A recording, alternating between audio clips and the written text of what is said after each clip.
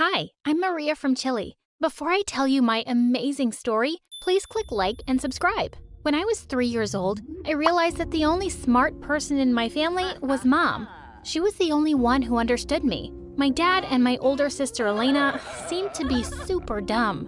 One time, Mom had left an apple pie on the counter, and the smell was driving me crazy. I couldn't reach it, so I ran over to Dad and said, "Dad, bye." Okay. Bye. No, bye. Yeah. Bye. Me? Bye. Oh my God, what am I saying? Idiot. Bye. Bye. See me waving my hand? Go away. Bye. I burst into tears and threw his slipper at him. Luckily for me, Mom came in just then. "You want pie, honey? Come with me." Mom realized that I had some trouble with my speech because I mixed up sounds and words, but Dad was just really mean about it. He said that girls should be perfect, and if not, they should be boys. One day, Mom took me to this nice doctor she worked for as a maid. He offered to give me free speech sessions for some months, and after that, I couldn't stop talking in perfect sentences, which also annoyed my dad. Girls are meant to be seen and not heard, so shut up. Soon after I turned 5, Mom announced at dinner that she'd enrolled me in a school. Are you crazy? I'm not wasting money on her school. You don't even have a job. I've been saving money for Maria, and she is going. She couldn't even speak properly till forever. Wake up, Mom. She's stupid. But Mom completely ignored them, and I was off to school the next day. Of course, Dad and Elena became even bigger jerks. Once I told Dad he'd spelled his name wrong on a school form, and he yelled at me. Oh, you think you're smarter than your dad now? And it's not a mistake. I was planning to change my name tomorrow. Wow, that was the stupidest thing I'd ever heard. But to be honest, I didn't think I was smart. I didn't understand most of the stuff we were studying in school. Once in the 5th grade, the teacher asked me why I hadn't done my worksheet. "I'm sorry, miss. My mom made me a sandwich last night, and I needed a tissue, but we didn't have any, so I rolled the worksheet around it, and it was the best sandwich I ever had. Want me to bring you some?" The teacher looked at me like I was crazy. Everyone started laughing, and someone yelled, "Gosh, she's dumb." "Yeah, thank God she's pretty." Well, yes, thank God for that. Boys were always trying to flirt with me as I grew older, which didn't sit too well with some girls. Once in the 7th grade, I was blocked in the corridor by Elena and her mean best friend, Amanda. "Listen, Maria, I'm sick of hearing my crush talking about how pretty you are, so I need you to go and tell him how dumb you are, okay?" "Yeah, just open your mouth and something stupid will come out for sure." That's what happens when you have an empty trash can instead of a brain. As the two laughed, I tried to push Amanda aside, but I swear I didn't remember I had a pencil in my hand, and she let out a very loud scream. The principal called my parents and let me off with a warning, but Dad lost it. That's all she gets? I knew this school was for losers. This girl is insane and useless, and I'm putting her in a zoo. The only person who's useless in our house is the one who sits and eats all day and hasn't earned a penny in 10 years. Wait, are you talking about me? You suck. Good luck with your dumb daughter. With that, Dad left us for good, and our lives became better. I wish he'd taken Elena too. I had a secret I really wanted to hide from her. You see, since I wasn't good at anything, I randomly signed up for the school's music club. But it turned out I was really good at singing. Now I was spending even less time studying and was learning songs instead. If Mom found that out, she would kill me. In the 8th grade, I was chosen to sing 3 songs on our cultural day, and I was so excited, I started singing. Who run the world, girl? I clapped my hands on my mouth. Why did I sound like a freaking man? I cleared my throat and started again. Who run the world, girl? And there it was, this deep, manly voice I'd never heard before. What was wrong with me? As everyone started laughing, I ran off the stage and went home in tears. I skipped school the next day, pretending to be sick. Later that evening, Elena came to my room with a food tray. Aw, poor Maria. Here, I got you some hot soup for your throat. Oh, thank you. Maybe it'll help you sound less like a man. You heard me? I wish. I wasn't there, but it's all anyone in the school can talk about. So what are you now, Maria or Mario? Shut up, Elena. Hey, watch it. Because if I tell Mom you've been spending all your time singing with other losers, she's gonna take you out of school. Now, where's that sweater of yours I really love? And with that, she picked it up and walked out. She was such a witch. The next morning when the bell rang, I opened the door to find my music teacher outside. I immediately pulled her into the coat closet to hide her from Mom. Miss, you have to go. My mom can't find out I've been singing. But my teacher insisted that my voice was special, and I had to come back to school to join a competition. She wouldn't leave till I said yes. When I went back to school, I was the butt of all the mean girl jokes. But suddenly, none of the boys wanted much to do with me either. Hey Mario, can you return that love poem I wrote for you? I want to give it to a real girl. I'm canceling our date, but you can come watch the game with me and the guys at boys' night. As I sat down in the corner to eat alone, Elena and Amanda walked over to me. Wow, I never thought I'd see the day when you'd be sitting alone. Aw, we'll have lunch with you. And with that, Elena dumped a whole plate of spaghetti on my head. OMG, what is wrong with you two? Why do you hate me so much? Oh, you need a reason? I'll give you 100. Number 1, you are dumb, but pretty. And the other 99 are the same. You're even dumber than I am because all you want is the attention of some stupid boys. Well, they're all yours. Go marry them. Have their idiot babies. Whatever you do, just leave me alone. I stormed out of there angrily. I was walking down the hallway when I heard my favorite song from the music room. It was my teacher on the piano, and I started to sing along. And this time, it was just my usual voice. After that, I started training with my teacher for the competition, and she taught me how to tune both my voices to perfection. She was convinced I would win with my unique talent. But one day, when I was alone at home, I was practicing in my room when suddenly, Mom barged in. Where's the boy? What boy? Mom? The boy who was just singing that cheesy song to you, and you were singing it right back. Stop acting, Maria. I heard you both. I had no choice but to tell Mom about my singing and the dual voices. Just then, Elena came in and Mom was super mad at us both. I don't break my back cleaning people's toilets, so you can go and be a dumb singer, Maria. I'm going to take you out of school if you keep getting such bad grades. And you, Elena, you knew all along and you hid this from me? You're both grounded for a week. No matter how much we protested, Mom wouldn't hear another word. But there was no way I was missing that competition. A few days later, I sneaked out and my teacher drove me to the venue. To my delight, I won first prize and I was given a $1,000 check. And that was a lot of money in my country. Mom couldn't be mad at me now. But when I got home, I was in for a shock. There were 5 men in the lounge, twice as big as Mom. This house isn't yours anymore. Your husband mortgaged this property long ago and we're taking over now. Get out. Before we knew it, all our things were out on the street, and so were we. We were homeless, all thanks to the worst dad on the planet. We camped out in a nearby park for the night. As we lay down to sleep on some benches, I went to Mom and took out the check from my pocket. Mom, I went to the competition and won first prize. You can take this to the bank tomorrow, and we can pay for a place to stay till we figure out something. Mom looked shocked, and then she hugged me tight. Oh, Maria, this will really help me right now, so thank you. Come, sing for me. I want to hear you. Just then, I heard some sweet flute music from the distance, and I started singing that song in my style. Now that it's raining more than ever, know that we'll still have each other. You can stand under my umbrella. You can stand under my umbrella. Ella, Ella, eh. When I opened my eyes, Mom looked stunned.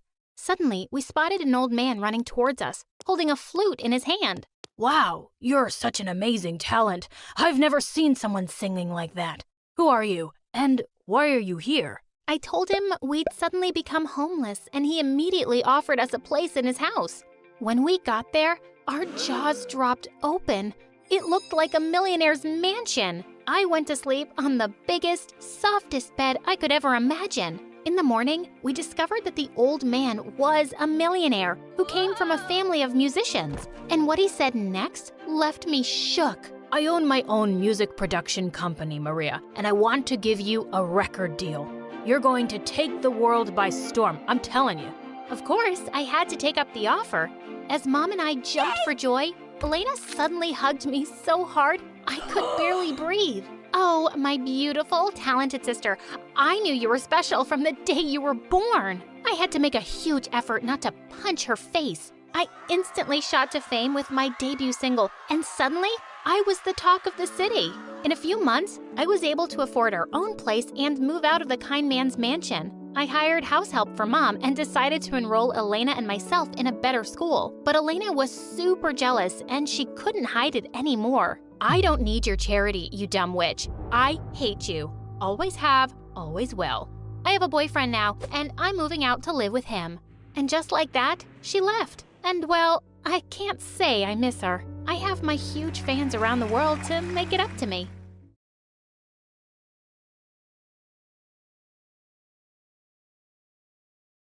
I stared at the horrors in my mother's basement as I realized the truth. She was a total psychopath. I had to get out of here. I should have never been here, and I wouldn't have been if it hadn't been for that day, the day I found out I was adopted. The revelation just came out of nowhere. I was 13 years old, running around in my house when I heard my parents arguing. They were fighting about when was the right time to tell me I was adopted, that I wasn't really their baby. This discovery threw me for a loop.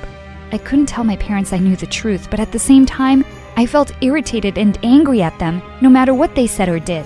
After many arguments, I became distant at home and school, slowly losing my friends and pushing my family away. I just couldn't stop thinking about my real parents. I knew it was time to find them. One night when my parents went out for dinner, I snuck into their room and found my adoption papers. There was a photo of my real mother in the file. Her name was Mary. She'd given me up for adoption 15 years ago. I started searching for her on the internet, and I found a Mary who looked exactly like the woman in the picture. Wait, what? She lived in my city. Her address was only 5 miles away. I couldn't believe my real mom was this close. I felt even angrier at my parents. They probably knew it. The liars. The next day after school, I rushed straight to the address I'd found. I reached a crazy-looking place with weird objects lined up inside the window. A large crystal ball sign read, Mary's Fortune Telling. Fortune telling? Great, my real mom's a cook. I was skeptical and curious as I stepped inside the strange shop. There was one table in the middle of the shop, and 2 people were sitting at it. I recognized Mary instantly. I can see your question, Chris, Mary said to the man across from her. You want to know if your business venture will succeed. I've done everything right this time. I've prepared everything, Chris said. I just need to know. What do the planets say? I sat down by the waiting area to watch the session. Mary closed her eyes and took a deep breath. She went on to tell him that she sensed a bad aura around his business, and it would be better for him to shut it down till the planets aligned in his favor. That sounds so lame, I thought to myself. But the guy was totally buying it. He looked really disappointed and said this project was his only dream. Mary just waved him away and said the session was over. He had to come again next month. He left. And that's when she noticed me. $100 for the session, cash payments only, please, she said. I didn't know how to say it, so I simply blurted out the truth. I'm not here for a reading. I'm your daughter. You gave me up for adoption 15 years ago. For a few seconds, her face froze in shock. With all her abilities to see into the future, she clearly hadn't seen this coming. She recovered soon enough, smiled, and pulled me into a hug. I couldn't believe it. I was hugging my real mother. We sat down and I demanded that she tell me everything about herself and why she had given me up. Looking ashamed, Mary said she was very young and poor when she had me, and she wouldn't have been able to give me a good life. She told me she had a true connection with the planets and spirits. That's why she became a fortune teller. I was rather doubtful about her powers, so she decided to do a reading for me. You're my daughter, so this one's on me, she said, winking at me. I had to admit she was pretty good. She knew just by looking at my palm that my parents hadn't told me the truth about my birth. She knew that I'd been depressed and I had no friends at school. She knew my grades were falling. I wanted to know more, but another client came in and Mary had to excuse herself. She said she was really busy these days with back-to-back sessions. That's when I got an idea. I could work here. That way I could get to know her better. She agreed. Now that I have gotten to know her better, I wish I hadn't. That week, I began to intern at Mary's. As we bonded daily and I felt happier, I stopped being irritable and began to joke around with people at school. I told them about my fortune-telling mom to seem cool and interesting. Allie, the head cheerleader, and Brandon, a football player, asked me to get them a session with Mary. I happily agreed because I really wanted to get in with the popular kids. This was my chance. A gang of cheerleaders and football players joined me as I went to Mary's shop that day. Everyone was excited to hear Allie and Brandon's future. Mary was very pleased to see new clients and began the first session right away with Allie. Allie wanted to know if she would win the upcoming fashion contest in school. "No," Mary replied after reading her cards. "The signs aren't in your favor." Allie was upset, but Mary refused to change her answer. Then it was Brandon's turn. He nervously asked Mary if his team would win the football game on Friday. "Yes, you will win." Brandon was delighted by her reading and began to ask her more questions. Many other kids got their readings done, and it was night by the time they all left. Mary told me to go home and said she'd leave later. When I packed up my bag and looked back, Mary was no longer in the shop. I looked around, but I couldn't find her. Was this one of her powers? News of Mary's abilities spread around school. It was all everyone was talking about when the day of the fashion contest came. The contest began, and one by one, girls started to walk on the stage in high heels and dresses, smiling and waving to the crowd. Allie walked in with confidence. She'd barely taken 4 steps across the platform when her heel twisted and she came crashing down to the ground. The entire auditorium fell silent. Mary's prediction had come true. Allie had lost. I was amazed that Mary had been right. I rushed out to the parking lot to call her and tell her the news. That's when I noticed a figure in a thick coat running away from the auditorium. I squinted, but I couldn't make out who it was in the darkness. I called Mary 3 times, but she declined my calls. I assumed she was in a session and went back inside. The next afternoon, the whole school gathered in the stands for the football game. It began like any other, but then something strange happened. The quarterback of the opposing team clutched his chest. He was clearly having difficulty breathing, but he was trying to fight through it. It didn't work for long. He was off the field within a few minutes. His replacement was brought in from the bench.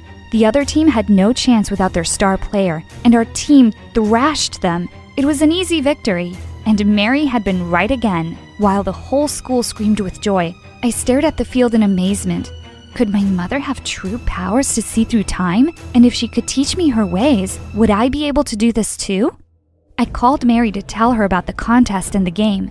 She wasn't surprised. She laughed and said she was never wrong. I wanted to learn to do what she did, so the next day I reached the store early so I'd have time to ask her questions. 2 people were shouting loudly in the front of the shop. They were Mary and Chris, the first client of hers I'd met. "You predicted that my business would be ruined," the man yelled. "And then you set my shop on fire to make it true. That is nonsense," Mary snapped. The man screamed that neighbors had seen someone outside his shop just minutes before the fire. Mary wore a creepy smile and said that she never predicted that his business would fail on its own. Then a large man appeared. He seemed to be a friend of Mary's. He threatened Chris until he finally fled.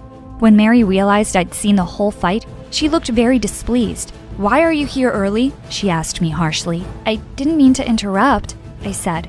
After a pause, she relaxed. "It's fine. Some people just can't handle my gift," she said.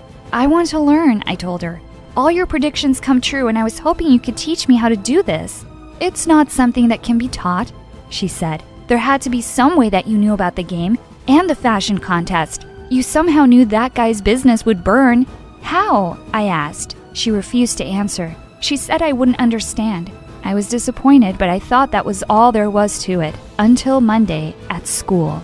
Allie came to me during lunch. She said she wanted to show me something. She took me to a room where Brandon was waiting with a laptop. They played a video for me. "This is the day of the game," Brandon said. "That's the opposing team's bench. Look at what happens to the quarterback." The quarterback was drinking a sports drink. When he went to go warm up, someone sidled over to the bench. It was the same person I'd seen the night of the fashion contest, running away from the school. They wore the same trench coat and their face was mostly hidden by the collar. The person put something in the bottle. The quarterback is allergic to ginger, Brandon told me. He went into shock on the field. Someone basically poisoned him. I told Brandon I'd seen this person in the trench coat after the fashion contest too. That's when Allie played the next video for me. It was the same person walking into Allie's dressing room minutes before the performance. She broke my heel, Allie said as we watched the hunched figure handling Allie's shoes. I was sabotaged too. I was shocked, but I could see it was true. Both predictions Mary had made came true, but not all on their own. I remembered Chris, the man who accused Mary of burning down his shop. Could he have been right? I told them what I thought. Allie and Brandon told me to call the police, but I refused. There was no way to prove that it was Mary in these videos. If my mother was truly a fraud, more than that, a dangerous criminal, I had to find out myself. I went to work that day and pretended everything was normal. Mary went out that afternoon to get supplies, which is when I began a full search of her shop. If she was using some kind of trick to make her predictions seem right, there had to be some proof in her workspace. I was right. I found a secret trapdoor hidden under her carpet. I yanked that door open and stepped inside the dark basement. The moment I switched on the flashlight on my phone, I saw why Mary had kept this secret.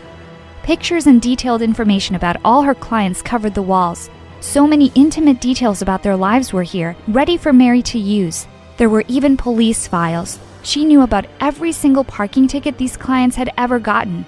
I went through the papers on the table and found a report on the opposing team's quarterback. The police had driven him to the hospital once due to an allergic reaction to ginger. I also found notes about the fashion contest and a detailed diagram of the layout of my school. This was so creepy. The last file I found was mine. It clearly showed my school test results along with pictures of me fighting with my parents at home and sitting by myself at school. Mary had clearly been stalking me long before I even knew she existed. Just as I was about to faint under the weight of what I'd just discovered, I heard Mary speak behind me. "So you have found out the truth," she said. There was no way to hide what I'd found. I turned to confront her. "You were stalking me? I gave you away. I can check up on you," she said. "You gave ginger to that quarterback?" I asked. "That's how you made sure we won?" "Yes," she admitted. "It was easy to slip it into his drink." "And Allie?" I asked. "A simple broken heel," she said. I wanted to weep now. This was my mother? "Did you really set that guy's shop on fire?" I asked her. "You already knew the answer," she said with an evil grin. "You won't get away with this," I told her. "I have to report you. I have proof, and soon everyone will know what you've done." She literally cackled at me and rushed out of the basement. "I do what I have to do to survive," she said from the top of the stairs. "I always have." She slammed the trap door shut. I froze. Was I locked in? I rushed to the trap door and banged on it with all my strength. It didn't budge. I checked my phone for a signal but had nothing. I went back to banging on the door, feeling more and more frightened with every passing second. Why had Mary locked me in here? What was she going to do to me? Was she just going to leave me here to starve and die alone? That very thought terrified me so much that I screamed. I screamed and screamed, but no one heard me. I spent 4 days in that dark hole. During that time, the trapdoor only opened twice. Once when Mary threw in some candy bars and bottles of water. Before I could get up the stairs, it shut again. The water and scraps of food kept me alive until the door opened again 4 days later. It was the police. They pulled me out and I found my parents outside sobbing with relief. They hugged me tightly and wept as an officer updated me about the situation. Mary was gone. She'd packed up all her things and disappeared. Her con was up in this town, now that I knew the truth. The cops asked me to tell them how I met Mary and what I knew about her. I told them all the whole truth. My mother was crushed to hear that I'd been suffering alone. I cried at my foolishness, knowing now that I'd ignored my loving mother for a psychopath. The police officers asked my parents for my adoption papers so that they could get more details on Mary. We were all shocked when we learned that Mary had given up 10 babies for adoption in the past 15 years. She had done this under various fake names. 10 babies in 15 years? These numbers were ridiculous. If they were true, that meant I had 10 siblings out there somewhere. I wanted to track them down, and this time my parents helped me. We found one of my half-sisters, Elaine. She said she knew Mary. She'd met Mary. And then Mary had broken into her house, robbed her parents, and skipped town. I was horrified by this, but the true shock was yet to come. Elaine told me that after Mary disappeared, her parents had gotten a DNA test done. She just couldn't accept that she was related to that psycho. The test came back negative. Mary wasn't her mother, and chances were she wasn't my mother either. They supposed it was just another one of Mary's cons. My head began to spin. Was it possible that I wasn't related to Mary at all? We did a DNA test again with some of Mary's hair found in the shop. It came back negative. Mary and I weren't related in any way. I was so relieved to learn I wasn't related to that psychopath. News of Mary kidnapping me had spread like wildfire through my school. People were a lot kinder to me now that my family struggles were known. Everyone was curious about my psycho fake mother, and while I enjoyed their attention, I still had a question in my heart. If Mary wasn't my mother, then who was? My parents helped me search, and it took them several months to find Ruth, a woman who'd given birth to a baby girl in the area where I was born, on the same day. The moment I saw Ruth, I knew I'd found her. We had the same green eyes, the same square jaw. This was my mother. My parents introduced themselves and told Ruth who I was. She was very confused. She said that her baby girl had disappeared soon after the birth. My parents asked her if she'd ever seen the baby.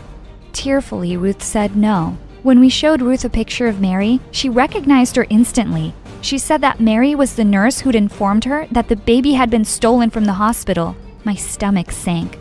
That baby was me. Mary had been disguising herself as a nurse in small-town hospitals and stealing people's babies. Then she put up these babies for adoption under her own phony names.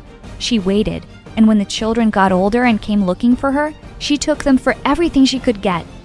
A federal investigation was launched against Mary, and they found her 3 years later, working in a senior's home where she was stealing from the elderly. All three of my parents and I testified against this monster. Today marks the 5-year anniversary of Mary's imprisonment. While I hated my psycho fake mom for what she did to me, I am in love with the life I have today. I have 3 loving parents and a very cool story to tell.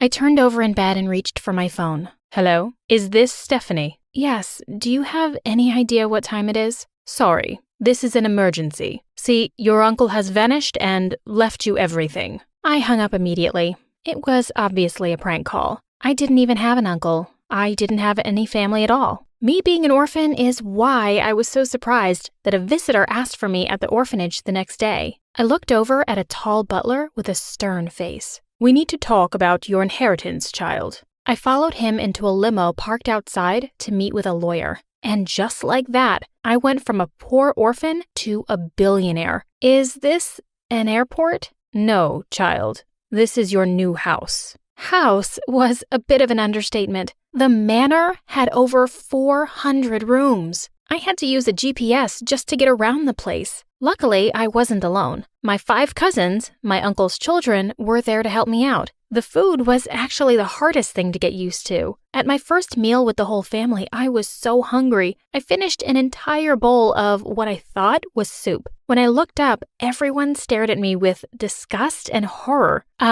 Stephanie, that was the fancy food for my kitten. I ran to the bathroom, and when I came back, I heard them talking about me. That's the girl Daddy gave his inheritance to? She smells like a peasant. Must be nice. She's the one who pays the bills around here now. I nearly cried. I was so excited to have a family, but to them, I was just a cash cow. They weren't the only ones who treated me differently because of my new money. My phone was blowing up with texts from the orphanage asking if the rumors were true. Ever since people had seen me set foot in the limo, they were spamming me with favors asking for new TVs and video games. Not a single person bothered to ask me what had actually happened. In fact, there was only one person who seemed to care about me at all. What's wrong, young mistress? Why did my uncle do this to me? He did it for you. He didn't even know me. Miles led me up a dark corridor to a giant room with a huge canopy bed and a large portrait of a woman who looked just like me. After your mother's disappearance, he couldn't bring himself to see you. You had a hard life. You having all this money is what he would have wanted. Well, I was happy with my old life. You never had to leave it, miss. Just like that, I was on a train back to the orphanage. Despite all the Gucci jackets and Coach bags I now had at home, I decided to just be me. All the other orphans were waiting to greet me. Once I stepped out and they saw that I was wearing poor clothes, the crowd disappeared. Hey, where are you all going? We thought you were rich. I'd never felt so alone. I decided I would never trust anyone again and I'd keep my wealth a secret. Plus, I didn't want anyone to take advantage of me. So hiding my wealth was the best thing to do. Are you sure you don't want to go to a private high school? I know of a great prep school in London. No, thank you, Miles. I just want to be normal. Plus, I can visit you every week. Oh no, I'm late for school. Oh no, you're not. Okay, so getting dropped off at school on my first day in a helicopter wasn't the best way to hide my money. By second period, everyone was asking me questions. No one was more intrigued than Eric. Those oil tycoon guys use that helicopter. How do you know them? Oh, I'm actually the maid. Yeah, the maid. Well, you must be a great maid for that kind of special treatment. Oh, I don't know about that. Wow, pretty and modest. I blushed so hard. We had every class together and we hung out nearly every day. Turns out, my uncle and Eric's father were old buddies. One time, I even ran into him at the steps of the mansion. Stephanie, what a surprise. They let the help use the front door? Oh, yes, very kind. He pulled me in with a serious face. Look, you know I like you, but if my father finds out, well, we need to keep us a secret. He talked about how romantic it was for him to be dating a maid, just like in a love story. Honestly, he was kind of right. It was thrilling to run around and hide, and I was grateful enough that my family played along with my charade. But my secret wasn't going to stay quiet for long. One day, I heard a loud noise while I was sitting in class. I saw Miles with 2 bodyguards. Miles was screaming and calling my name. He said to the teacher that I needed to leave class now. I left feeling really embarrassed and everyone was staring at me. What are you doing? Miss, we checked your calendar and it's about to be that time of the month. And we do believe you are ill-prepared. What? Let go of me. We just want to save you from embarrassment. He handed me a small box and said, Everything is under control now, ma'am. What the? When I got back to the classroom, I panicked and told them it was maid work. Oh, it was just an emergency kidnapping drill we do. The time I met Eric for lunch, there were already some other rumors. Steph, what happened? They say you stole a Da Vinci painting from the mansion. That's why you were arrested in class. It was just a drill, and that painting isn't even that beautiful. A drill for a maid? Eric wasn't dumb, and that's why I decided to show him my mansion. So, at the front door, I said, Eric, there's something I need to tell you. Anything, my love. I leaned over and kissed him. We don't have to be a secret anymore. He pushed me away. Yeah, and while I'm flattered you're obsessed with me, dating a maid isn't really good for my image. He told me not to mistake my need for money and his desperation for a fling with love. What? Just then, Miles opened the door. Oh, hello, mistress. Mistress? The look of shock and surprise on Eric's face was crazy. Yeah, Eric, I don't think you understand. This place is mine. Consider us done. Miles slammed the door right in his shocked face. I was heartbroken and cried for hours. Little did I know, the worst was yet to come. Eric didn't take the rejection so well. Or at all, really. Hey, babe.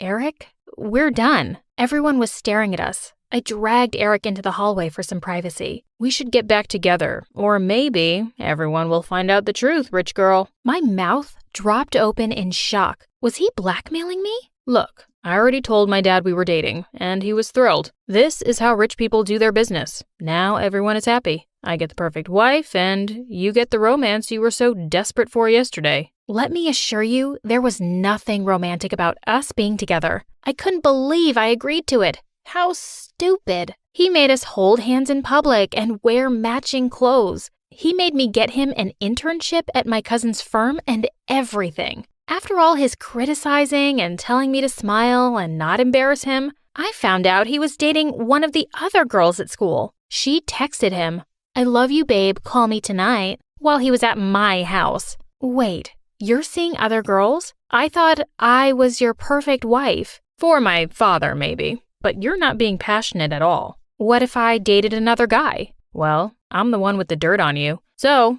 I guess you're stuck with me. The next day at recess, a pretty blonde girl came over and sat next to him after kissing him on the cheek with a, "Hey, you." Then she looked at me like I was a cockroach. Who is she and what is she doing here? Oh, don't mind her. She's just a loser who's drooling over me all the time. I think she's a bit of a gold digger. How could he just humiliate me like that in front of everybody? I was so sick of all of this. I went home and ran out into the garden and cried because I felt so hopeless. I stuffed my face with comfort food and sobbed under the little bridge. Soon after, Eric found me there and started yelling at me. This is all your fault, you know. If you want me to stop dating other girls, maybe you should be a better girlfriend. He leaned in for a kiss and I was struggling to pull away. I don't think the lady wants a kiss. I looked up to see the most handsome guy in the whole world. Without warning, the guy punched Eric right in the jaw. I said, "The lady doesn't seem like she wants a kiss."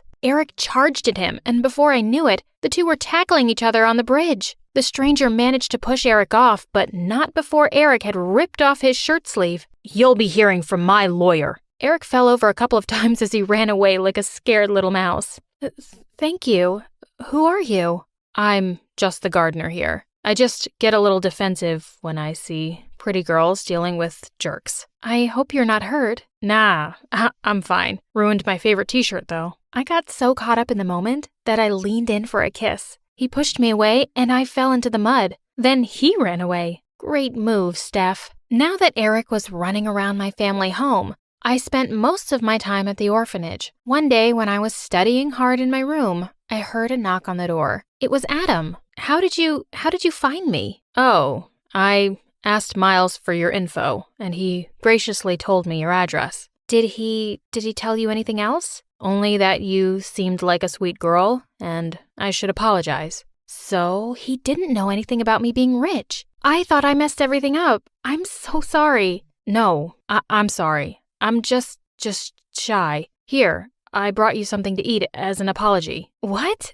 This place is expensive." "It's nothing. I would do anything for you to forgive me." He blushed super hard and looked away. He was so cute and shy. The best part? He thought I was the poor one. I know it's lying, but I just didn't want to take the chance that everything would change. Before our date one evening, Adam came by and said there was something he wanted to tell me. "There's something I haven't been honest about. See, I'm an orphan too. That's why I never talk about my parents. It's very hard for me." As we sat and talked about it, I felt even closer to him because of this thing we had in common. After a while, he took something out from his coat pocket and said he had a present for me. He asked me to turn around and clasped a beautiful antique necklace around my neck. I gasped when I looked at it. I'd admired it in the window of an antique shop the other day when we were walking by, and he'd just gone and bought it. It must have cost him a fortune. You shouldn't have. "Why not?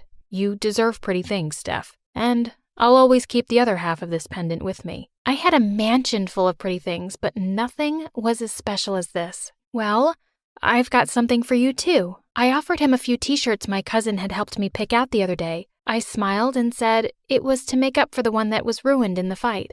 "Steph, these seem like really expensive brands. Where did you get the money to buy them?" "Oh, God, I hadn't seen this coming. I shouldn't have shopped from the same store as my spoiled cousins do.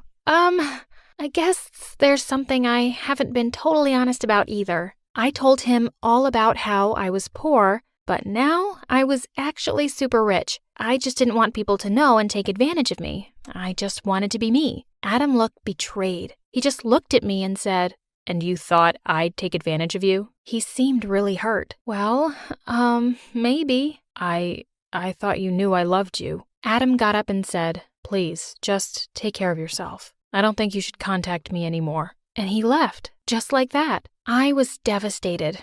I cried all night and decided to go back to the mansion and mourn my relationship luxuriously. Miles insisted it would be better that way. Miles had also had some devastating news that was going to bring my pain to a new level. "I have to get married?" "It was in the legal documents. I'm surprised you missed them." "But I just broke up with Adam." "Well, better now before you needed to." "What's that supposed to mean?" Miles explained how, as a rich person, marriage was not about love. My cousins were already making plans to break Adam and I up. He wasn't husband material. In fact, my suitor was planning to arrive today. When do I have to get married? Suddenly, I heard Adam's broken voice. I should have known. I'm quitting, Miles. I looked up to see Adam crying. He'd overheard what I'd said, but he didn't understand the whole thing. I ran after him as he dashed out of the room. I begged him to wait, but he said, "No, Steph, we aren't meant to be with each other. I should have known. I'm not good enough for you. Have a great life." As he turned to leave, he threw something on the floor. It was the other half of my necklace. He just ran away, and I couldn't stop crying my heart out. Just then, Eric appeared and handed me a tissue. "Miss me, babe?" I just glared at him. "That's why I don't interact with commoners. They're brutes."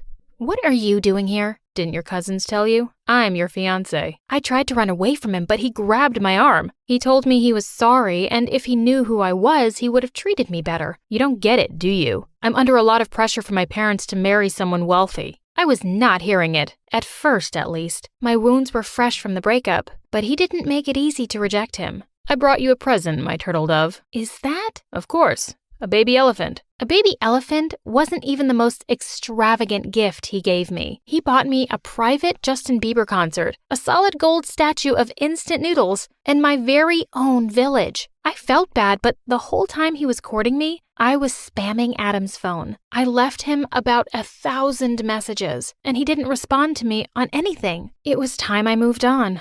If I wanted my inheritance, well, there are worse guys I could be in an arranged marriage with. Will you marry me? Yes. Our wedding was not a private affair. Every TV network, newspaper, and billboard in town had a story about my wedding. It was all happening less than a week after the official proposal. It really was a fairy tale wedding. I should have been happy, right? When everyone saw me walking down the aisle, they made comments about my happy tears. In reality, I was crying because I was devastated. "You look stunning, Stephanie. I love you." "I guess I'll learn to love you."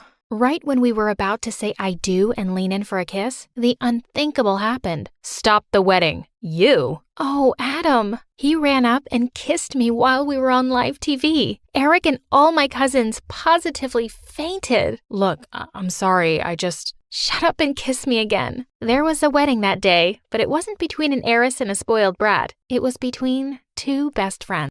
Hi, my name is Mary. Please like and subscribe. I never knew my parents, but I grew up with my cranky old grandma who didn't even send me to school. So when I was 8 and she left me at an orphanage, I was ecstatic. As I joined the other kids at dinner and introduced myself, they all stared at me. And then a girl started laughing. "Look at that mop on your head. Maybe the warden can use your hair to clean the floors. How about I try first?" As she came towards me, a tall girl suddenly stepped in. "Get away from her, or I'll knock your teeth out." "Ooh, Mommy, I feel so scared." "Not." And with that, the bully pushed me to the ground. The tall girl attacked her, and they were both fighting when someone shouted that the warden was coming, and everyone ran. The girl helped me up, but I sprained my ankle. "Lean on me, okay? I got you." Her name was Gianna, and we became best friends. But everything else about that place sucked. The only good thing in my life was Gianna.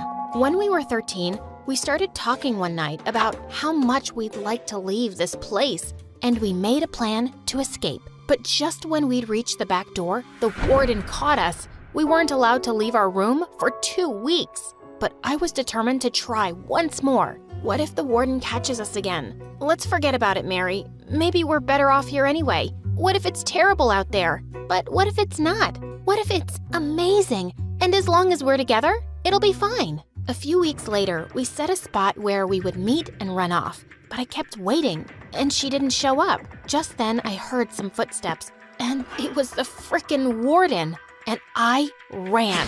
I didn't stop running till I'd left the orphanage far behind, but I was devastated to leave without Gianna. I vowed I'd be back for her soon. It was exciting to be out, but as it got dark, I started feeling scared. Just then, 2 homeless boys came out of a dark alley and grinned at me. "You lost, little girl? You can share our garbage dump." I panicked and ran off. As I turned a corner, I crashed straight into someone. I looked up to see a kind-looking lady who asked me why I was all alone. When I told her everything, she offered to take me to her place, and I felt I could trust her. a blonde girl my age opened the door. Her name was Zoe, and she looked really happy to hear that I'd be staying with them. Ooh, a sleepover! I love slumber parties!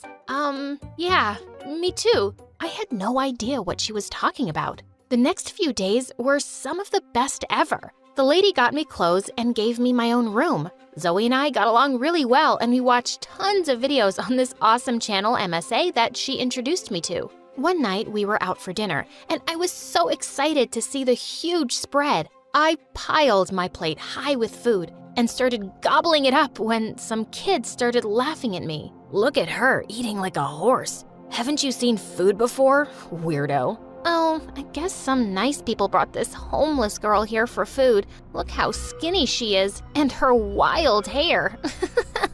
Before I could reply, Zoe had returned to our table, and she smacked her plate in the kid's face. Mind your own business, you limp noodle. I loved the way Zoe stood up for me. She reminded me so much of Gianna. I soon discovered that Zoe's mom owned a beauty salon. One day, she gave me a makeover, and I was shocked at the results. She even managed to tame my crazy hair. Whoa, are you some kind of magician? Oh, I didn't have to do much. You're a beautiful girl, Mary. And it felt amazing to hear that. And a week later, I was officially adopted by them. I had a real family. Soon after, Zoe's mom got me enrolled into the same school as hers. One day when we came back, I was shocked to see so many guests at our place. Mom had organized a surprise party to welcome me into the family. She introduced me to everyone, and they were all so nice, except for this one nasty relative.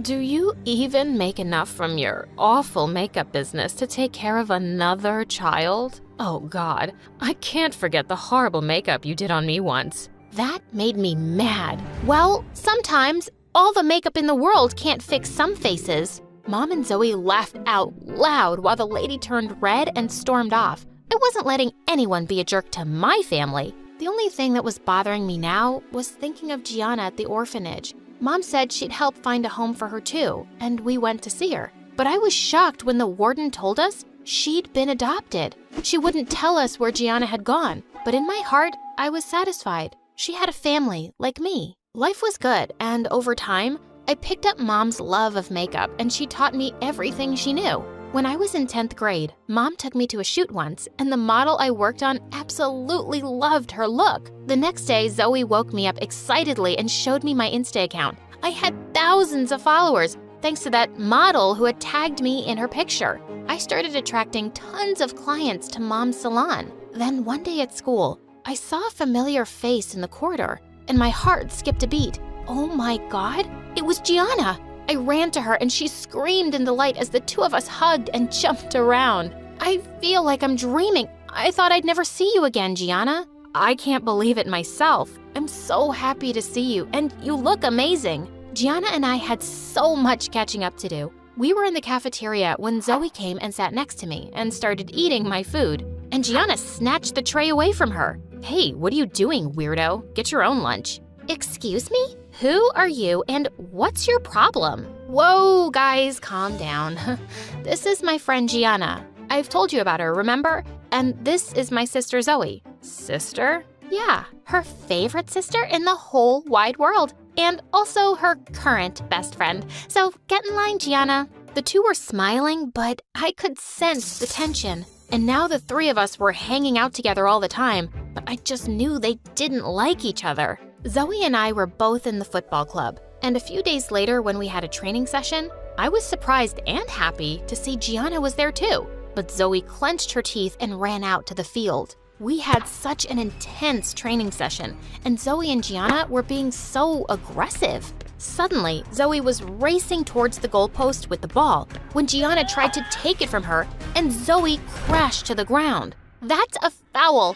This cheater pushed me. No, I didn't. You just slipped. Don't be such a crybaby. They were about to attack each other when the coach stopped them and told everyone to take a break. As we rested in the locker room, we suddenly heard screams from the bathroom next door. We went running to see Zoe standing there and Gianna on the floor. Mary, stop your crazy sister. She pulled my hair and flung me against the wall. What?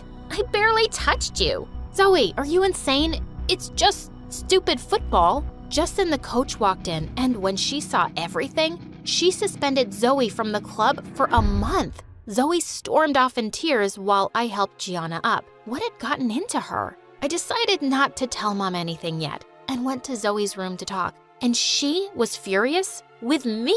How could you take her side, Mary?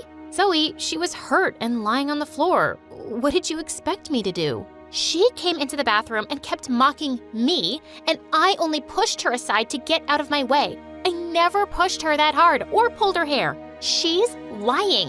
Why would she do that? Because she's a psycho. But if you want to believe her, go ahead. She pushed me out and slammed the door shut. I didn't know what to believe. I thought I'd talk to Gianna the next day, but I found her limping on crutches. She said she'd sprained her ankle during the fall, but Zoe said she barely pushed you. So, you think I'm faking all this? Why would I do that, Mary? Zoe attacked me.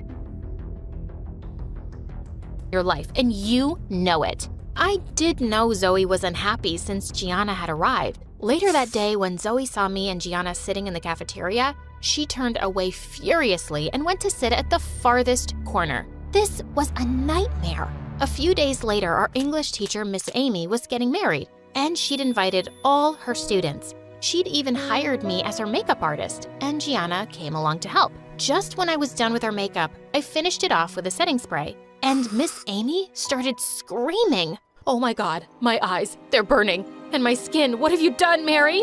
I stood there in shock as Miss Amy ran off to wash her face. I use this spray every day. I was about to test it on my skin when Gianna stopped me. Hey, don't. Didn't you see what just happened? Give it here. And with that, she opened the bottle and sniffed it. Mary, this is frickin' pepper spray. What? How could that possibly get mixed up with my makeup? Just then, Zoe and some kids walked in, asking why Miss Amy had gone screaming to the bathroom. Oh, I think we have our answer, Mary. There's only one person who could have switched this out for pepper spray. Zoe, are you frickin' mental? Mary, don't listen to her. If anyone would do something that crazy, it's Gianna. And how would I do that? You live with her. You had every chance to mess with her makeup. I've just had it with you. And with that, Zoe pounced on Gianna. As the two wrestled, they didn't even notice when Miss Amy walked back in and went crashing straight into her. Get out, all of you. And you, Mary. I'll never forgive you for ruining my wedding day. We were all thrown out, and before I knew it, Miss Amy had posted pictures with her swollen red eyes and face on Instagram. She tagged me and Mom's salon, telling people never to get makeup done from us. People were resharing her pictures like crazy. I couldn't bear to see anyone and shut myself up in my room. I couldn't believe someone would hurt me. It was either my sister or my best friend. I had been appointed as the football team captain recently, and the next day, when all the players were gathered, I made an announcement. I feel that I cannot lead a team where all the members can't play well together, so I've made a decision to let one player go, and that is Zoe. Zoe stared at me in shock, and then she pounced on me. Seriously? You pathetic jerk. I welcomed you into my home. I made you my sister, and this is what I get? I hate you, and I'll never forgive you. I wish we could throw you back in that orphanage. As some kids pulled her away, she stormed off furiously, and I ran off to the bathroom. Gianna came running after me. Wow, Mary, I can't believe you actually chose me over your stupid sister. Now, you've lost her, and that makes me really happy. What? What do you mean? I mean, I want you to suffer. Just like you made me suffer when you left me at the orphanage. That night, when we were running away, I didn't come to the meeting spot thinking you wouldn't go without me. But you did. You just abandoned me. You didn't come on purpose? I thought the warden had caught you. And I didn't abandon you, Gianna. I came to the orphanage again looking for you. I don't believe you. You just left me and got yourself a sister. You replaced me. Yes, I did fake being hurt in the bathroom, and I did mess with your makeup, so you could hate her. And now, she hates you. Oh no, I don't. I heard everything and recorded it too. Zoe stepped in just then, and I turned to a shocked Gianna. You see, I wasn't sure about the bathroom incident, but after the makeup thing, I decided it had to be you. Zoe would never do something to hurt me or Mom's business. We faked the fight outside, hoping you'd be really happy and admit something. Why are you like this now? What happened to you, Gianna? Gianna snarled and leapt at me, but Zoe pushed her off and we locked her in the bathroom. We told the principal everything, who then called in her adoptive mother. And we found out from was a horrifying picture of Fiona and Eli? And she had her arm around him? I couldn't make up my mind about whether to throw up on the screen or smash my computer to pieces. But instead, I sprung from my chair and marched all the way down to Eli's front door. No more Miss Shy Girl! I got there just as he arrived in his rickety old car. Care to explain where you were? I had an interview. An interview? Then what's this? So what? I can't interview someone anymore? She apologized for the way she acted. She said she gets defensive when it comes to her work and explained she was out of line. Her work? Eli, she's lying. And what about you? Do you really need this contest money after all? Look, I'm sorry I lied about my dad, but you don't understand. Save it, Lucy. I just don't know what to believe anymore. You're just another spoiled rich kid too. Wow. You know what? I'm gonna go storm off home. And you know why? Because I don't have my dad's car to drive off in, or my dad's money to call a cab home, or my dad's love to come pick me up. But yeah, I'm real spoiled. For the next couple of weeks, I redirected my efforts. I'd spent so much energy fighting Fiona that I'd forgotten how great it was to spend quality time with Taylor and Regina. We settled back into our routines. And truth be told, I settled back into my shyness. Being behind the scenes started to feel comfortable again. But I could tell Regina was still in pain, and she really needed surgery. Even worse, Floral had the nerve to advertise an upcoming Q&A with the special winner of their Be Real campaign. Not me, Fiona. A couple of days later, I found a note stuffed in my locker. Meet me behind the library. Yeah, no thanks. I threw it straight in the trash. The next day, there was another one. Please, it's important. Trash. Third day. I'm sorry, at least hear me out. Trash. Hey, I was perfectly happy never speaking to him again. Mostly. A few days later, I was just minding my own business, walking home, backpack slung over one shoulder, dreaming about microwavable mac and cheese. When suddenly, a bag slipped over my head. I knew high school would kill me! Then someone shoved me into a car. 20 minutes later, they plopped me onto a chair. I thrashed around like a feral raccoon until the bag was finally lifted. And standing there, looking way too proud of himself, was Eli. Relax, it's just me. You kidnapped me? You left me no choice. I glared at him, panting like a cornered cat. And then he pulled out his secret weapon. A sad, crumpled bag of garlic knots. Truce?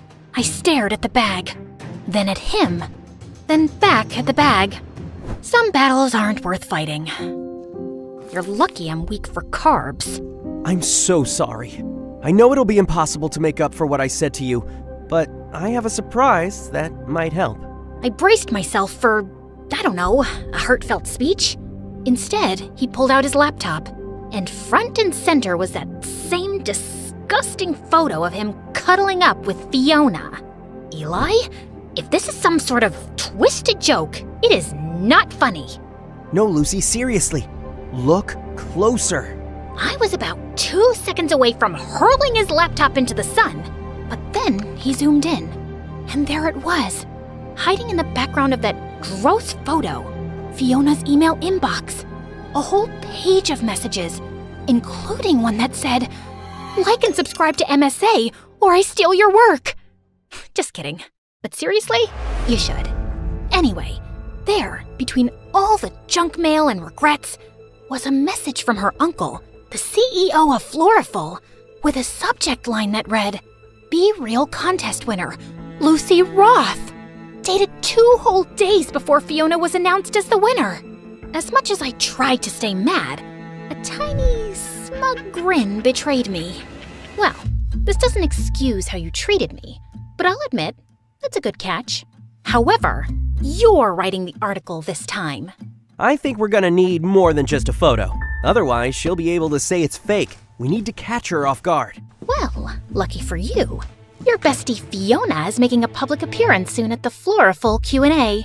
She's not my bestie. Oh, could have fooled me. You two looked very cozy. I was investigating, undercover. Sure, real deep cover operation there, Agent Bellinger. Focus, Roth. This Q&A might be our shot. Perfect. Let's blow her cover live. Eli used his journalism connections to get 2 press passes to the event, which was being held at the fanciest hotel in town. Seeing as how this is your plan and your work, I think it's best if you do the talking. What? Me? But there's so many people here, and so many cameras. I'm more of a behind-the-lens kind of girl. That's all in your head. You got this. I believe in you. But as the event started, and Fiona started lying her face off on the stage, it became harder and harder to stop myself from bursting. And for this next photo, I really wanted to capture the feeling of solitude, of inner peace. People were eating up her fake work like it was the second coming of Picasso. I had enough. I shot my hand up so fast and nearly dislocated my shoulder. I have a question. The whole crowd turned. Fiona spotted me, and for a half a second, she flinched. Then she slapped on that fake smile of hers. Oh, sure, you there, with the confidence. You talk a lot about solitude, but honestly, your photos just look lonely, not real. You ever think maybe it's because real friends can spot a faker from a mile away? I guess friendship's not really your thing.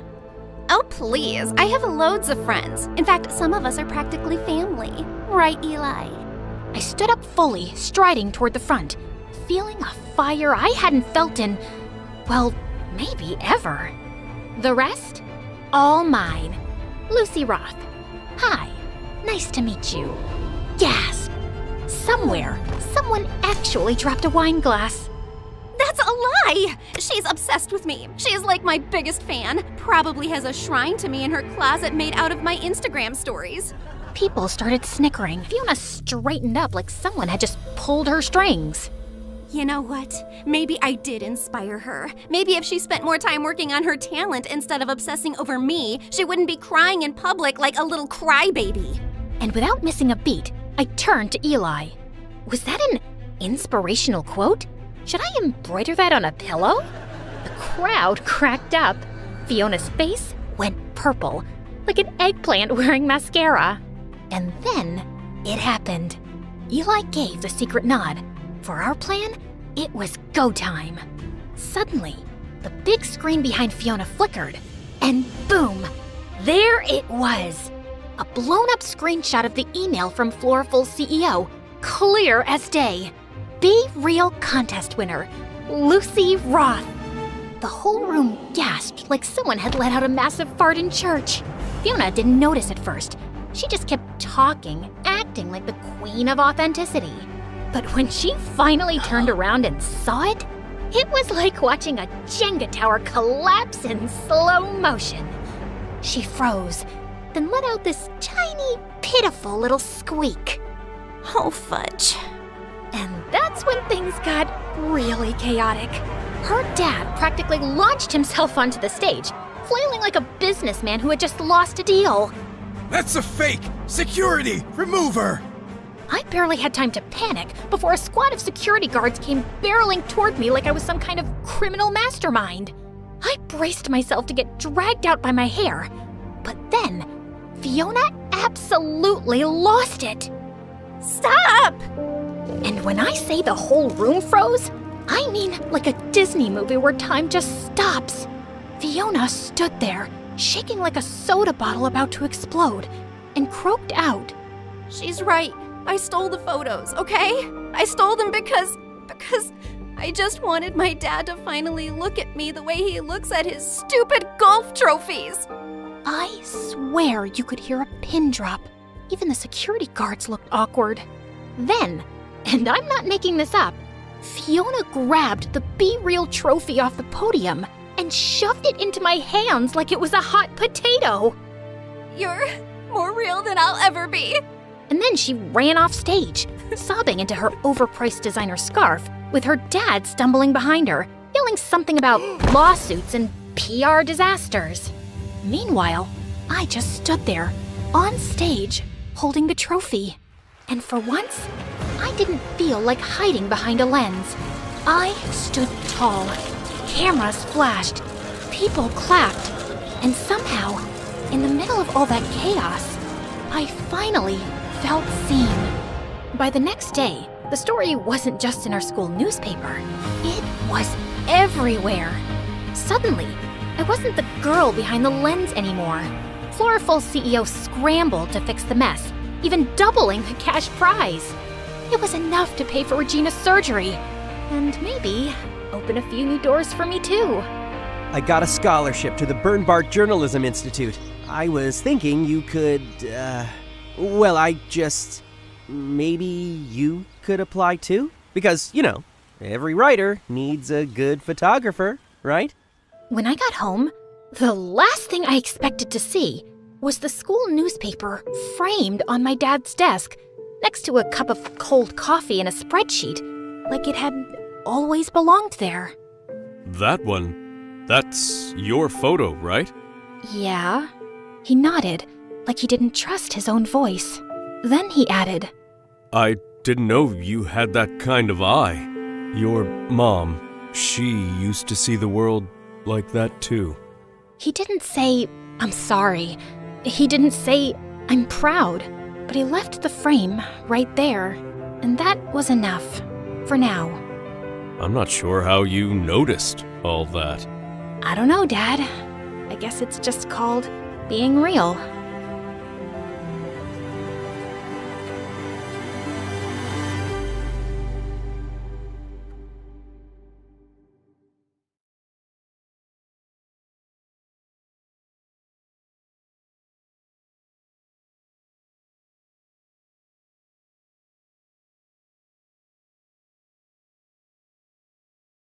When I got home from school one day, I heard loud laughter and glasses clinking from the lounge. I got out of sight quickly before anyone spotted me. Ugh, it was Mom and her friends. They always sounded like a group of hyenas when they got together. I heard one of her friends say, "But seriously, you're so beautiful. Can't believe your daughter is that ugly." Mom laughed, and so did everyone else. In case you haven't guessed already, I don't like my mom. In fact, I hate her. She really seems like such an airhead. She enjoys nothing except gossip and shopping. And I hate the way she dresses. Once she came to school and I wanted to die of embarrassment. She was wearing the tightest, shocking pink dress and had a ton of makeup on. And she was strutting down the street like she was a runway model. The boys in my class were staring and grinning at her. It was so gross. To make it worse, I heard one of them say, "Wow, now we know where Ella gets her looks from. I should ask her out already." Yeah, great. Except they weren't talking about me. My name is Mallory. My sister, Ella, who's a couple of years younger than me, is one of the most popular girls in school. People are so shocked when they find out we're related. She looks just like Mom and acts just like her too. I told Dad about how Mom had turned up at school and how I hated the way she acted. He sighed and said she didn't used to be this way before, but she changed completely after her sister left. I didn't even know she had a sister, but her ditziness wasn't why I really hated her. I still couldn't forget that night when I had woken up in the middle of the night feeling really thirsty. I was on my way to the kitchen to grab some water when I heard Mom's loud sobbing and Dad's voice coming from their bedroom. What's going on? I wondered. I crept up to their room and peered in through the slightly open door. Dad was sitting on the bed, his head in his hands, and Mom was kneeling next to him, crying and begging him to forgive her. "How could you do this, Melissa?" Dad said, his voice full of despair. "And with my best friend, you ruined everything. Please don't say that." Mom sobbed even louder. "Please say you'll forgive me. It was a terrible mistake." I couldn't listen to any more of this. My head and heart felt like they were going to burst. Mom had been cheating on Dad with Jack? God, I had never liked that scumbag. Dad packed his bags the next morning and left. He kissed me on the cheek and said he was going away on a business trip. He looked so heartbroken. I knew he wasn't going on any trip. He was moving out. I couldn't even say anything. I just choked back my tears and nodded. I couldn't stand to be around Mom. I could hear her crying in her room, and I just wanted to smash something in her face. It was all her fault Dad had left, and he might never come back. Just then, the door opened, and it was Dad. Oh, thank God. Clearly, he had decided to forgive Mom and give their marriage another chance. I was so relieved to see him, but I just couldn't look at Mom in the same way ever again. I had no respect for her. The secret had been eating me up inside. I hadn't told anyone except my best friend. If I told Ella, she probably wouldn't even have believed me. She was Mommy's little puppy dog. I could hear Mom calling me down for dinner. At the table, she asked me how school was, and I pretended I hadn't even heard her. I turned to Dad and started talking about an upcoming sports event at school. When I took the first bite of the meatloaf Mom had cooked, I made a disgusted face and pushed my plate away. Yuck! That tastes awful. I'm just going to make myself a peanut butter sandwich, again, I said. I could see the hurt look on her face, but I didn't care. I wanted to hurt her. Mallory, it tastes just fine, Dad said sternly. Just sit down and finish your food. No! I screamed, getting up from my chair. Her food is terrible. I'd rather go hungry. And with that, I ran upstairs to my room. Before I slammed the door shut, I heard Ella talking in her sickly sweet voice. Mommy, the meatloaf is delicious.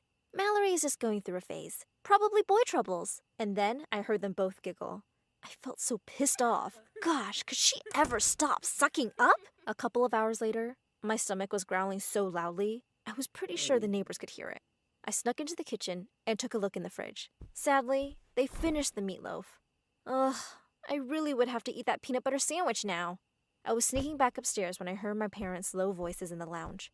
And I heard my name. Mom was telling Dad that she'd just had about enough of my behavior. Dad said he'd talk to me later, but it was probably just me acting out as a teenager. A couple of days later, I woke up to some shouting. Too early to hear your screeching, Mom.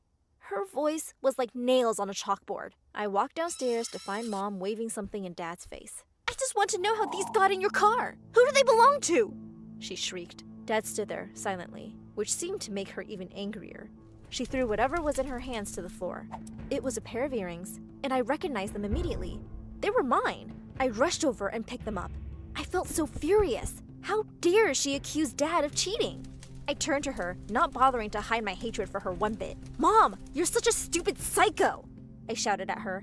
They're my earrings! I probably forgot them in Dad's car. You have no right to talk to Dad like that. I don't even know how he puts up with you. No wonder your sister left you. Mom looked completely shocked for a minute, and then she burst into tears. Just then, Ella came running to Mom's side, and she glared at me and started screaming. Don't talk to Mom like that, you dumb cow! Seriously, what is wrong with you? Ella said. It was Dad's turn to be furious, also at me. Mallory, that's it! You are grounded for a week! Go up to your room, now! Dad said. I ran up the stairs, tears pouring down my cheeks. Thanks to Mom's drama, I was now grounded. Mom gave me the cold shoulder, and I was more than happy to not talk to her. On Sunday, I heard my family leave for church service, and I let out a big whoop. Great. Finally, I could go watch some TV in the lounge. I ran downstairs joyfully, grabbed lots of snacks, and settled down on the couch when I heard something from the basement, where Dad had set up his home office. I froze for a second. No one was supposed to be home. I tiptoed down the stairs, and as I got closer to the door, I heard Dad's voice. Phew! Relief flooded over me. I was about to go back to my spot on the couch when I heard a woman's laughter. Feeling really curious, I turned back around and peered in through the door. Dad was having a video call with someone on his phone. Emily, we have to be really careful. I have to make sure my wife doesn't suspect a thing, Dad said. I tiptoed back upstairs, feeling a bit sick. Suddenly, I lost my appetite for snacks and TV. Dad couldn't be, could he?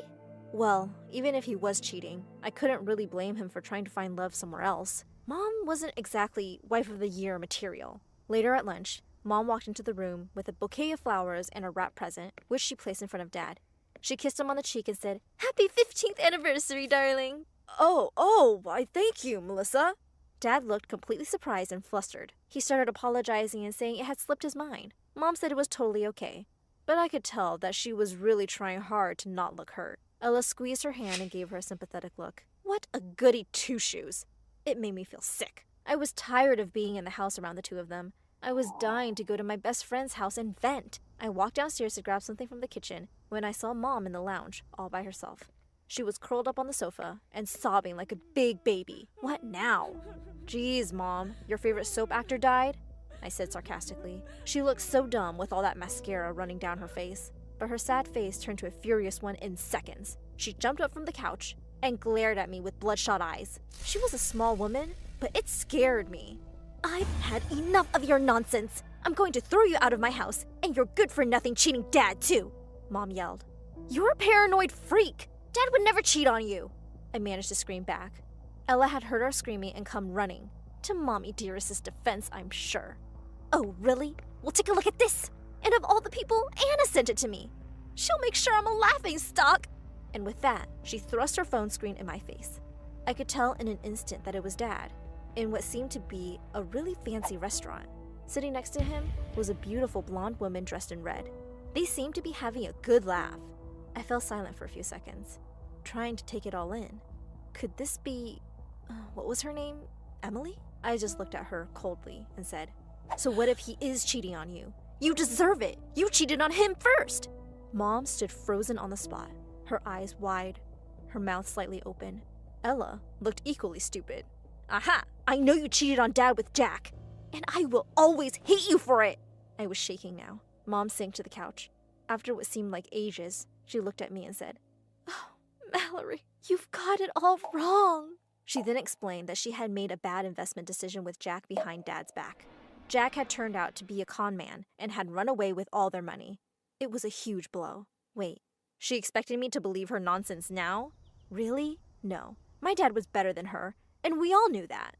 Ella had the phone in her hands now, and she was staring at the picture. Finally, she said angrily, How could he do this to you, Mom? I looked at them and said, No, he isn't a cheater, you idiot. Dad is innocent, and we can ask him together. Mom was hurt and said he wouldn't confess. Then I said, You know what? I'm going to spy on him just to prove you wrong. So here I was the next day, a couple of blocks away from Dad's office, hiding out in Mom's car. She'd made me skip school and sent me off in her car. Half the day had gone by with nothing happening. I'd almost dozed off when I saw Dad walk out of the building. A shiny black car had driven up outside the main entrance. A leggy blonde in high heels stepped out of it. My dad kissed her on the cheek, and then he got into the car with her, and they drove off. I frantically revved up my engine and started following them. Where were they going? I wondered. We had been on the road for 2 hours now. We left town and were on an empty road between a stretch of fields. Just a few moments later, the car turned left onto a smaller road, leading up to a huge mansion. I parked my car at a distance and walked up to it on foot. I quietly slipped in through the main door. I walked down the large hallway and heard Dad and that Emily talking in another room. Suddenly, I could hear her clicking heels getting louder, and in panic, I ducked behind the huge plotted plant near me. Wow, this really is a beautiful place, Em, Dad said. And it'll all be yours soon. Yes, thanks to you, she said, looking at him with a huge smile. As soon as you can get that wife of yours to sign the papers. Her evil laugh echoing through the hallway made my blood run cold. And what was worse, Dad joined her. That wasn't the worst of it. They started going up the stairs, and suddenly Emily lost her balance. Dad was quick to catch her. Oh my God, Em, are you okay? You really shouldn't be wearing such high heels, Dad said. Oh goodness, yes, I'm fine. You're right, I should be more careful. What with the baby on the way? She smiled shyly up at Dad, who smiled back and they went upstairs. My legs shaking, I bolted towards the door and ran to my car. I'd heard enough. Dad wasn't just replacing Mom. He was about to replace me with a shiny new baby. I felt so heartbroken. I drove back home like a mad person, rushed out of the car and called out to Mom. There was no reply. I ran up the stairs and looked in every room, and I couldn't find her anywhere. I had her car. Where could she have gone? Suddenly, I noticed a large note stuck on the fridge. Hey Mal, your dad sent a card for me to take somewhere secret. I have to go see what this is all about. Maybe I'll get some answers. Don't wait for me for dinner. I've taken Ella with me. Oh, no! I frantically tried to call Mom, but there was no answer. This was so bad. And there I was on the road again, driving another 2 hours like a crazy person to some unknown location. I knew exactly where that was. I parked my car at the gate and rushed to the mansion. Emily's car was still there, and Mom and Ella must have been inside because another car was parked outside. I ran in through the main door and looked in all the rooms downstairs. Nothing. I ran upstairs and heard voices from one of the bedrooms. I peered in and saw all 4 of them in there. Mom and Emily were crying. I still don't understand why you suddenly left. Mom wept. You just broke my heart, Em. Oh, Mal, you know how hard it was with Mom and Dad. I couldn't live that life anymore, and I didn't even find out till much later about their accident, which is why I never came to the funeral. Just please forgive me. I will make it up to you. Emily sobbed. I stood there in shock. So this was the long-lost sister. My sister was there, crying like an idiot. Then Mom hugged Dad and thanked him for reuniting them. And behind her back, he mouthed, "I love you, babe." Then he winked at Emily, who also mouthed, "I love you too, babe." I looked at my sister, who had just witnessed this. We exchanged worried looks. Then Mom said, "We are all going to have so much fun together." Oh, poor Mom. For the first time in years, I felt sorry for her. Hi, I'm Violet from Vermont. If you like my story, like and subscribe to MSA. I grew up with a single mom who made sure to provide everything for me. Mom was awesome, but whenever I'd see my friends at school with their dads, I'd ask Mom about my dad, and she'd just make light of it. I asked him to get bread one time. Looks like he's still searching the aisles. Even though she laughed, I knew the question bothered her, so I stopped asking. My mom loved me to bits, and that was all that mattered. One time when I was 13, everything changed. I was just minding my own business when a fight broke out in school. I tried to get out of the way, but a kid shoved me. When I got up, I saw a huge puffy rash appear on my skin, and I screamed. What was that? I was taken to the doctor, who told me I had dermatographia, a major skin allergy to anything I touched. My skin was sensitive to everything, even just scratching an itch. The doctor told me it was normal for it to start at my age. She reassured me the rashes passed quickly, but the condition would not. Mom, these look so ugly. Oh no, darling, you're just overthinking it. You'll be fine. We'll get you new clothes. If you're uncomfortable telling it to others, you don't have to. Of course I didn't want to. After that day, I started wearing long sleeves and jeans and even wore gloves. But soon, kids started to have a problem with me being covered from head to toe. I would always tell them that I had a condition, but they'd ask me to show it to them, and I didn't want to. My illness wasn't some freak show. Are you some kind of werewolf? Do you have tons of body hair that you have to keep yourself covered? Or maybe she has scales. Who knows? It's so weird. Who knew people could be so annoying? One time, as I was putting my books in the locker, a girl came over to me. It was Charlotte. We were both in the same class. How come you always wear long sleeves? Another one. I was so done with these questions now. It's never too late to shut up and mind your own business. Wow, so rude. I was just asking. 'Cause you know, kids say so many things about you. But I know the reality. I think. Well, I know you have a tattoo. That's why you keep yourself so covered, right? Bingo! Whoa, really? How did you get it? My dad would never let me. I guess if my mom was still living with us, then she would have allowed it. Oh, she didn't have her mom with her. That made me feel sad, and I decided to cut her some slack. I asked her to sit with me in class, and it turned out she was a pretty nice girl. I liked her. Soon we started watching MSA videos and hanging out after school. My mom welcomed her into our home with open arms, and her dad was really nice to me. Nice to meet you, Violet. Dad, you're embarrassing. Thank goodness Violet understands how it is. What really solidified our friendship was when we went ice skating.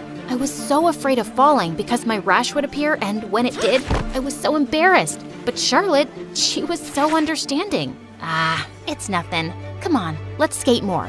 Over time, we became best friends, and we were super close. One time when I was in 9th grade, I saw Mom talking to someone in a hushed voice on the phone just as she saw me enter the house. Well, that was weird. I tried to leave it alone, but it became a routine. She'd be on the phone, and the moment I'd appear, she'd act on edge. One night, I heard her go out, and when I looked out the window, I saw Mom with Charlotte's dad. What the heck? I even told Charlotte about it, but she wasn't too concerned about it. But I was, 'cause it started to happen almost every other night. When I confronted Mom, she straight out lied. No, honey, I just went out to get some milk, nothing else. But when one night I heard Mom leaving the house, I decided to follow her. Suddenly, a car pulled up in front of me. Just then, I heard a familiar voice. "You look like you need a ride." It was Ben. He was the new guy in school and a couple of years older than me. And since he was so active in the students' council, everyone knew him. He was someone I could trust. So I got into his car and followed Mom. "So, who's in that car?" "My mom. I want to catch her red-handed today. She's been sneaking out a lot lately." That's a first. All of a sudden, Ben hit the brakes seeing a cat, and before I could jolt, he grabbed my wrist. "Are you all right? I'm sorry. I didn't mean to hurt you." "It's nothing. I just don't like being touched, okay?" We found my mom at a small diner sitting across from Charlotte's dad. After Ben dropped me off, I barged into the diner. "I knew it! You lied!" "Violet, it's not what it looks like. Please, sit. Honey, please." I didn't want to, but seeing Mom plead, I sat down. "I should have told you earlier, but I wanted to wait for the right time. Violet, Charlotte's dad is also your dad." "What?" "It's true. Darling, I am sorry. Leaving your mom was the biggest mistake of my life. Now, I want to make up for lost time." Apparently, Dad and Mom had dated but broke up after I was born, and Dad moved on to marry Charlotte's mom. And now, Mom and him wanted to get back together. My head was spinning. They both lied to me. Why now? Why wait all this time? Does Charlotte know? She doesn't know about this, and I'm afraid I can't tell her right now. The divorce from her mom has been tough on her, and I wanted to wait until the right time to break the news to her. Can you keep this a secret, please? No, none of this makes sense, and I hate you. I ran out of the diner with tears in my eyes, but Mom chased after me and drove me home. She begged me to give him a chance. Don't you at least think Charlotte should hear it from her own dad? She had a point, so I agreed. For now. The next day at school, I was feeling so nervous to face Charlotte. "Hey girl, I tried to call last night. How about we catch a movie tonight at my place?" At her place? No way! Right then, I saw Ben walking down the hallway. Before I could think of what to say, he came up to me. "Violet." "Ben, Charlotte, this is my date tonight." "Date?" "Yeah, we're going out. Right, Ben?" Yeah, I'll pick you up at 7. See ya." "Vi, this is your very first date." I felt bad lying, but hey, it was a good save. But at home, Mom told me Dad wanted to talk to me, alone, and I had to see him. But in the evening, I found Ben waiting for me at my door with flowers. Oh, I am so sorry. I totally forgot about our date. I have to meet my, someone. As I started walking, Ben offered to drop me off, and I accepted. I met Dad at a park, and he had nothing new to say except tell me how sorry he was about leaving Mom and me. Please, don't you have anything new to add to your story? Listen, honey, I know... Don't you dare. You don't get to call me that. You can't just come waltzing back into our lives and act like everything's fine. Saying that, I ran out of the park and saw that Ben was still there. When I asked him why he waited for me, he told me how he just wanted to make sure I was all right. I found that quite sweet. On our way back home, Ben got me some ice cream and we talked. He sure was a sweet guy, and I was liking him a lot. All of a sudden, Ben came near me and touched my nose. Got it. You were looking cute with some ice cream on your nose, though. Oh, I thought I was gonna kiss you. That wouldn't be so bad, would it? It sure wouldn't. But the rash? Gosh, I couldn't tell him about it. What if he was grossed out by it? I told him I wanted to take things slow, and he nodded. After that day, Ben and I started to go out often, and I guess that's why avoiding Charlotte became much easier. Whenever she'd ask me to come over to her place, I just told her I was with Ben. So, does he know? I almost jumped, thinking she meant about Dad, but she was just talking about my skin. No, and you can't tell him. I just can't deal with that right now. Okay, how about I ask my dad to come pick us up and we can go to the mall? I feel like I'm not spending enough time with you. Maybe later. A couple of days later, I was having lunch when Charlotte joined me. But just when Ben came and sat next to me, her face twisted. She got up and walked away. I followed her, and when I asked what happened, she went bonkers on me. Ben, Ben, Ben! He's always around you. Do you know that you have a best friend too, who is missing you? I thought we were like sisters, but now you're ditching me like I'm some third cousin. You don't even come over to my place anymore. Well, that was 'cause I didn't like seeing her dad, our dad, but I couldn't tell her that. But I realized it wasn't her fault. After all, Charlotte was my best friend. So I decided to go to the movies with her after school, and she was ecstatic. We had loads of fun at the movies. But just when we got into the cinema's elevator, the door suddenly closed before others could get in, and the lights went off. Oh God, this wasn't good. Getting stuck in an elevator was my worst nightmare. Vi, you okay in there?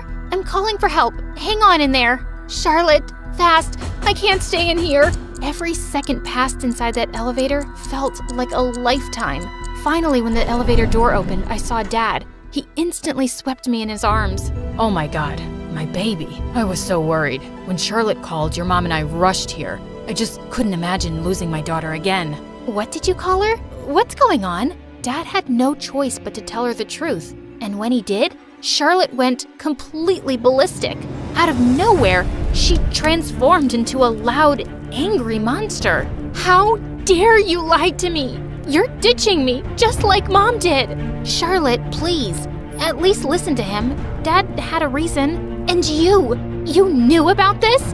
How could you do this to me? You and your mom? Stay away from us. Saying that, Charlotte ran off and her father followed her. I was so shocked, I didn't know what to do. I was sure that Charlotte would understand eventually. After all, she loved me and always considered me a sister. I was really expecting Charlotte to apologize at school, but she just stared at me. The last thing I want to do is see your face, you liar. Charlotte, you always wanted us to be sisters, right? Can't this be a good thing? I don't anymore. Why did you have to lie to me? Right then, I saw Ben walking towards us, and seeing him, I saw a vicious look on Charlotte's face. Maybe it's because you're a natural-born liar. You lied to me. You even lied to Ben. Did you tell him your secret? What is she talking about, Violet? Charlotte, stop right now. Oh no, I'll tell you, Ben. Better yet, I'll show you. Suddenly, she pinched me hard on my arm. By the time she was gone, a huge allergy spot had appeared where she pinched me. Everyone stared at my arm, including Ben. He didn't say one word, but the look in his eyes made me realize nothing between us was going to be the same anymore. Because of the stunt Charlotte pulled, she got detention while I called Mom and she picked me up. I just couldn't be at school. I refused to talk to Mom and didn't even go to school for over a week and just locked myself in my room. I even turned off my phone. I just wanted to be away from everything and everyone. Thank God winter vacation started and I had some time to deal with the whole drama. One day, Mom entered my room and hugged me. I felt like I hadn't hugged her in a million years. Mom, can we move away? I don't want to go to school. See Charlotte, her dad, Ben, anyone. Honey, that's not the right thing to do. I know what Charlotte did was very wrong, but put yourself in her shoes. I never told you, but when Charlotte's mom left, the poor girl was completely traumatized and depressed for months. She totally lost it. Oh my God. Turned out, Charlotte had had a huge breakdown when her mom left. She needed years of therapy and only stopped going recently, which is why Mom and Dad thought she could finally be ready. But perhaps they were wrong. That would explain her reaction. She went through so much. You should have told me, Mom. I should have known about her condition. Honey, we thought to tell her when the time was right, but the way things unfolded left her shocked. The entire night, I kept thinking about Charlotte. Her mom had already left her. No wonder she was freaking out about me stealing her dad from her. I needed to make things right. First thing in the morning, Mom drove me to Dad's. He had Charlotte standing up front, who was so angry, she was shaking. Why are you here? To tell you that I love you and that won't change. I love you both too. Even before you knew about Violet, I loved you both, sweetheart. You don't love me, Vi. You abandoned me for Ben, and now I will forgive what you did. I can't be abandoned again. I can't. No one is leaving, Char. I understand you were hurt. I just wish you would have told me. I stepped closer to her and grabbed her hands. But you hate being touched. I don't care. You are more to me than any skin rash. And it's about time you knew it. We're family. I should have never tried to hurt you or keep you away from our father. I was selfish. I'm so sorry. We all went into the house together for our first family breakfast. Charlotte and I got closer than ever, and our dad was pretty cool too.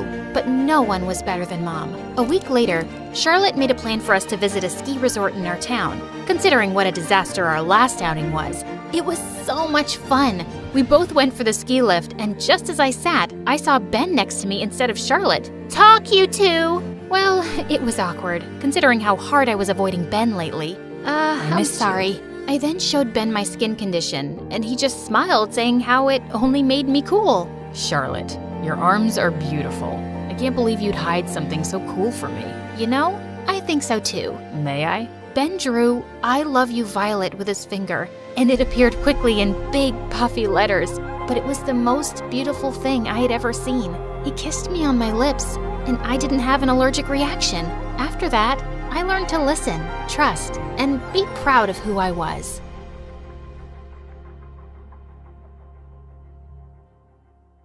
Hi, I'm Sophie from France, and my story, you'll have to see to believe. My life was brilliant. I grew up in a vineyard, and my parents worked super hard to make it a worldwide success. Even though they were super busy, they made sure I got the best things in life. I've just bought you a pony. You can take him out on rides around the property. Do you want to get a puppy too? We were super rich, but I didn't care about that. I was homeschooled to take over the family business, but I spent most of my time going on adventures with my best friend Luke.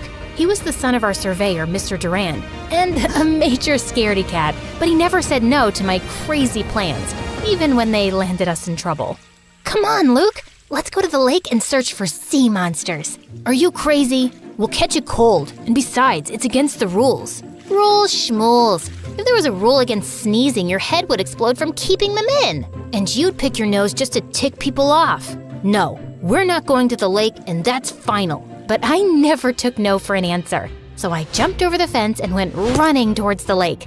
And poor Luke had to follow. But I stopped short when I saw a couple of village boys throwing rocks at a beehive. Hey, leave those poor bees alone. What's it to you, princess? Go back to your stupid grape juice farm. Sophie, we need to head back now. No, you should go back to school and learn how important bees are for the environment. What, Luke? Those aren't bees, Sophie. They're hornets. Just then, a rock tore through the nest, and all the hornets flew out, and they were pissed. But instead of going after the village brats, they attacked Luke and me. We ran for our lives, but we got stung so much that by the time we got home, our faces resembled beach balls, and it hurt. And Luke went ballistic. I told you we shouldn't go. You never listen to me. I'm sick and tired of being your babysitter. Babysitter? The stings really mess with your head. I'm your friend. Friends listen to each other. You're not my friend. Your parents hired me to keep you out of trouble. Luke, stop it. We're honored to serve in any capacity. You might be, but I'm not. She's a reckless maniac. I'm sick of getting hurt because of her. I quit. Mom, what's going on? Sweetie, you're an adventurer, and we didn't want to hold you back. And Luke was the perfect balance to your hyper-personality. So we paid him to keep you safe. We were only doing what was best for you. You think this is best for me? My entire relationship was a lie. What else have you been lying about? Are you two even my parents, or is someone paying you too? I stormed off to my room and didn't speak to anyone for days. Luke left for the city without saying goodbye, and I felt humiliated that I was such a loser. No one would be my friend if I wasn't rich. Mom and Dad arranged playdates with other kids, but it wasn't the same. Every day I missed Luke, and every day I hated him more. But things at the vineyard got worse. Our wine sales went down, and then a freak storm destroyed more than half the vineyard. We had nothing left, and the bank seized the family estate. Suddenly, we were homeless. Don't worry, darling. As long as we're together, we'll be fine. The Durans have invited us to stay with them for a while. Stay with Luke? But he hates us. Beggars can't be choosers, love. And it's been years. I'm sure he's over all that. It'll be cramped in their small house, but it's temporary. But my jaw nearly fell to the floor when I saw their house. It was a mansion with fountains in the garden. Mr. and Mrs. Durand had made a fortune by making the right investments and were super nice. But Luke, I had to blink hard because I couldn't believe how handsome he'd become. His eyes were still as green as I remembered, and the small dimple still appeared near his lips when he smiled. Suddenly, he reached out and touched my hair. You've still got bugs in your hair. Oh, thanks. I didn't know it was there. I guess I'm a real bug magnet. Yeah, you always did attract the creepy crawlers. That was weird, but at least he wasn't angry or rude. After lunch, I was strolling around trying to let out a quiet burp when suddenly I slipped and fell in the pool. Strong arms pulled me out of the water, and I was face to face with Luke, and to my complete humiliation, I burped in his face like a bullfrog. I thought you had changed, but I still have to save you from yourself, and I'm sick of it. Hey, it was an accident. Once a troublemaker, always a troublemaker. Mom, you better hide the good plates or she'll break them in a freak accident. Luke, that's enough. Whatever. I have homework to do anyway. Mr. and Mrs. Durand apologized for Luke's behavior, but I didn't want to be a burden. I spent the night thinking of several business plans to get us back on our feet, but we just didn't have the money. A week later, I was waiting at the bus stop when suddenly a sports car raced by me, drenching me with muddy water. Hey, watch where you're going. I am so sorry. I didn't see you there. You're headed to school, right? Let me give you a ride and we can get you cleaned up. My name is Bella and I'm kind of a big deal there. You should stick with me because you're obviously new and don't mind me saying so, but you look like you got dressed in the dark. I just moved here from the village. OMG! Love that for you. I've always been a city girl. Last year when we went to my family's, Bella talked non-stop till we got to the school, and by the time we were sitting in first period, I knew her entire life story. She was an only child, her mom and dad were rich politicians, and she loved corgis. They have the cutest, slappable butts. I've wanted one for so long, but my parents say I'm too irresponsible, and my boyfriend is super scared of dogs, and OMG, there he is! Babe, come meet my new bestie! Oh wait, I totally forgot to ask your name. It's Sophie.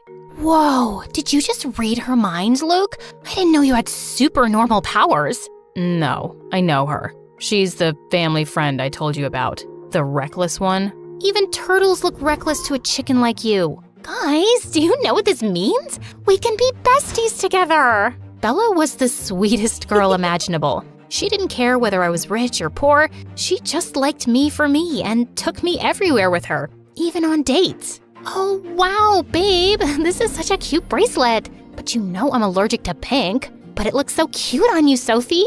OMG, you should totally have it. Bella, you're crazy. Luke got this for you. I don't mind. See? Our boyfriend doesn't mind. Put it on her, Luke. Our boyfriend? What was going on? My skin tingled as his fingers touched my skin, and Luke stared into my eyes. He was oddly sweet when we weren't at home. And rather than get jealous, Bella clapped and cheered. They were the weirdest couple I'd ever met. But Bella thought I was the weird one. What do you mean you've never read Shakespeare? I was only taught things that would help me run a vineyard. Like, that is hollyroot and will help you with fevers. And that thing you're taking a selfie with is poison ivy. Yikes! Hey, you should make TikToks. OMG, this is the best idea I've ever had. We can go on nature walks, and you can talk about what's poisonous and what isn't. Incredibly, Bella's idea was a hit. I went viral and people in school started calling me Nature Girl. I even started getting sponsors, and one day, my fans challenged me to participate in Mr. Beast's Squid Game. The contest was tough, and as expected, many people joined the fight. I did my best to win the game, but I lost during the tug of war. Still, it was the best adventure I had ever done. I made tons of new friends as well. Not to mention, seeing Mr. Beast personally is the coolest. My heart jumped when I saw him heading my way. Hi there. Thank you for joining our version of Squid Game. You were great. Thank you, Mr. Beast. We all had a blast, even though we lost. Just being part of your content alone is an experience of a lifetime. Well, making people happy is what my content is all about. I'm glad you had fun.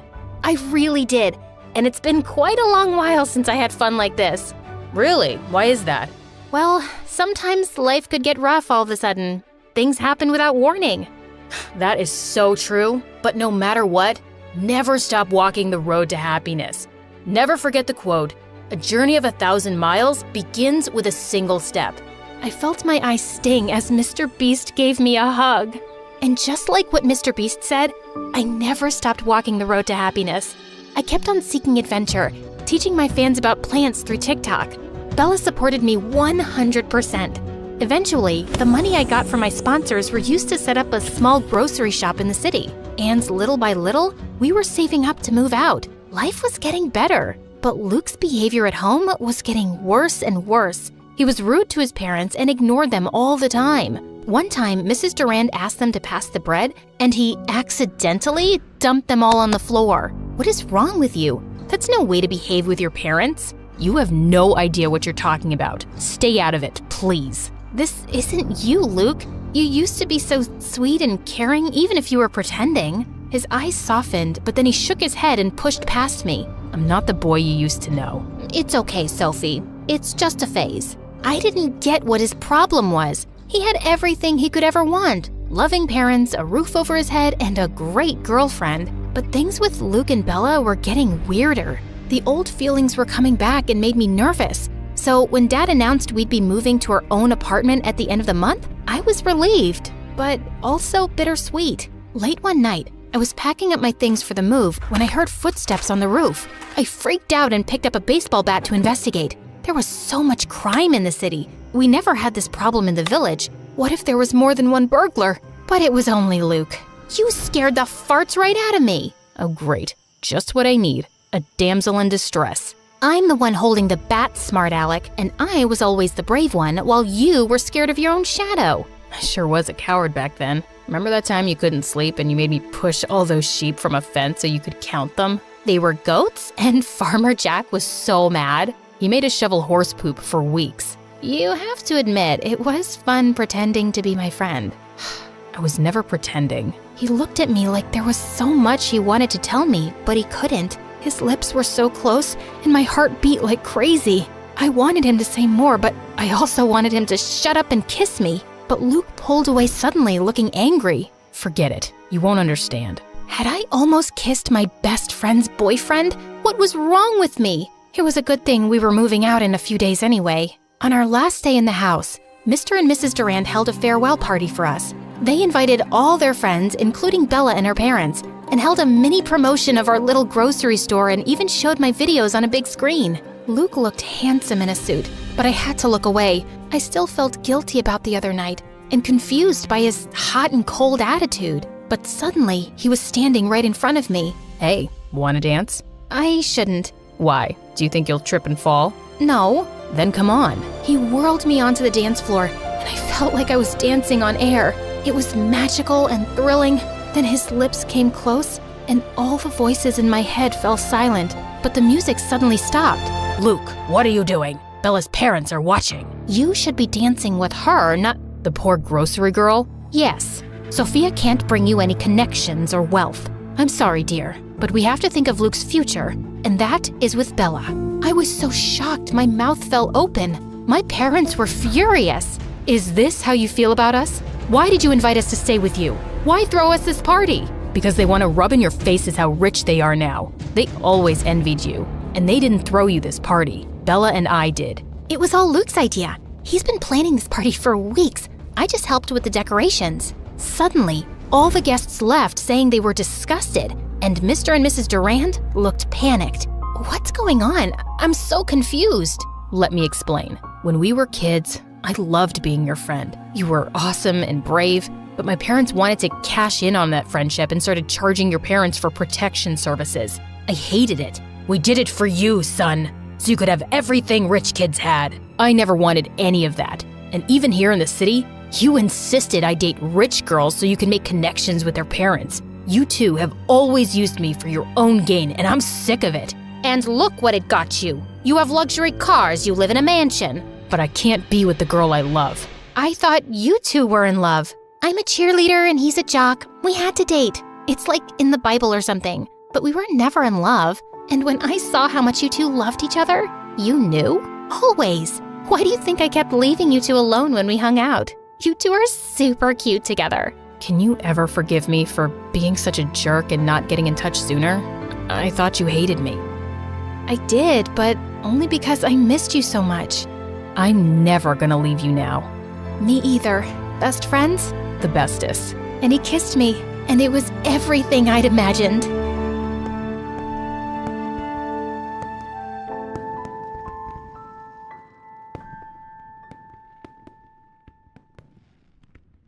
Hi, I'm Ashlyn from Argentina, and before I continue, please like and subscribe. My brother Carter is my twin. We don't look anything alike, but we've always been competitive. On the day we were born, we even fought to be the one to come out first. My dad was a professional soccer player, and my mom was a really successful business executive. They were both super competitive and encouraged us to be the same. Everything was a competition. My brother and I competed to see who could crawl the fastest, who could walk first, hold their breath the longest, and draw the best picture. The winner always got a reward. At the time, it was friendly and fun. We just loved to try and outdo each other. Sometimes, the boy next door, Nico, would come over and be the judge. He had a cool camera and loved to take photos, mostly of me making weird faces. Carter thought he could make even weirder faces. So, of course, it became a competition. And Carter wins again! What? Come on, Nico, why are you always siding with Carter? That wasn't even close, and you know it! You heard what Nico said. I won. We always play fair, sis. Whatever. Carter and Nico became best friends and loved teaming up against me, which was so annoying. Still, I loved my brother. He meant the world to me, so I was always a gracious loser. But Carter, not so much. You cheated. I did not. I beat you fair and square. It only got worse as we got older. My parents pushed us to compete with each other even more. Winning is everything. If I don't win, my team loses. And if I don't win, my company will fail and I'll be out of a job. But does that mean that everything has to be a competition?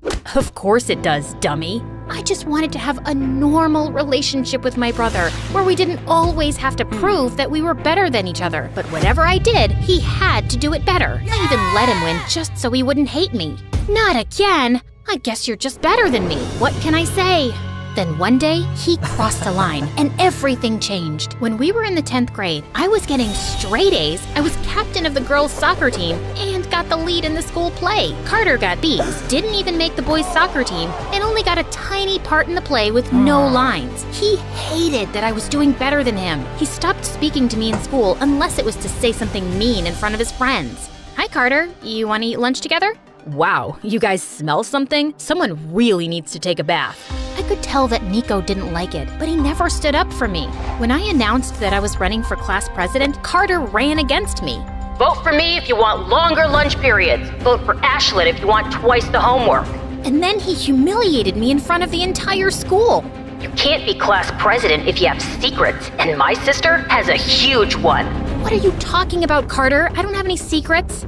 That's not what your diary says. My body froze like an icicle. I did have one big secret, and in that diary, I must have drawn Nico's name 10,000 times in every color, shape, and size. Carter opened one of the pages and held it up so everyone could see. The entire school burst out laughing, and I just exploded. I attacked Carter with all the strength that I had, and it took 5 teachers to pull me off. We were both disqualified from running for president and suspended for a week. I was removed as captain of the soccer team, and they gave the lead in the school play to another girl. I was devastated. I couldn't get over how my own brother could betray me, and now so much of my hard work had gone down the drain. Even my parents were furious with us, but I knew that Carter was secretly happy. In his mind, we were equals again. My life was ruined, and my grades declined. It just wasn't fair. Then one day, I was crying by my locker when I felt a hand on my shoulder. You okay? I turned around to see Nico. My heart started pounding in my chest. I was so embarrassed I tried to run away, but I tripped over my shoelace and fell. But Nico caught me. For a moment, I just lay there in his arms, staring into his big blue eyes. Ashlyn, you okay? Yeah, I'm fine, thank you. Listen, don't be embarrassed about the diary. Carter was a jerk for doing that, but the truth is, I only started coming over to your house in the first place because I had a crush on you. Really? Yeah, and when I would go home, I'd print out the photos I took of you and just stare at them. Kinda creepy, right? About as creepy as having your name written all over my diary. Over the next few weeks, Nico and I spent a lot of time together. And at first, Carter tried to ignore it, but I could tell that it was driving him crazy. I was happy again. My grades went back up, and the girl who took my role in the school play got sick, so I got it back. I even scored the winning goal in our soccer championship game and was awarded Most Valuable Player. Carter finally couldn't take it and confronted Nico and me in the hallway. Nico, you can either be my best friend or hang out with my loser sister, but you can't have it both ways. What's it gonna be? Everyone stopped to watch. I was too terrified to speak. I just stared at Nico, who looked like a little boy lost in the woods. But then he made his decision and walked over to Carter. I rushed up to Nico and grabbed his hand. Nico, this is stupid. There's no reason you have to choose. But he does, and he did. Sorry, sis. Nico shoved me away, and my heart shattered into a million little pieces. What a jerk! That night, I burst into Carter's room and confronted him. What is wrong with you, Carter? Why do you always treat me like I'm your worst enemy? Because I have to, Ashlyn. What do you mean? It's Mom and Dad and the stupid competitions they make us do, isn't it? You're worried that you're gonna disappoint them. I never said that. I know that's what it was. Look, I forgive you for everything, but let's stop this right now before it completely destroys our relationship, please. For a moment, it looked like I was getting through to him. He seemed so vulnerable. I swear I thought I saw a tear in his eye. It's just what? But then his body tensed back up like he was suddenly possessed by a demon. It's just that you're a loser and I will always beat you. Now get out. The play was coming up in a couple of weeks, so I made a point of staying away from Carter. I knew he would try to sabotage it for me. Then one day, as I was rehearsing my lines, Nico walked over. Hey, Ashlyn. What do you want? I want to apologize for my behavior. Carter is my friend, but he has no right to control who I talk to. I went with him that day because I wanted to help him see that what he was doing was wrong. But I was a real jerk, and if you never want to talk to me again, I deserve it. At that moment, I realized how much I truly loved Nico. So I let my anger go, and from that point on, Nico and I were inseparable. On the night of the play, I heard that there was going to be a huge talent agent in the audience. This was my big chance, but when I got up on stage, I completely forgot my lines. I had been so lost in my thoughts about Nico that I lost focus on the play. The theater was silent, but I could see Carter sitting all the way in the back next to Nico, and he was laughing. Then it hit me. This was his plan the whole time. He sent Nico to distract me. I was furious, but I wasn't about to let Carter win. So I gathered myself, took a deep breath, and suddenly, I remembered my lines. I poured all of my anger into the performance, and when the play ended, I got a standing ovation. I couldn't believe it. As I was leaving, the talent agent ran up to me. You were fabulous up there. I think you could be a star. Me? Really? Yes, you, Ashlyn. As she handed me her card, I looked for Carter, not because I wanted to rub it in his face, but because I wanted to share it with him. For just a moment, I thought maybe he would be happy for me, but he was gone. I felt like such an idiot for even thinking that. Then Nico came up to me. You were amazing up there. No thanks to you and Carter, you tricked me. I didn't know about his plan until tonight, I swear. When he told me I should spend time with you, I thought he had changed, but it was just a plan to distract you. I'm done being his friend. Why should I believe you, Nico? Because I love you, Ashlyn. And then he kissed me. I nearly melted right there in the middle of the theater. But then I caught a glimpse of Carter in the doorway. He looked sad.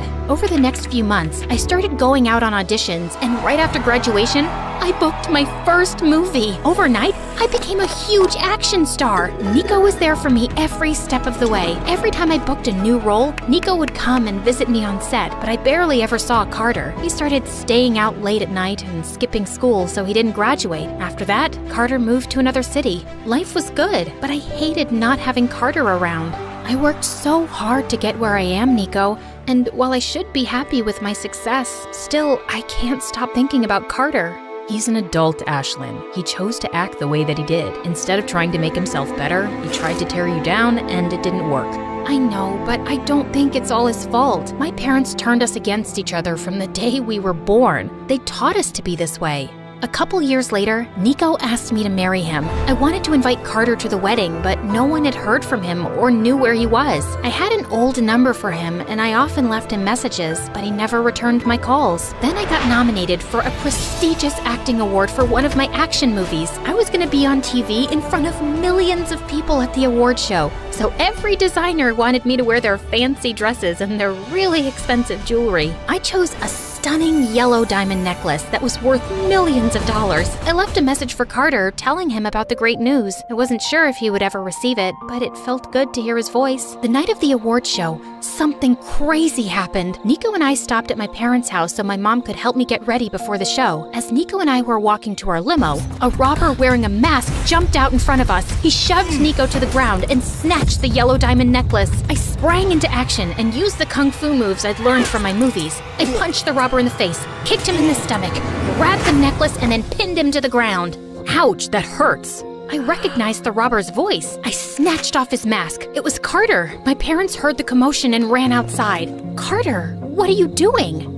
I'm so sorry, Ashlyn. I should have listened to you. But I was so obsessed with winning that I ended up losing everything. And now look at me. I haven't eaten in days. So when I heard your message about the award show and the necklace, I decided to steal it. It was a dumb idea. It's okay, Carter. No, it's not. I was a horrible brother and a worse friend. I hope that one day you can forgive me. This is all our fault. We were wrong to always push you two to compete against each other. We didn't realize the damage that we were doing. We are so sorry. We've always been so incredibly proud of both of you. I forgave Carter and my parents. Carter and Nico held my hand as the host took the stage. Then the host called my name. Get up there, Ashlyn. You won. I walked onto the stage to accept my award. When I looked out and saw Carter, Nico, and my parents smiling up at me, I couldn't help but cry. It was a dream come true.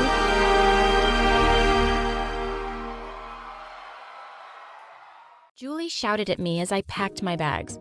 OMG, you aren't seriously going with him. What kind of freak adopts a 16-year-old? He must be a psycho. I don't know, maybe the universe is finally smiling down on me. I couldn't tell if my best friend Julie was actually scared of the eccentric man waiting for me in a limo, or if she was just jealous I was getting adopted by a billionaire. I assured her I was just a phone call away and I was going to be okay. I was not prepared for the life ahead of me, though. I should have known there was something off about the man. See, just a week ago, I saw a disheveled old man crying in the park. All I did was ask him if he was okay, and he gave me a huge hug. I thought he was homeless, so I offered him a chocolate bar from my purse. He ate it so messily, I thought he hadn't eaten in days. He insisted he would make it up to me. I told him not to worry about it. The very next day at school, one of my classmates started shouting at us to look out the window. There was a huge banner. It said, "To the girl who gave some chocolate to the homeless-looking man in the park yesterday, please call this number as soon as possible." All of my classmates were asking questions. I was going to call the number myself after school, but my principal called me into the office a few minutes later. There, waiting in the chair, was the man from the day before. He wanted to thank me for everything and didn't know how else to find me. You could have tried Facebook. Sorry, I don't know how to use that. I don't know what I was thinking, but I agreed to let him take me out as a thank you for the chocolate bar. I agreed to meet him outside of the orphanage after school. For sure, I did not expect a limo to pick me up. Well, here we are a week later, and I'm driving to our mansion.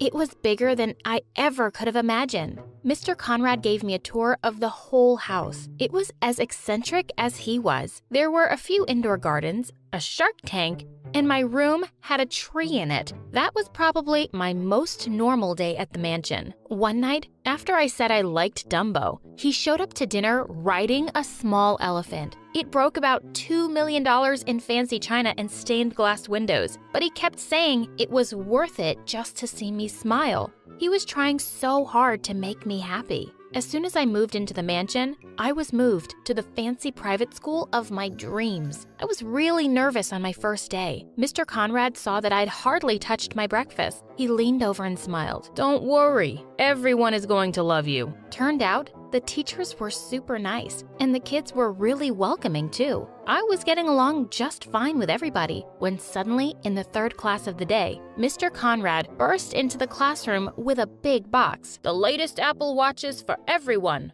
from our sweet, sweet Dana. All the kids oohed and awed with excitement as he hopped around the class, handing everyone their watches. They looked really happy, but I was so embarrassed. I really didn't need his help to win everyone over. I really started enjoying going to school and everything was perfect, except for one other student, Amber. Amber was the heiress to some tech company. She was the richest girl in school until I got there. She was super annoying and threatened by the fact that I was richer than her. She was always making jokes about me being an orphan or not knowing about the latest fashion trends. This one time, I thought she was being nice and gave me a gift basket full of free jewelry and clothes. I was so confused why she was laughing. I thanked her for the gift, and she started pointing and laughing with tears in her eyes. Those are from last season. OMG. That night, I called Julie and told her about it. Julie and I thought Amber was the weirdest, meanest girl ever. I mean, the basket was worth more than $80,000. I could live with it. I found it all so stupid and funny and loved telling Julie about how the stupid rich girl was trying to get me today. Most of the time, it just involved giving me a bunch of free stuff that I gave to Julie later when I visited her at the orphanage. I told Julie today Amber told me, I bet she doesn't know a Gucci bag from a Coach purse, and handed me a bunch of free handbags. Mr. Conrad overheard me talking to Julie about my problems with Amber, and he immediately offered to help. I told him it was okay. I was doing fine with it all. I can buy her father's company. That'll show her. I told him I appreciated it, but I was used to doing things my way, and ruining her life because she made fun of my clothes seemed a little extreme. I told him that teenage girls can get catty. He gave me a really weird smile and said he heard me loud and clear. I probably should have asked what he meant. The next day at school, Amber came up to me in the courtyard and started making jokes about my shirt while I was talking to this guy Xander. All I did was ask, what are you gonna do? Give me free clothes? That'll show me. Xander and I laughed, and Amber got very red in the face. Amber asked him why he was hanging out with a loser like me and how he could have a real girl like her. Before I could say a word to her, I heard something I'd never heard before in my entire life. Amber screamed and ran, and I dropped my book and fell over. Xander went running in the opposite direction. It was Mr. Conrad and a tiger. Everyone was staring at us with a mix of horror and confusion. He laughed and said, "Get it? Because girls are catty? Where did you even get that?" "Oh, I had a buddy fly her in from Hollywood. She's harmless. Look, I can ride her like a king." Then he said to the tiger, "Roar, babe, roar." And the tiger roared and rubbed his knee with her head. He looked so ridiculous, and everyone was laughing at him, except for me. I was a little upset he'd managed to scare Amber and Xander away. I guess that's how parents are supposed to be. Mr. Conrad did a lot for me, and it was going to take more than almost feeding my enemy to a tiger to get me to be mad at him. But when Julie visited, she didn't find it as funny as I did. Julie said, "He brought a live tiger to school, Dana. Are you even safe?" I told her that I was, and everything was okay. But she kept pushing me. "Yeah, it's great and all that. You go to the Bahamas every month and have a private jet. But do you ever get to be a real teenager?" I told her to mind her own business, and it was super obvious that she was just jealous. Julie looked hurt and said, "Who are you?" Then she left before I could even apologize. I felt bad immediately. I'd never thought about it, but Julie was right. At my old school, I always had friends. I had plans every weekend and was constantly asked out on dates. At my new school, it seemed like everyone avoided me now. Mr. Conrad had made me an outcast, but I assured her he was just doing normal rich dad things. Deep down, I knew though, he took it to some incredible extremes. One night, I'd stayed up really late doing homework and went to school feeling like a zombie. I was really tired and my limo driver was late, so this guy from school offered to drop me home. Boy, I would have said no if I knew what was waiting for us at the gates. Mr. Conrad saw us and yelled, "Who are you? And what are you doing with my daughter?" He pulled a bunch of crazy-looking interrogation tools out of his briefcase. I managed to pry him away long enough to explain that I was just tired and a boy from class had offered me a ride home. He went from treating the boy like a criminal to treating me like a hospital patient. He whipped out a flashlight and asked me to follow his finger and if I was dizzy and if I thought someone had poisoned me. Without even waiting for a reply, he hopped in the boy's car and drove us all to the hospital. It was so embarrassing. I didn't think it was ever worth bringing a boy into my life again. That was until Xander. After that boy told the whole school how intense Mr. Conrad was, everyone avoided me like the plague, all except for Xander. He literally brought me a bouquet of flowers just in case it was more than a lack of sleep. How cute! I decided I wanted a boyfriend, and I wanted Xander to ask me out. I knew he was the one. I just needed to avoid Mr. Conrad finding out. Xander had seemed super interested in me before, but after the tiger incident, he got more distant, although I could feel he was still into me by the lovely looks he gave me and his warm smile. So I decided to make the first move. I really tried to drop some hints, like I was pretty embarrassing sometimes. Once I put on a bunch of makeup, walked up to him, and told him I was very available this weekend and had no plans at all. His response? Me too. Hope you find something to do. Amber hopped over, hung all over him, and said, Hey Xander, look how desperate she is for a date with you. Thanks again to Amber's bad attitude, he immediately ran up to me. You mean you really want to date?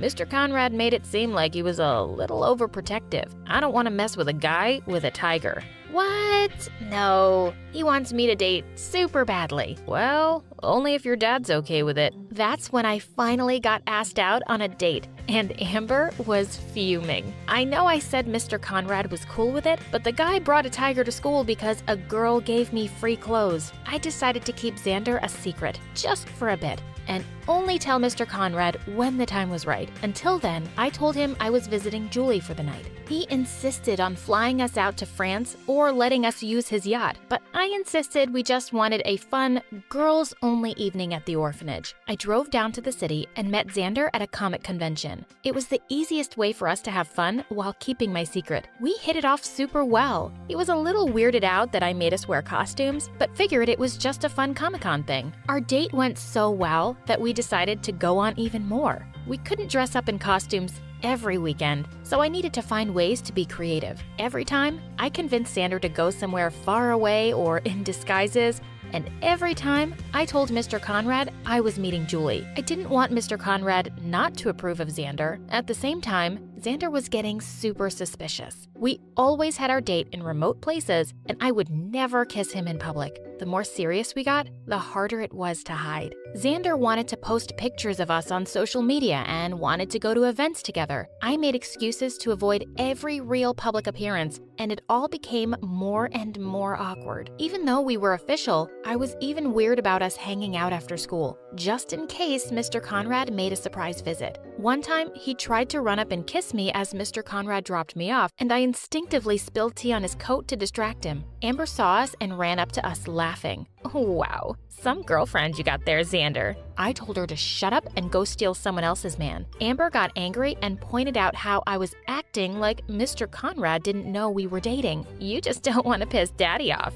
You spoiled baby. I swear I was about to punch her. But then Xander interrupted and said, That's crazy because Mr. Conrad does know about us. Right, Dana? I quickly changed the subject, but it was obvious it had gotten to Xander. The final straw came when I showed up to our date wearing a long trench coat, giant sunglasses, and a huge hat. I told Xander it was the latest fashion, but he stared at me with a hurt look. Are you embarrassed of me because my family is only millionaires? I assured him it was all fine and told him I was just nervous about telling Mr. Conrad. He was perfect and I loved him just the way he was. He said with a broken voice, Then why do you want to hide me? I tried to explain how Mr. Conrad was a little sensitive and I wasn't sure how he would respond to everything. He told me that he wasn't some secret. He wanted to be a part of my life. I told him that I would slowly introduce him to the important people in my life. I decided to take us out on a double date to introduce him to my best friend. The next day, Mr. Conrad asked if I wanted to join him on a weekend trip, but I told him I couldn't. I told him I was seeing Julie again, which wasn't a total lie. I just left out the part that we were on a double date. He seemed hurt, but understanding. He said he felt like I was always going over there, and he hardly saw me anymore. He explained she was always welcome to come here, but I insisted that I liked visiting the old orphanage. You really miss her, don't you? He gave me a huge hug and told me to have fun. I kind of felt guilty leaving him and lying, but I would tell him about Xander soon enough. I called Julie and apologized for what I said. She forgave me and was happy I was enjoying a bit of a normal life with Xander. Julie was so excited about our double date. Julie, her boyfriend, Xander, and I met up at the train station. We went to a small cafe far away from the mansion. It was all going really well, and we decided to show Xander around the town I grew up in. Everything was going perfectly fine until we decided to take a walk in the park. Wow, is this like a special festival or something? There shouldn't be. There were crowds of people on the street. It was like someone was throwing a parade. There were fireworks, singers, and to top it all off, a giant float with a picture of me and Julie that said, "Best Sisters Forever." On the top of that float was Mr. Conrad. I tried to cover my face, but it was too late. Mr. Conrad hopped off the boat and ran over to us cheerfully. He looked genuinely surprised to see me with a boy, and his face dropped when he realized Julie and I weren't alone. I thought this was girls' evening. I explained I was too nervous to tell him I had a date, and I didn't mean to lie. He started crying and ran off. I felt horrible. As good as my date with Xander was going, I needed to take care of this. I insisted that everything was okay and I would call them all in the morning. Sorry, Xander, it's just family problems. Xander said it was fine and that I should fix things with Mr. Conrad first. I ran to apologize to Mr. Conrad, but he kept trying to get me to go back to Xander and said I didn't need to apologize. But I lied to you, and now you're crying. It's not you, it's me. If I don't need to apologize, then what's the problem? He explained he was just so happy to see me pursuing love and happiness. He said he was too busy working and never had kids, and by the time he realized he wanted them, he was too old. He explained that he didn't want to die alone, and the world smiled on him when I came into his life. He wanted to give me everything he had and more. Why did you come here anyway? I figured you missed Julie so much, it made sense to adopt her too. My offer still stands if you want. That week, our mansion got a little more crowded. We had a party and Mr. Conrad brought 2 golden statues of me and Julie hugging each other and put them on our outdoor water fountain. Julie and I loved living in the mansion. Mr. Conrad got us into some crazy adventures, but it was always fun together. Xander and Julie's boyfriend even joined us in some of our antics. I don't think Mr. Conrad will ever worry about dying alone again. I don't think the mansion is ever empty. Hey, introducing the harmonica bottle. Hydrate, play, and surprise your friends. Be the star of any party, exclusively on Amazon. Grab yours now and let the fun begin. Link below. You know those stories about karma? How people will do bad things and then horrible stuff happens to them as a result? Baloney. I don't believe it for a second. Why? Because I try my hardest to be a good person, and I'm still riddled with bad luck. Take one day my freshman year, for example. My alarm didn't go off, so I overslept and was late for school. As I pedaled frantically on my bike, my backpack unzipped itself, and all my books and papers flew out. I had to stop and pick them up. When I had finally gathered up all my things, I tried to get back on my bike, but my skirt was stuck in the chain. I tried to wrench it loose and ended up ripping it. Ugh. I was closer to school than home at that point, so I decided to just change into my gym shorts when I arrived. I got on my bike and pedaled as hard as I could. I was so late. All of a sudden, I felt a bump and heard a popping noise. Then my back tire started to sink. No! Anything but this! I had run over a nail and got a flat tire. Dejectedly, I walked my bike all the way to school. I was more annoyed than angry at that point. When I finally arrived, I grabbed a tardy slip from the office, quickly changed into my shorts in the locker room, and went to my first period class, which I had almost missed entirely. Could this day get any worse? Evidently, it could. I had a big assignment due for second period. It was something I worked all weekend on. But when I went to grab it from my backpack, it was missing. I must have missed picking it up when my backpack exploded on the ride over. What did I do to deserve this? I felt like I might cry, but since that wouldn't help solve my problem and would only serve to embarrass me, I held back the tears. Instead, I went to my teacher and explained the problem. I'm afraid I'll have to dock points for tardiness. Yes, ma'am. I trudged back to my desk. The rest of class seemed to pass by in slow motion. I sighed in relief when it was finally over. As I headed back to my locker, I heard some girls whispering from behind me. Wow, what a fashion statement. Think those shorts were on sale at Walmart? Do you think she'll be trying out for the next top model? They giggled and walked by me. I felt my face getting red. I knew what a disaster my outfit was, but it was out of my control. A girl from my class, Becca, stopped by me and put a hand on my shoulder. Hey, don't listen to them, Leah. Personally, I like the outfit you've got. It's pretty bold to pair red athletic shorts with a lime green blouse. She winked at me to let me know she was joking. Thanks. But it wasn't intentional. My skirt got ripped on the bike ride to school. Oh, why didn't you say so? I always have a sewing kit on hand. Give it to me and I'll have it back to you by lunch. Thanks, Becca. Don't mention it. I have to admit, the good thing about having rotten luck is that you find out who the nicest people are. I smiled to myself and managed to make it to lunchtime. I didn't see Becca in the cafeteria, so I decided to grab a bite and save a spot for her. I passed through the lunch line and got a salad. As I was walking to an empty table, I slipped on a banana peel. I wasn't aware people could actually do that. I thought that was only in cartoons. I fell down, my food spilling all over my shirt. Great. Not only was I publicly humiliated, but even if I got my skirt back, my blouse was still ruined. You okay? Becca helped me up, and we sat down together. Here's your skirt. I tried to fix it up as best as I could. The stitching on the rip is slightly visible, but I tried to hide it as much as possible. I really appreciate it. Not a problem. I needed something to do in study hall anyway. I sighed. Becca looked at me in sympathy. Tough day, huh? I pointed to my ruined blouse. Well, at this point, it really couldn't get any worse. But this is just par for the course for me. What do you mean? Oh, I've always just had bad luck. You'd better watch out. It might be contagious. Aw, you don't really believe that, do you? I shrugged and put my head on the table. It was quiet for a while. Then Becca nudged my arm. I saw you dropped your lunch. Would you like some of my food? My stomach growled as a response. Becca and I locked eyes, and then started to giggle. We finished eating just as the bell rang. I was feeling a little better about life after that. Maybe this day was salvageable after all. The rest of the afternoon passed by without anything major happening. I did get hit in the face during dodgeball, but that wasn't necessarily bad luck. I just lack any coordination or athleticism. When school was over, I gathered up my things and was ready to head out. That was when I remembered that I'd have to walk my bike all the way back home. Oh well, at least the day was almost over. I trudged to the bike rack and fumbled with the lock. Suddenly, I heard a car honk behind me. Leah, do you need a ride? I do. You're a lifesaver. Put your bike in the trunk and let's go then. Man, am I lucky to have a friend like you. Becca laughed. Well, I guess there's the answer to your question. What? You were afraid that you're cursed with bad luck, right? But you just said you're lucky to have me as a friend. So that proves that what you said isn't true. I paused, thinking about my day.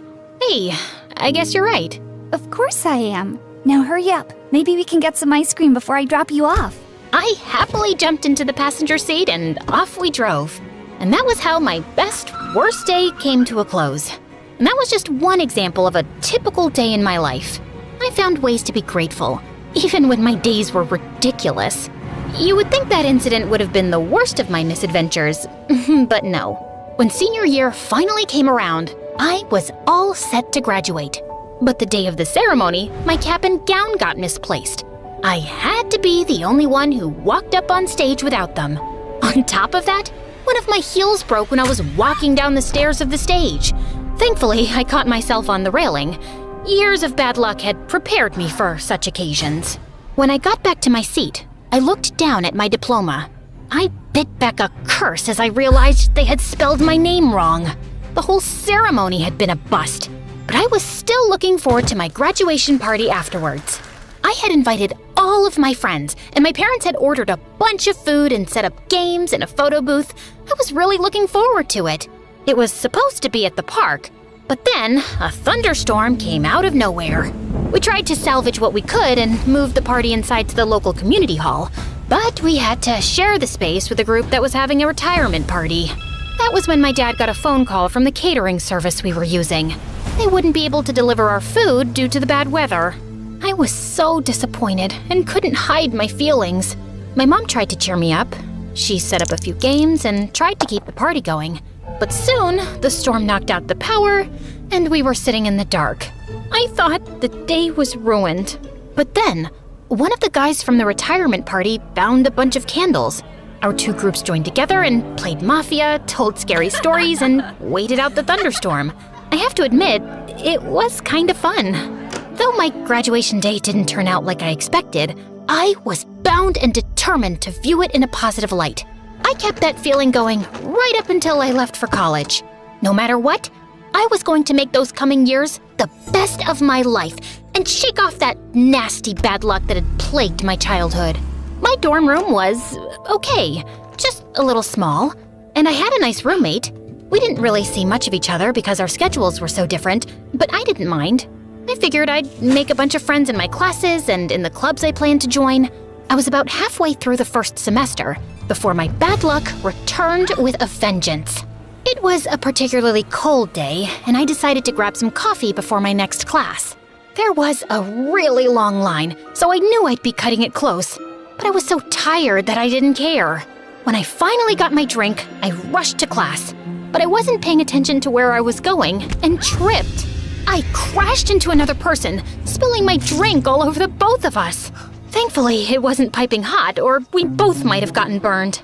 Oh my gosh, I am so sorry. No big deal. I wasn't fond of this shirt anyway. I can pay for the dry cleaning bill. I swear, it's fine. Are you okay? Yeah, just embarrassed. I tried to walk around him so he wouldn't notice how red my face was, but when I took a step, my ankle throbbed in pain. I fell back, and the guy caught me. Looks like you hurt your foot. Let me take a look. I'm studying to be a nurse. I sat down on a nearby bench and let him inspect my ankle. I grew more and more anxious as I realized that I probably would have to skip my class. I hoped I wouldn't miss anything important. It seems to be a light sprain.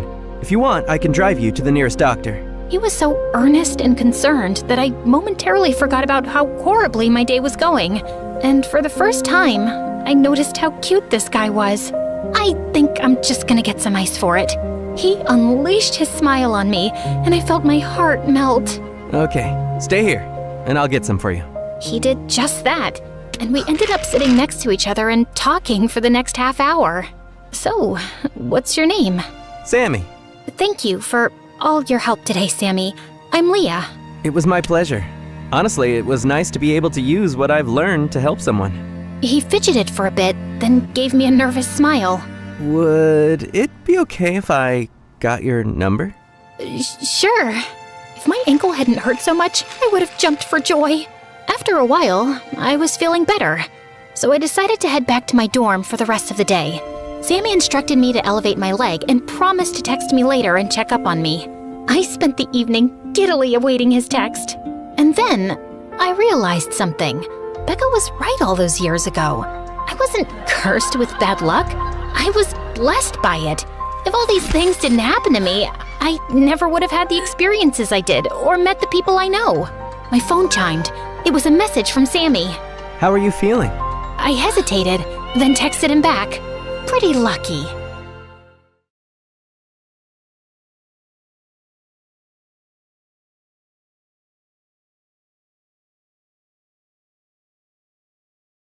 Apparently, modern people prefer conventional medicine. I'll give it a B for boring and boo! I knew that marrying a count would be a game changer for us, like going from, so I did it for my family, under the condition that we wouldn't get married until I was 18. Still, I had to go to the count's castle, known as the Dracon Castle. Well, the place was absolutely huge, like a super mansion. It had rooms on rooms on rooms on rooms, but almost all of them were completely empty. Then I met my mother-in-law. If this were a Disney movie, she would be the wicked stepmother. Let's just say we didn't start with the right foot.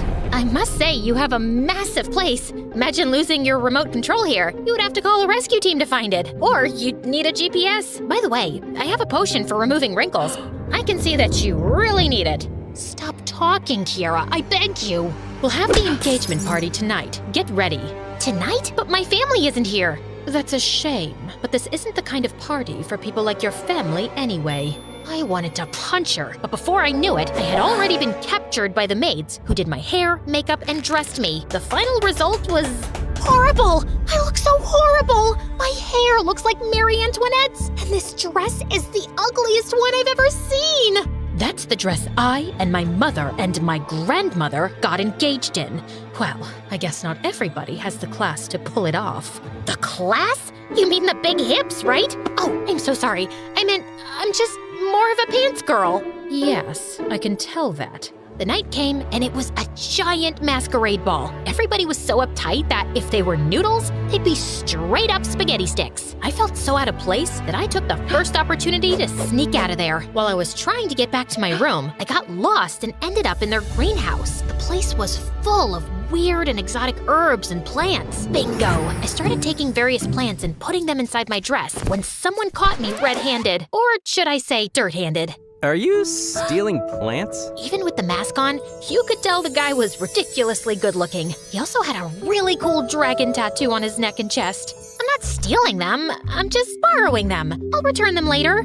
Right. What are you gonna do with those anyway? Sell them on eBay? No, for your information, I'm a healer, an alchemist. Is that so? Then show me. I was about to tell him that I wasn't some circus monkey ready to perform tricks on command, but he seemed genuinely interested, and again, he was ridiculously good-looking. Hey, don't judge me, guys. Okay, just a small potion. We sneaked into the kitchen, and I started mixing some ingredients, and soon, bubbles of all colors started pouring out and dancing in the air. Wow, that's really impressive. I turned around, and he was right behind me. We stood facing each other, just inches apart. Okay, now you can judge me. It's my engagement party, and I'm about to kiss a random guy. We came back to the ballroom, and right then, cue the creepy thunder, my soon-to-be mother-in-law entered. When she saw us, she smiled. Ah, so you two have officially met. Wait, what? You're Nicholas? My future husband? Nicholas smiled, but he didn't look as surprised as me. I was expecting my future husband to be a nasty old man, but Nicholas was so dreamy. Maybe this arranged marriage isn't such a bad idea. Over the next few years, we spent all our time together. He taught me how to behave like royalty, while I showed him how to do some simple potions. Or at least how to try to do simple potions. In no time, we two fell completely in love. Once, he returned from horseback riding with a small cut near his neck from a branch. While I was applying the potion to his neck, what's the thing with the dragon tattoo? Aren't you too young to have a tattoo? A long time ago, our region was separated between 3 houses. So I got it from my father's house, the House of Draco, also known as the House of Warriors. And why does your mother have a tattoo of a crow? That's the House of Valthor, the most traditional and ambitious people. Royalty of the royalty. Right. And what about the third house? Who belongs there? Nobody. That's the House of Zoria. That was the house for people of the darkness. That's why it was portrayed with an owl. But that one disappeared centuries ago. Nobody belongs to the House of Zoria anymore. I didn't say anything back then, but it was clear why his mother's house was represented with a crow, because she was as creepy and mean as one. Really, she was so controlling and overbearing. She separated me from my family after sending them a TV and some monthly tributes. It was like they had bought me. Not only could I not visit them, but I couldn't even speak to them. They favored letters. You know, the traditional way. I just want to tell her that Master Chef is on right now. This will take weeks to reach her. My house, my rules. Your rules make as much sense as your interior decor style. 0. A big fat flashy 0 with a capital Z. Babe, I know she can be difficult sometimes, but she wasn't always like this. After we lost my dad, she became scared of losing those she loves. That's why she's so controlling. Back then, we only had each other. Now we have you too. So I really hope our love can endure this. What do you say? How can I say no to that? Of course, babe. What can I say? Love is my only weakness. Oh, and doing potions. Oh, and the truth. Oh, and those videos of dads giving their kids new puppies. Those are so emotional. Soon, I turned 18, and we had the biggest wedding of the century. I had never felt happier. But after that, things really went downhill. My mother-in-law got worse. She had servants follow me around, even when I went to the garden. Well, granted, the garden is about 1,000 acres. More than once, I tried to lose them, but there always seemed to be a pair of extra eyes on me. It was as if she was afraid that I would run away. But run away from what? From my handsome husband or from my new castle? Something is off here. The next night, I sneaked into the reading room while they did their Shakespeare reading hour. I settled under a desk. For the first 45 minutes, they just read, but I remained fully focused on my mission. Finally, they started talking. The time to do the ritual is here. Ritual? Mother, how come you are so sure that the witch is Kiara's great-great-great-grandmother? Witch? She has the necklace. My necklace? That moronic little girl is the key to lifting our curse. Moronic? I mean, curse? My head was spinning. Oh my god, these people are completely insane. I couldn't believe that Nicholas had used me like that and was planning to betray me. I felt devastated. I need to escape right away. Before I left, just to show Nicholas how angry I was, I snuck into his room, transformed his underpants into origami, and spread red chili on all of his wardrobes. Then I jumped out of my window and tried to sneak through the garden, but one guard spotted me. Soon, I was surrounded by guards. However, I had an ace up my sleeve, my explosive powder. I just grabbed some and boom! I started running, but the guards soon caught up with me. This time, led by her. Leave me alone, you monster-in-law! At that moment, Nicholas, driving a sports car, came to my rescue. Come with me! I got in the car and we drove away, but as soon as the castle disappeared from sight, I reached into my bag to grab something to get him talking, but all I got was mint leaves. These aren't just any herbs. I just have to rub it on your head and poof! You'll go bald forever. Now start talking, you liar, coward, deceitful snake! Okay, please calm down. It turned out Nicholas believed I descended from an ancient witch who had cursed his great-great-great-grandfather after he stole her magic necklace. This one? Yes. It was supposed to make him a fair and just ruler, but he took it by force, and that unleashed a curse on my family. He tried to return it, and when that didn't work, he spread the word that your great-great-great-grandmother and her families were witches to exile them. His great-great-great-grandfather doesn't sound so great. Still, the curse stood. From then on, all the males in my family died prematurely, like my dad. So my mom groomed me all my life to marry the witch's descendant, the new necklace's owner, to break the curse. That was my whole purpose in life. But then I met you, and I completely fell in love. Everything sounded completely mental, but somehow I knew he wasn't lying. After watching how stubborn you are, my mom realized you would never give us the necklace voluntarily and planned a horrific ritual to force you to do so. I just couldn't let that happen. I'd rather have a short life with you by my side than a long one without you.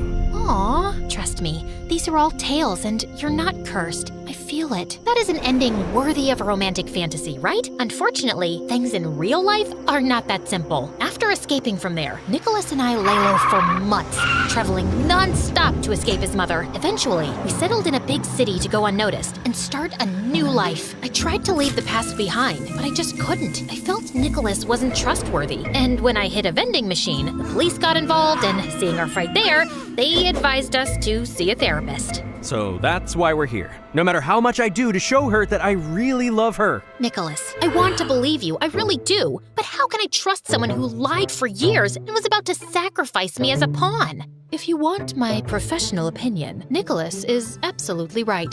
I don't think you're supposed to take sides. Kiara, you need to let go of the past and trust people. And how can I do that? Let's start with something simple. Give me the necklace. What? Just for a moment, show us that you can trust. No, I'm not giving you my necklace. Okay, so we are gonna have to do things the hard way. Mom?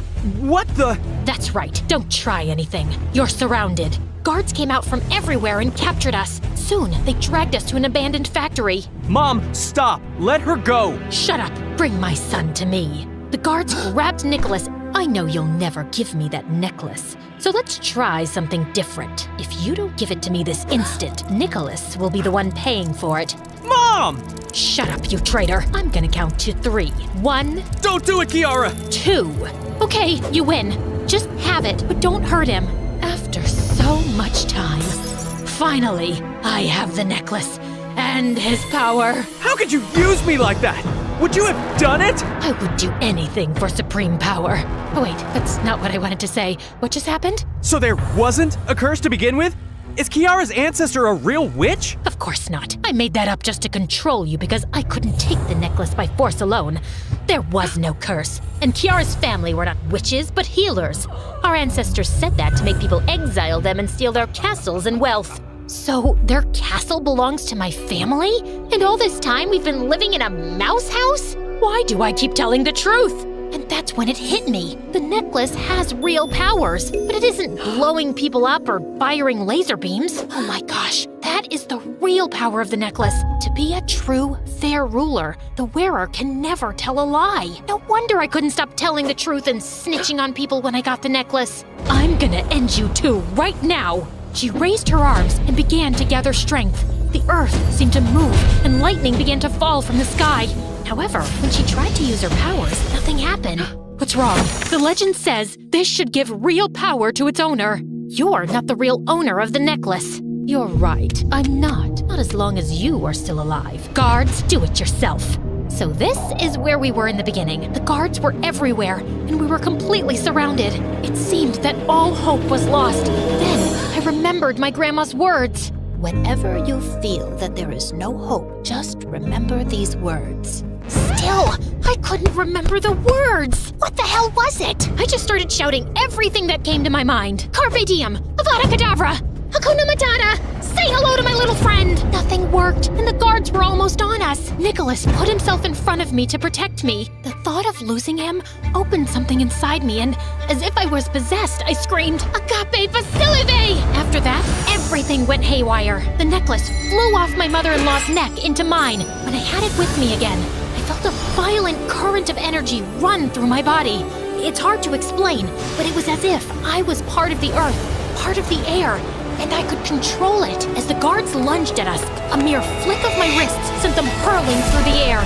Soon, I found myself suspended in midair, while lightning bolts crackled around me.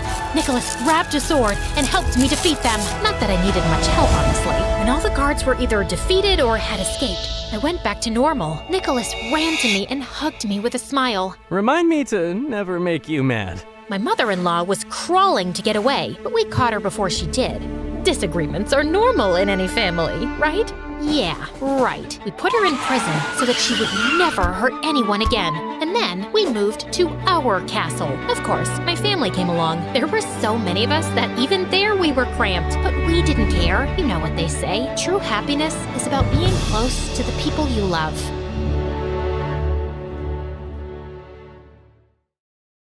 Hi, I'm Alice from Sweden, and my story is really crazy. But before I begin, please like and subscribe to For Eve. I lived in a creepy old house with my parents. It used to belong to my grandma, who was a very odd woman. She studied tribes in Africa and the Amazon forest and brought back crates full of strange masks and knickknacks. And most people around thought our house was haunted. Walk faster, or Ghost Girl will catch you! Just then, I leapt out from behind a bush wearing a scary mask. Ah! I was just trying to be funny, but people thought I was the weird girl who lived in the scary house, and no one wanted to be my friend. And my parents never had much time for me either because they were always working. This old house is a money pit. I need to work 2 jobs to keep it. Please, go to your room, Alice. I'm in a meeting. I wanted to help out, so I started giving ghost tours of the property when my parents were away. I loved telling made-up stories about the freaky things I'd seen around the house. I even made up a murder or 2 and sold Mom's dresses with ketchup stains as souvenirs. I made a killing on Halloween, but when Mom and Dad found out, they were furious. What's wrong with you, Alice? Why can't you be sweet and well-behaved like other kids? They took all my money and I was grounded for a month. I was so lonely and wished I had a sibling to play with. Then one day when I was 12, I got the biggest surprise of my life. I went looking for a snack in the kitchen when I found a thin, pale boy my age instead. Who are you and what are you doing in our pantry? I'm Damien, your brother. Didn't your parents tell you they were adopting me? What the flip? My parents had adopted a whole human and hadn't even bothered to tell me? Typical. I don't believe you. What proof do you have? He waved some official-looking papers in my face. They looked legit. My parents might have adopted you, but you still need to pass a few tests if you want to be my brother. Bring it on. We stood on our heads to see who could do it the longest, ate the hottest chilies for lunch, and for the final task, we caught the fattest, slimiest frogs and balanced them on our heads while we stood on one leg on the fence. Damien was great at it all. Congratulations. You are officially my brother. I was over the moon to finally have someone to play with, but my parents had to ruin that too. You can't play with Damien anymore. Why not? Didn't you adopt him so I'd have company? We've decided it isn't a good idea. You can't play with him and that's that. But why? Because we said so. And we're sending him away. It was so unfair. I felt angrier than I'd ever felt before, and I smashed the toy I was playing with into the wall. But suddenly I felt dizzy, and moments later I blacked out. When I opened my eyes, I was in a hospital bed with a bald doctor and my worried-looking parents next to me. Alice's blood pressure shot up suddenly and she fainted. She's fine for now, but try to keep her as calm as possible. I'd also suggest you homeschool her for now. Mom and Dad took me home.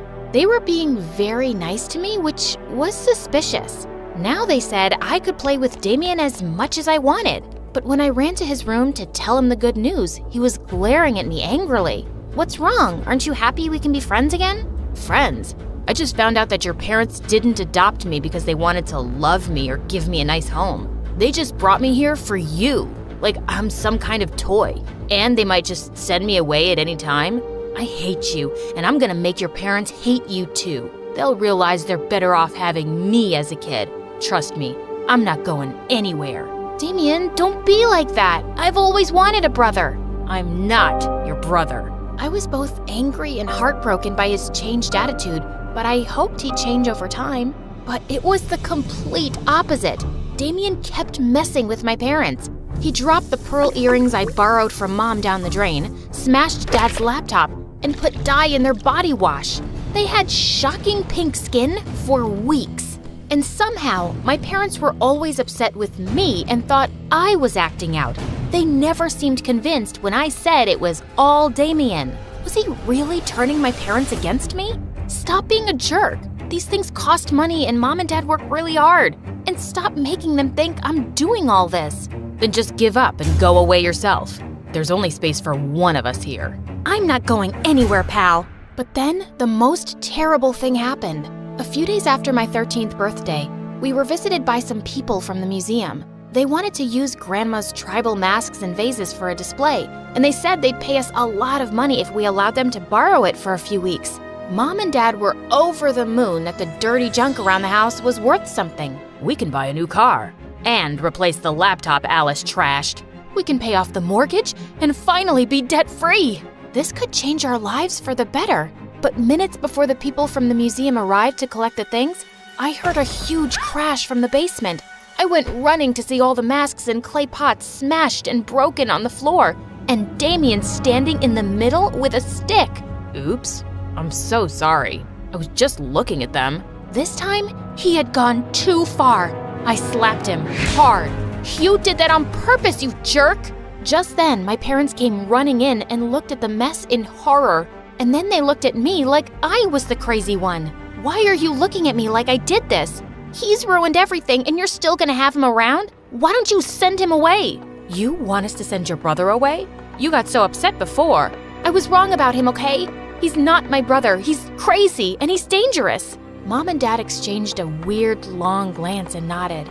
Fine. We'll send him to a special facility so he can get better. That night, I locked my door, but I could still hear Damien screaming and crying in his room. The next day, he was gone. Mom and Dad looked sad and broken. They tried to be nice to me, but I saw right through them. They were sad because Damien had left, and I could never make them happy. In the fall, the doctor said it would be good for me to restart regular high school. Things were going really well on my first day until... Hey, watch out, it's Ghost Girl. I'm so scared. Dude, grow up. That wasn't all. In my very first class, I met the most bonkers girl. I heard you were the Ghost Girl. What's it to you? I'm Tara. I just moved here from Ireland. Is it true your house is haunted? I'd love to meet a real-life ghost. I've dreamed of it my whole life. Are you nuts? Who has creepy dreams like that? You haven't read Dead Love Doesn't Die? It's the most romantic book ever. Are there handsome ghosts in your house? Are they single? Girl, you need help. No, I need a ghostly boyfriend with ice-cold lips and dreamy eyes who can transport me to his time and give me a million ghostly kisses, and he'll take me away to... Was there something wrong with me? First Damien and now Tara? Was I a weirdo magnet? For the next few weeks, she stuck to me like glue. At first, I acted indifferent because I wasn't sure she'd even stick around for too long. But she did, and I slowly started to enjoy having a friend. Look, there's Ghost Girl and her vampire girlfriend. What in the twilight? Tara hissed and bit the jerk on his arm. You're absolutely crazy. Hey, no one messes with my friend. Yuck, he tasted disgusting. Let's go get candy. How about I make you a sandwich at my place? You mean it? Tara instantly fell in love with the place. This place is fantastic. Can you imagine the paranormal romances that could take place here? I just laughed and went to the kitchen to get the sandwiches. But there was already someone in there. Damien, what are you doing here? I'm back. Of course, Mom and Dad didn't tell you. You would have forced them to keep me away. It would be for their own good after the mess you made last time. What kind of facility allows home visits? Ha!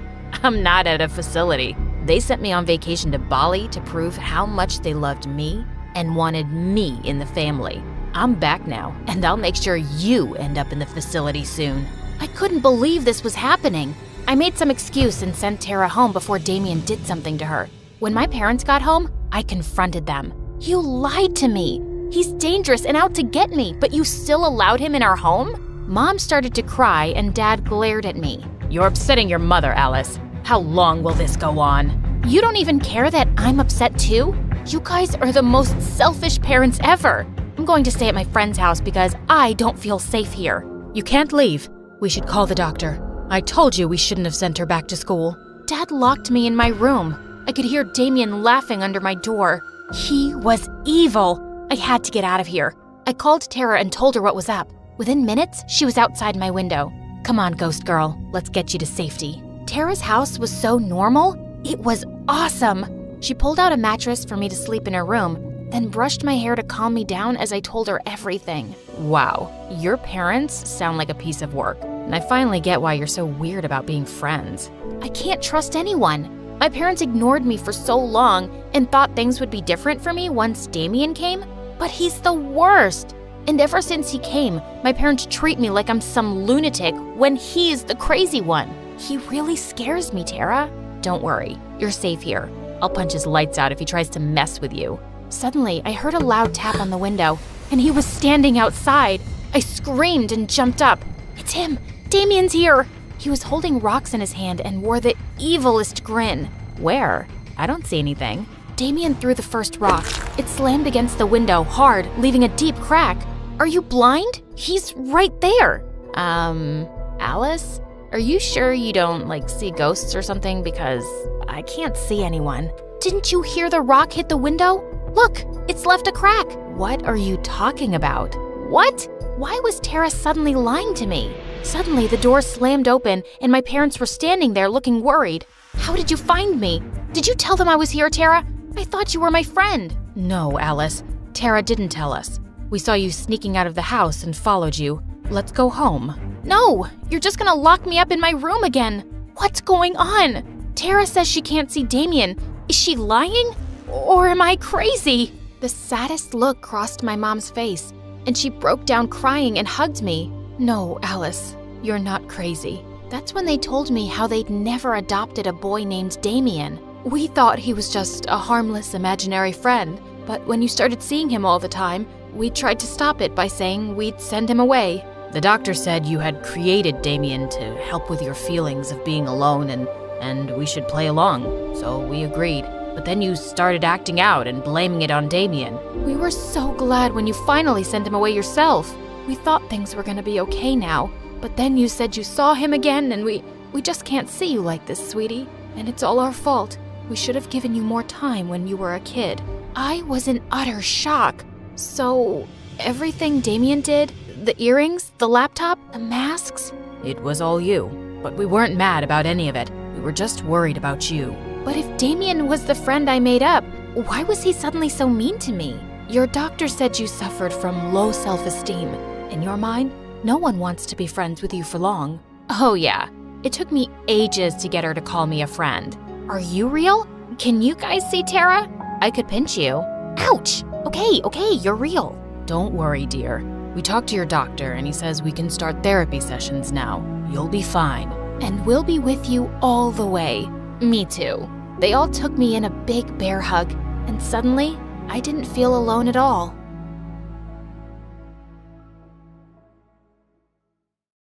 Hey, Hey, I'm Anna, and I have a crazy story to tell you. But before I do, please like and subscribe to MSA. I grew up in an orphanage, and ever since I was little, I was surrounded with people who loved me. They said I had the prettiest blue eyes, and my smile could brighten up a room. I'm sure you'll get adopted by someone amazing, and you'll live like a princess. I wish, but I don't want to leave you guys too. I loved my life there, but I wanted a real family too. My wish came true when I turned 5, and a rich supermodel, Clara, adopted me. She traveled a lot for work, and I became her favorite travel buddy. When I turned 16, I started a YouTube channel documenting all my travels, and within 2 years, it had more than 20 million subscribers. Life was great, but then one day, everything changed. I was in the cafeteria when my best friend Candace came running to me. We'd been friends ever since I got featured on her channel where she pranked people. You've got to see this, Anna. There's a girl who looks exactly like you. Candy, is this another one of your dumb pranks? I still haven't forgiven you for stuffing fake spiders in my locker. Girl, I'm not fooling around. Trust me. Now get up. Just then, a girl swooshed past the crowd and hugged me. And when I saw her face, I almost passed out. We were identical. Holy mother of toads. Told ya. It's really you, Anna? Yeah, but who the heck are you? And why do you look like me? The girl told me her name was Jamie, and she was my twin sister. My head spun in 1,000 directions as I pulled her to the side to talk. Okay, tell me everything.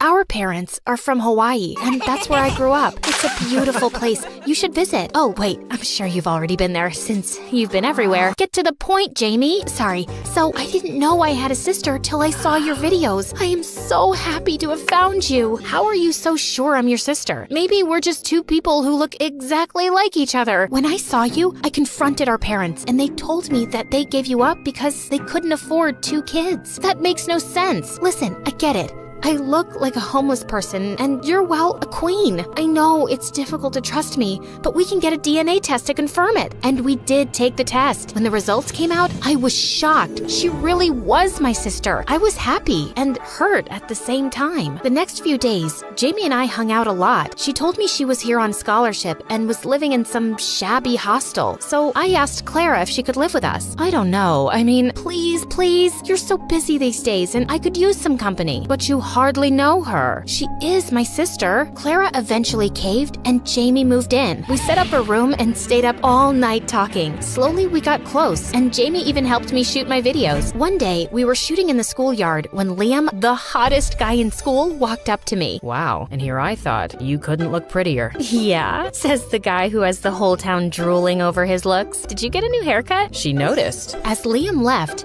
Jamie smirked at me. You totally like him. No, I don't. I mean, he's cute and all, but I don't know. We've been friends for so long. Okay, that was a total lie. I've had the biggest crush on Liam, but I wasn't sure if he liked me that way. So I kept my feelings to myself till I found a good time. The next few weeks, I took Jamie with me everywhere, and Candace wasn't too thrilled. She's always around. It's annoying. Give her some time. You'll warm up to her. Now let's get this video started. Our fans are waiting. Just then, Jamie walked in with drinks, tripped on the cords, and sent the soda splashing all over the computer screens. Get off me! You ruined everything! Do you know how much money went into the system? I'm sorry. Please don't be mad. I slipped. Just tell me what you want me to do. I'll get a job and replace all of this. Should I sell my phone? I'll even sell my hair. Oh shoot, Jeez, Jamie, chill out. Accidents happen. Candy, I'll replace your stuff. Let's not make a big deal out of this. Candace left angrily, and Jamie cried all day until I took her out for ice cream, and she finally shut up. We even decided to stay home that weekend because Jamie was so bummed out. But then Liam invited me for a party, and I couldn't say no. I asked Jamie to tag along, and she reluctantly agreed. But my jaw dropped when I saw her dressed up.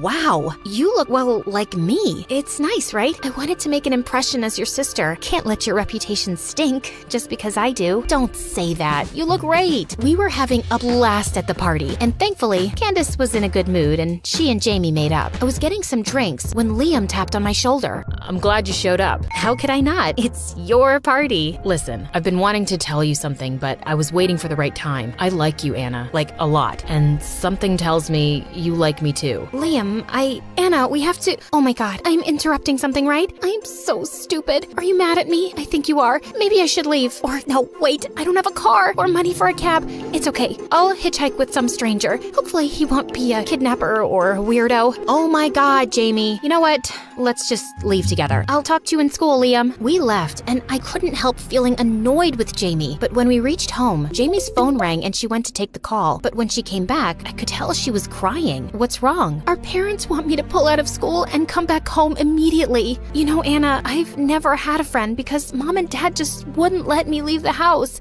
I hate them. They're crazy. It can't be that bad, Jamie. They chose you over me, so I guess they do love you. I just wish I could ask them why they had... That's it. We should switch places. You'll get your answers, and I'll get some time to think about how to convince them to let me stay here. I don't think that's a very good idea. Sure it is. Aren't you even a little bit curious about them? I was curious about my parents, and maybe going as Jamie wasn't a bad idea, but I couldn't tell Clara. What if she didn't like the idea of me meeting my birth parents? And definitely not Candace, because she would just talk me out of it. We decided to do the switch over the weekend since Clara was out of town. Soon, I was on a plane to Hawaii, and when I reached Jamie's house, I kinda teared up seeing my birth parents, but they looked terrified. Quick, come inside, now, before someone sees you. Hello? No, hi, how are you? Oh, I really hope no one saw you. Just go and clean up and we'll talk.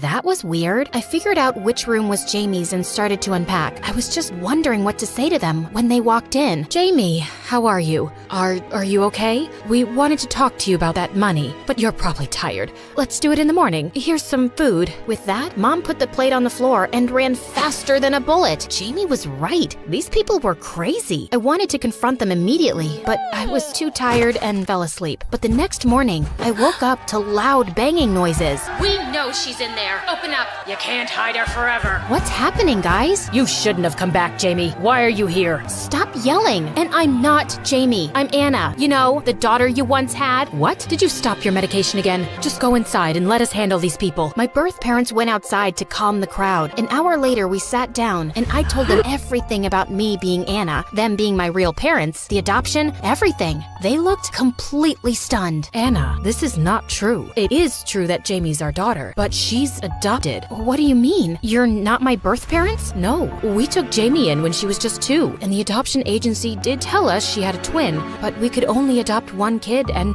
she was really sick, so we decided to take her in. We loved her and did everything to make her happy, but she was always looking for more. She stole from us and borrowed from everyone in town and never paid anyone back. That explains all the angry people this morning. Yes, we had to sell whatever we had to pay them back, but it wasn't enough. When she told us she wanted to go to New York to study, we thought maybe she'd changed for the better. But now you're telling us she found you and she's in your home? She's not fine, Anna. You need to go back, now. I immediately packed my stuff, but as luck would have it, Hawaii got hit by a hurricane. Thankfully, it was a small one, and flights were cleared to go after 2 days. I tried reaching out to Clara, but she was shooting in a remote location and my calls weren't going through. Just then, I saw in my Insta stories that Candace was having a party and Jamie was there too, so I headed there. But when I reached the party, my heart fell to my stomach watching Liam making out with freaking Jamie. Get off him, you freak! Oh my god, you're back. I thought you were gone for good. What? Have you gone completely crazy, Jamie? I'm Anna. No, you're not. I am.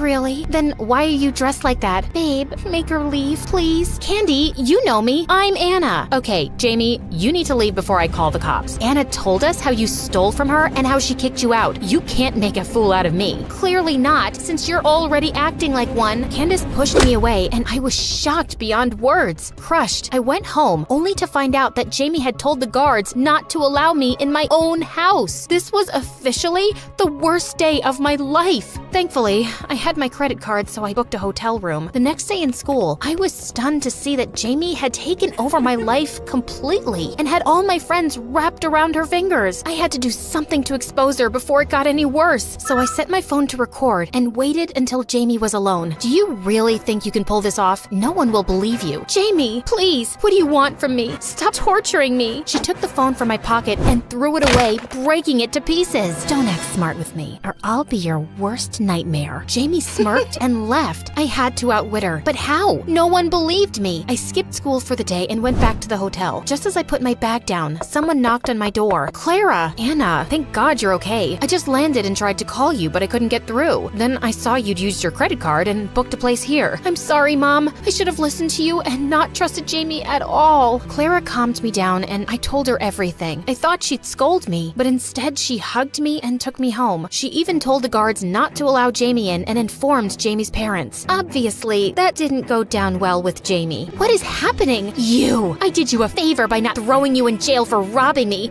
but after this? What? You'll tell everyone that I'm you and you're me? You can fool my friends, but you cannot fool my mom or your own parents. Suddenly, Jamie saw her parents walk in and turned white as a sheet. Is this some kind of joke? Who are these poor people? Get off me! Jamie, let's go home, honey. Enough of this. What home? This is my home. Listen, girl, you're not my daughter, so pack your stuff and leave, or I'll call the police. Jamie tried to protest, but she knew it was pointless. She left soon after, and I didn't press charges. I only wanted my life back, and jail time would have ruined Jamie's life. She was a witch, but she was still my sister. A week later, I went back to school, and Candace walked up to me. Babe, I'm so sorry. I should have known. It's cool. I just want to get past everything. Candace and Liam apologized, and a few months later, Liam and I started dating. He even joined me on my travel adventures, and things went back to normal. Or so I thought. A year later, I was in Italy with Liam for a shoot. It was pretty late when I got to the hotel, but as soon as I entered, I realized someone was in my room. My blood froze to see Jamie grinning at me. How did you get in? We're identical, remember? It wasn't difficult to get the master key from the manager. Tell me, are you enjoying living my life? What do you want? I want what's rightfully mine. I should have been the one adopted by a rich family, but instead, I got thrown into a dump while you're living like a princess. You have everything. The big house, the perfect mom, the golden boy. That's just not fair, is it? Jamie stared at me with murder in her eyes. I tried to say something, but words just fell out of my mind. Suddenly, I heard a huge crash and Liam rushed in with the police. Are you okay, Anna? Liam told me how someone on the hotel staff had seen Jamie come in, and then I walked in 5 minutes later. They were confused and called me since you weren't answering. It wasn't hard to guess it was Jamie. He's lying. I am Anna. Enough.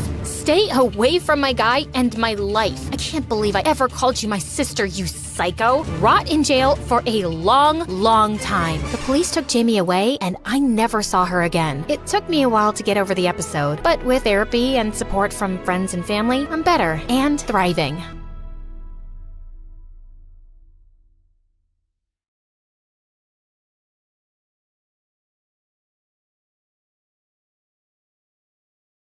Hi, my name is Mia, and my story begins with a lot of missing things. For starters, my teeth and my parents. I have a medical condition called anodontia, which means I will never have my own teeth. That's pretty wacky if you think about it. But that's not the craziest thing about my life. Ever since I was young, my parents and I were always moving. At first, I thought it was because they wanted to protect me from the awful people who mocked me. Like one day when I was 5, I was swinging in the park when 2 kids pulled my hair and called me Toothless Granny. I started crying. Mom says I'm cute. She's lying. You dumb gummy bear. Mom flew to my side in a second, and she chased the kids away. The next day, she surprised me with a set of dentures. I was thrilled. We were moving to a new place, and I was starting school soon. Finally, my life was perfect, and no one would ever know my little secret. But a few weeks later, when my parents announced we were moving again, I was not happy. I just made friends at school. I ran outside and tied myself to the tree in our backyard. If you want to take me, you have to take the whole tree with you. Of course, Mom untied me in 5 seconds and carried me away. And I realized for the first time that they weren't moving because of me. I drove them crazy asking them the same question for 10 hours. Why do we have to move? Why? Why? I can go on forever. I won't shut up till you tell me. Why? They always said I was too young to understand. For the next few years, we kept moving every 6 months. But when I was in 8th grade, it all finally made sense. We just had moved and I couldn't find my dentures, so I went to look for them in my parents' bedroom. That's when I saw a light flashing from behind the giant painting on the wall. As I moved it, I was shocked by what I saw. A secret room? When I walked in, I saw cool gadgets mounted on the wall and huge monitors everywhere. I opened a folder lying on the table and I stared at it, dumbstruck. It was filled with pictures of my parents, but they had different names. There was only one crazy but reasonable explanation for all this. My mom and dad were spies. That explained everything. I knew I had to keep this a secret, but I couldn't resist taking some gadgets with me. Binoculars, HD cameras, a telescope. I was in geek paradise. The next day, I was sitting on the bleachers when I spotted Robbie, the hunky football captain, walk onto the ground for practice. All the girls were crazy about him, and he knew it. As soon as some giggling cheerleaders gathered to watch, he took his shirt off. Well, I didn't need to get closer when I had high-powered binoculars. As I was busy drooling over his perfect abs, someone nudged me in the ribs. It was Robbie's awful twin sister, Natasha. Ugh, loser. I know my brother looks like a Greek god, but seriously, get a life. And some self-respect. He's never going to look at you with that face of yours. I was watching birds, not... She walked off before I could even finish. Ugh, what a witch. And what was wrong with my face? I could have Robbie if I wanted. I just had to get close to him before someone else beat me to it.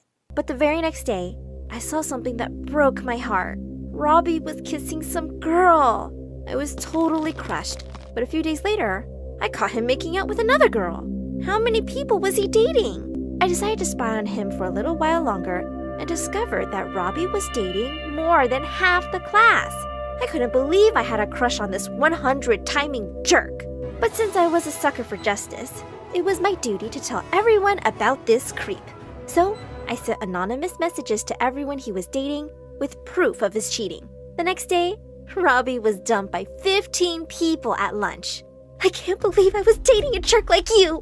Go kiss your own reflection, Robbie. It felt so awesome to help good people and expose the bad ones. And that gave me a brilliant idea. I set up a website where people could reach out to me with their problems, and I'd help them. Anonymously, of course. With my newfound spying talents, I exposed a bunch of bullies, cheaters, thieves, and gold diggers. And pretty soon, I became a secret hero. Everyone in school was curious about my identity, and I came to be known as the Catcher. As I was going through my long list of requests one day, I was really shocked to see one from Natasha. She said she was secretly dating a new boy, and she thought he was cheating on her. She sounded so heartbroken, I just had to help her. The next day, I followed her boyfriend, Jack, to a restaurant. But I suddenly bumped into someone, and when I looked up, he vanished into thin air. Where'd he go? Suddenly, I heard a voice behind me. Who are you and why are you following me? Also, you're not very good at it. I stared at him stupidly for a few seconds. Wow, this boy was gorgeous up close and smart. Okay, you caught me. Your girlfriend asked me to follow you. You're lying, because I don't have a girlfriend. What? Aren't you dating Natasha? No way. She keeps asking me out, but I'm not interested. Natasha was such a liar. I texted her and told her I wasn't doing the job for her. My dad is a cop, you know. I can find your identity in seconds. Whatever. I wasn't going to fall for her stupid bluff. The next day when I entered school, I saw something all over the walls that made my heart stop. They were pictures of me with my dentures off, with toothless freak written on them. Someone took them while I was cleaning my dentures at the washroom after lunch. And there were more posters of me with my camera and binoculars and the caption, Mia, the ugly creep who's been spying on us. The people I spied on were glaring at me. The people who I spied for were pretending I didn't exist. And the others were laughing at my pictures. And then came the devil Natasha. How's the payback, jerk? You humiliated my brother, remember? No, your brother did that to himself. He deserved it. I think you framed him because you couldn't have him, you toothless witch. I think you did all this because you can't have Jack. And you know what? I'd rather be toothless than be an awful person like you. At least I can fix my problem by wearing dentures. But you can't buy a nice personality or a good heart. She stared at me in shock. And just as she was about to attack me, someone suddenly stepped in. It was Jack. I can't believe you stooped so low, Natasha. Take these posters off, or I'm filing a complaint against you to the principal for bullying. And with that, he took my hand and started walking away. As I looked back at Natasha, I could see her face turning every shade of purple. After that, Jack and I started hanging out more often, and I could talk to him about anything, even my condition. Then Jack asked me out. Of course I said yes. I also decided to shut down my website. I made a public announcement during lunch. Guys, my spying days are over. You all should learn to deal with your lives yourselves. I focused on my studies after that, and my parents kept sending me money and emails, but it had been a couple of years since I last saw them. That made me kind of sad. I wish they'd been around when I needed them. Jack and I got into the same college. We gave each other a loving kiss with no clue that our lives were going to be flipped upside down soon. One day, I was sitting in the lounge by myself when 50 people in suits barged into my apartment. My parents were with them. Mom, Dad, Where have you been? We'll explain later, darling. We all have to go into hiding right now. What? I'm not going anywhere. What about college? What about Jack? Sorry, Mia. This is non-negotiable. Go, go, go! Before I could protest anymore, the agents literally put me in a car and moved us to a new place. My hair was dyed red, and I was given a new name, Selena. All my social media accounts and the numbers from my phone were wiped clean. And the worst? I was told not to contact Jack for my own safety and his. I couldn't believe it. I'd worked so hard to build my life, and it had been torn to pieces. I got really mad at my parents and decided to run away and live alone. It was my only way to try and have a normal life. I used a different identity to get a part-time job at a cafe, and I continued with my studies. One day while I was working at the cafe, I saw a customer shouting at his wife. I just couldn't stand there and watch. I marched right over and told him off in front of everybody. As a few other people joined me and the rude man muttered an apology, I turned around to see someone I never thought I'd see again. I thought you were letting people deal with their lives themselves. Jack? I nearly smothered him with a bear hug. He said he'd been searching for me for a year with no luck. But one day, out of the blue, my parents called him and told him where I was. What? They've known all along where I am? Of course, they're spies. Yes, but they decided to stay away so you can live your own life. They asked me to take care of you and to tell you that they really love you. Hearing that, I burst into tears. I wished I could meet them. But of course, I had no idea where they were by now. It's okay, Mia. I'm here for you now, and I'll never leave you alone. Soon after I graduated with a business degree, we got married on a beach, and it was perfect. Except that I really missed my parents. We settled into our new home, and I had a good job at a company waiting for me. But I didn't feel really happy. Something inside me wanted to do something that helped other people. And that's how I decided to go into training to become a firefighter. A year later, Jack and I were blessed with twin babies. And now I had to leave them behind to go off to my dangerous job. I understood how hard it was, and how my parents must have felt leaving me behind every time. One day, when I was at home with the kids, I got an emergency call. A huge fire had broke out in a residential building with hundreds of people trapped inside. I dropped the kids at the neighbors and rushed to the disaster site. Just when we thought we'd gotten everyone out, I spotted a little girl inside. Without a second thought, I ran back straight into the burning building, found the child, and helped her climb out through the window. Just as I was about to get out, a burning beam fell on my head, and I blacked out. When I opened my eyes inside the hospital, I couldn't believe what I was seeing. Mom and Dad were standing by my side. They instantly hugged me tight. We're so sorry we haven't been there for you, Mia. No, Mom. Dad, I understand that you had something really important to do, and I'm really proud of you guys. But I still think what you did to me wasn't fair. We don't expect you to forgive us now, but please let us make it up to you for lost time. I decided to give them a chance. Fast forward 6 months, and I fully recovered, and I'm back at my job. My parents have retired from their exciting lives now, and they live right next to me. Even if they couldn't really experience my childhood, I don't want them missing out on their grandkids. And I forgave them eventually.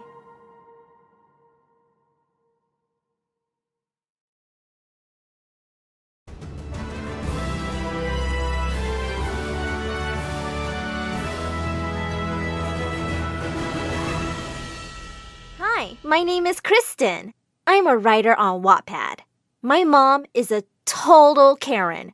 I even write stories about her on my Wattpad. This is until my stories got discovered and all hell broke loose. One day, I was in the cafe, and I looked at the cute guy who was walking over to me with my milkshake. As he handed me my drink, he said, Here you go, gorgeous. I could not believe my ears. Did Tyler, my crush since kindergarten, just call me gorgeous? But before he could say another word, a shrill voice echoed in the cafe. Where is your manager?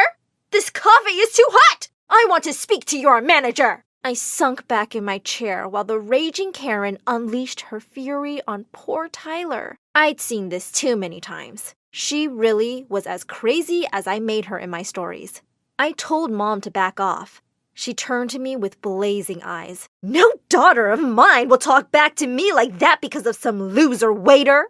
Oh no! I looked at Tyler in horror. I thought the worst of that night was watching my crush stare at me like I was a monster. But boy, was I wrong. When I got to school the next day, everyone was looking at me weirdly, and some kids were pointing at me. Suddenly, my phone pinged, and I nearly dropped it when I saw the message. Someone had recorded Mom that night, and the video had gone viral. When I finally saw Susie, my best friend, in the cafeteria, she ran to me and hugged me. Kristen, I'm so sorry. It'll blow over soon. But it didn't. When I got home that afternoon, ready to go off on Mom, she looked furious and pushed a pile of papers into my hand. As I read them, I almost passed out. They were printouts of my stories. I can explain. It's not you, it's... Suddenly, she pulled me into a hug and yelled, "We're famous, Kersey!" You genius! What do you mean? A famous producer watched the video and saw how people loved to hate me and thought Tyler and you looked cute. Then he found your stories, and now they want us to do a reality show based on your stories. I could not believe my ears. I'd be the star of my own stories? And if Tyler agreed to be in it, maybe I'd have another chance with him. I rushed over to the place he was working at. Tyler, we need to talk. But just then, he dropped to his knee. I want to be your boyfriend. I could not believe my ears. Yes, of course, Tyler. I'd like nothing more. He laughed and jumped to his feet and hugged me. This was perfect. This was... Cut! Immediately, Tyler let go of me. Wasn't I just brilliant, babe? What do you mean? A funny little man and a camera crew rushed out yelling, "You're a natural! I love that you don't even need the script." Just then, I saw the camera crew, and suddenly everything made sense. Clearly, the director had already approached Tyler. Tyler turned to me and grinned. Not that difficult to pretend to be in love with you, beautiful. My heart raced at that. Did he actually like me? The next few weeks were whack. I had a camera crew follow me everywhere, and they chose everything and everyone around me. When we walked into math class, the director looked up and down at the teacher. He just picked up his phone and said, No, this won't do." And seconds later, a super hot guy, introduced as our new teacher, came in and started playing with a calculator. I was so relieved when the class ended and I finally met up with Susie. But when I hugged her, she pushed me away. Is this all your life is about now? The fame and fake people? Gosh, was my best friend jealous of me? But before I could reply, my phone pinged. Tyler had texted. They're ready for the take. I jumped to my feet and grabbed my stuff. We'll talk about this later, okay? To be honest, I was having the time of my life. Not only did I have the best boyfriend ever, but also everyone wanted to be friends with me. The only thing I really wanted was for Susie to be on the show too. But the director refused because he said she wasn't pretty enough. So they had a model replace her. After that, things just went downhill. One day, I was at the cafeteria when Susie plopped next to me. I was thrilled to see her. I miss you, Chris. You never have time for me now. Before I could reply, the model who was playing my best friend got up and splashed cold water all over Susie. Oops, sorry. Chris, you should probably get away from her. She'll mess up that gorgeous outfit. I jumped to my feet. Hey! But suddenly, the director grabbed my arm and dragged me away. I turned back to see Susie sitting there looking heartbroken. I was the worst best friend ever. Just send her chocolates or something. We don't have time for her moping. Just then, someone yelled, "There's another Karen attack!" I rushed outside with everyone else to see Mom was yelling at a teacher. "You made a spelling mistake in my little girl's name. I demand to see the principal." What was happening? I ran over to her and pulled her away from the poor teacher. "Mom, what are you doing?" She quickly whispered into my ear, "I'm improvising." I took a look around and sure enough, the cameras were rolling and everyone was laughing. I felt humiliated. I began to yell, "Just stop it! I quit!" And then I turned around and ran. I just had to get away from this all. Suddenly, I heard Tyler calling my name. "Leave me alone, Tyler. I don't want to be a laughing stock." He caught up with me and pulled me into a hug. I looked around suspiciously. "Don't worry, there are no cameras." After a minute, he asked, Are you really quitting?" I nodded my head while sobbing. He said, You can't quit." He shifted uneasily before bursting into tears. "Babe, I need to be in the show for a reason." "Yes, to become rich and famous." "No, I need the money. I need it for my mom. She is really ill." Oh my God, Tyler! You guys and all your lies! Yes, girls are emotional, but not dumb! Oh God, that hurts. I didn't know you were so heartless. Here, look at this. Does she look fine to you? Oh my god, I'm really sorry. Yeah, I feel terrible now. you should. Okay, I'm in. I'm not leaving the show. Please don't hate me. I'll try. And before I knew it, he kissed me. Fireworks erupted in my head as I kissed him back. Suddenly, we heard loud applause, and the director jumped out from behind the bushes. Brilliant! We just got the kiss, but it was brilliant! Good job bringing this Karen around, Tyler. What? Again? I messaged Susie asking her to meet me at a cafe the next day. I'd been feeling terrible, and I needed to make it up to her. But the next day, by the time I got free, I was already late because of the shoot. When I got there, she seemed furious and was just getting up to leave. I tried explaining it was an emergency. She simply showed me her phone screen with all the posts from the shoot. I never thought I'd say this, but you're a horrible friend, Chris. I'm a what? I just skipped a great after party for you. You're the one who's being so freaking jealous of me. Can you even pretend to be happy for me? As I realized what I'd said, I snapped shut. What was I doing? How could I say something so mean? Sue, it's great to know what you really think of your best friend. Before I could stop her and apologize, she rushed out. When I got home, my phone was blowing up with messages from Tyler. Chris, look up daughter of Karen becomes Karen. I did, and what I saw made me drop my phone in horror. It was a video of me yelling at Susie. Then the producers called. The stats are in, Kirsten, and the producers love Susie. He said he was changing my script and had decided that Susie and Tyler would date while I was the crazy ex. I've even fired the model who was playing her. The producers love her. I was reluctant, but then I thought of Tyler and his mom and changed my mind. Fine, I'll do it. It would all be just fake. Nothing would change. Right? Wrong. Suddenly, not only was Susie totally avoiding me, but also I was exactly what I had always been terrified of becoming, a Karen. To make matters worse, Tyler and all my other friends started to disappear. I wasn't being invited to parties, and the models and kids all started hanging out with Susie. One evening, I woke up from a nap and was surprised to find Mom and all the regular camera crew missing. I checked my phone, and what I saw left me devastated. Everyone's stories were full of pictures and videos from a party. Just then I remembered it was Susie's birthday. Was she really not inviting me? I felt devastated. I grabbed all the things she'd ever given me and rushed over to her house. The security guy stopped me and said I couldn't go in. That's when I really lost it. I started to throw everything I'd brought into her yard. Take this, you good-for-nothing friend! And this! I hate you! Just then, the gate flew open, and Mom walked out. She dragged me inside the house and glared at me. Just what are you doing? Me? What are you doing here? I was here for Susie's birthday, of course. Mom, how could you even be here if I'm not invited? Well, everyone was. I wasn't going to miss it because you've been stupid. Before I knew it, all my anger was pouring out right there. You're the one always embarrassing yourself in public trying to steal my show.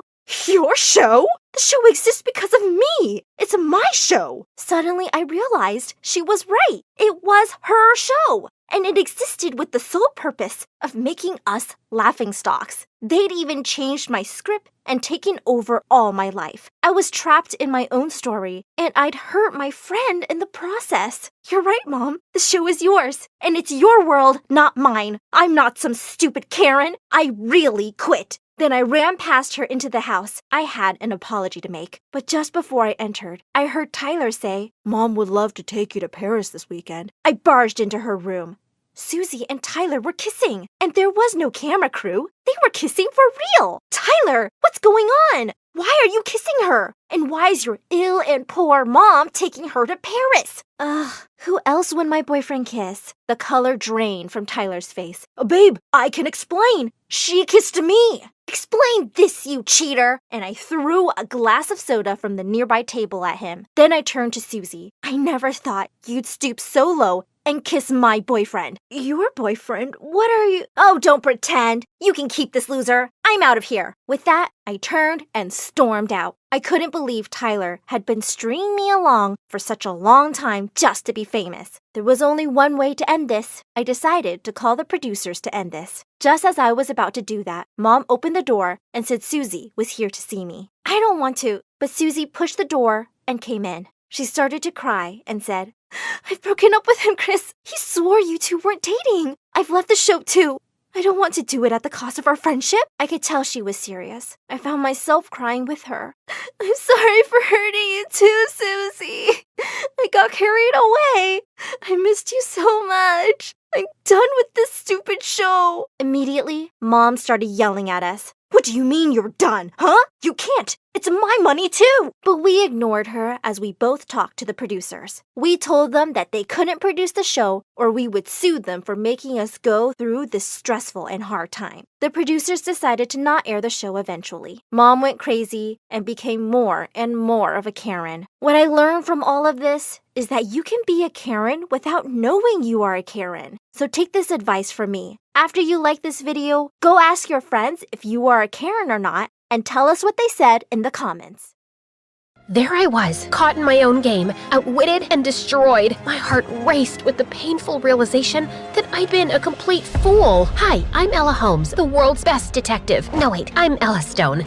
And technically, I'm not a detective, more of a detective enthusiast. And this is my story.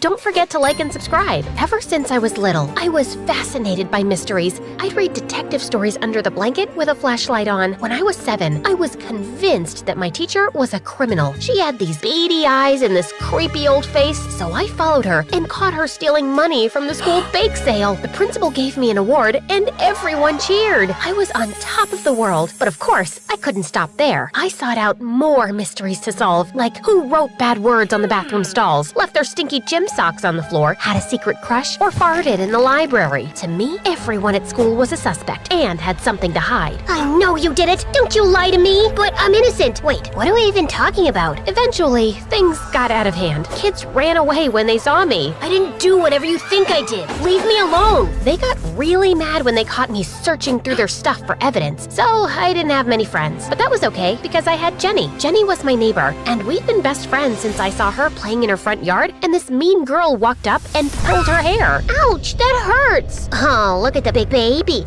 Is she gonna cry? Leave her alone, you dirty scoundrel! You shameless knave! What the heck is a knave? Use a dictionary! Then I threw my dictionary in her face, kicked her in her big butt, punched her nose, and started screaming like a maniac. After that, Jenny and I were inseparable, and she always made sure I had the best shoes. You see, Jenny's dad was the biggest shoe manufacturer in the country, and Jenny was a spoiled princess. She had the most outrageous birthday parties, and they always had a theme. When she was turning 15, her theme was awesome magical princesses, but I wouldn't wear a pink glittery dress, not for her or for anyone. Ella, who are you supposed to be? Hercule Poirot? Duh. You were supposed to be an awesome magical princess. If you're not a princess, then the party won't work. It'll be too confusing. My birthday will be ruined. The pictures. Oh my god, the pictures. What am I gonna do? This is terrible. This is a disaster. Just as Jenny was about to have a meltdown, I got an idea. I snatched a tiara off a piñata and put it on my head. Hey, look, Jenny, I'm Princess Poirot. Jenny gave me a hug, and the party was going fine until I saw this shady-looking clown hanging around Jenny's gifts. I crept over to get a closer look, but he spotted me, then he started running. Hey, stop that clown! I chased him down. He tossed a balloon at me, but I jumped over it and accidentally bumped the gift table, which fell into the pool.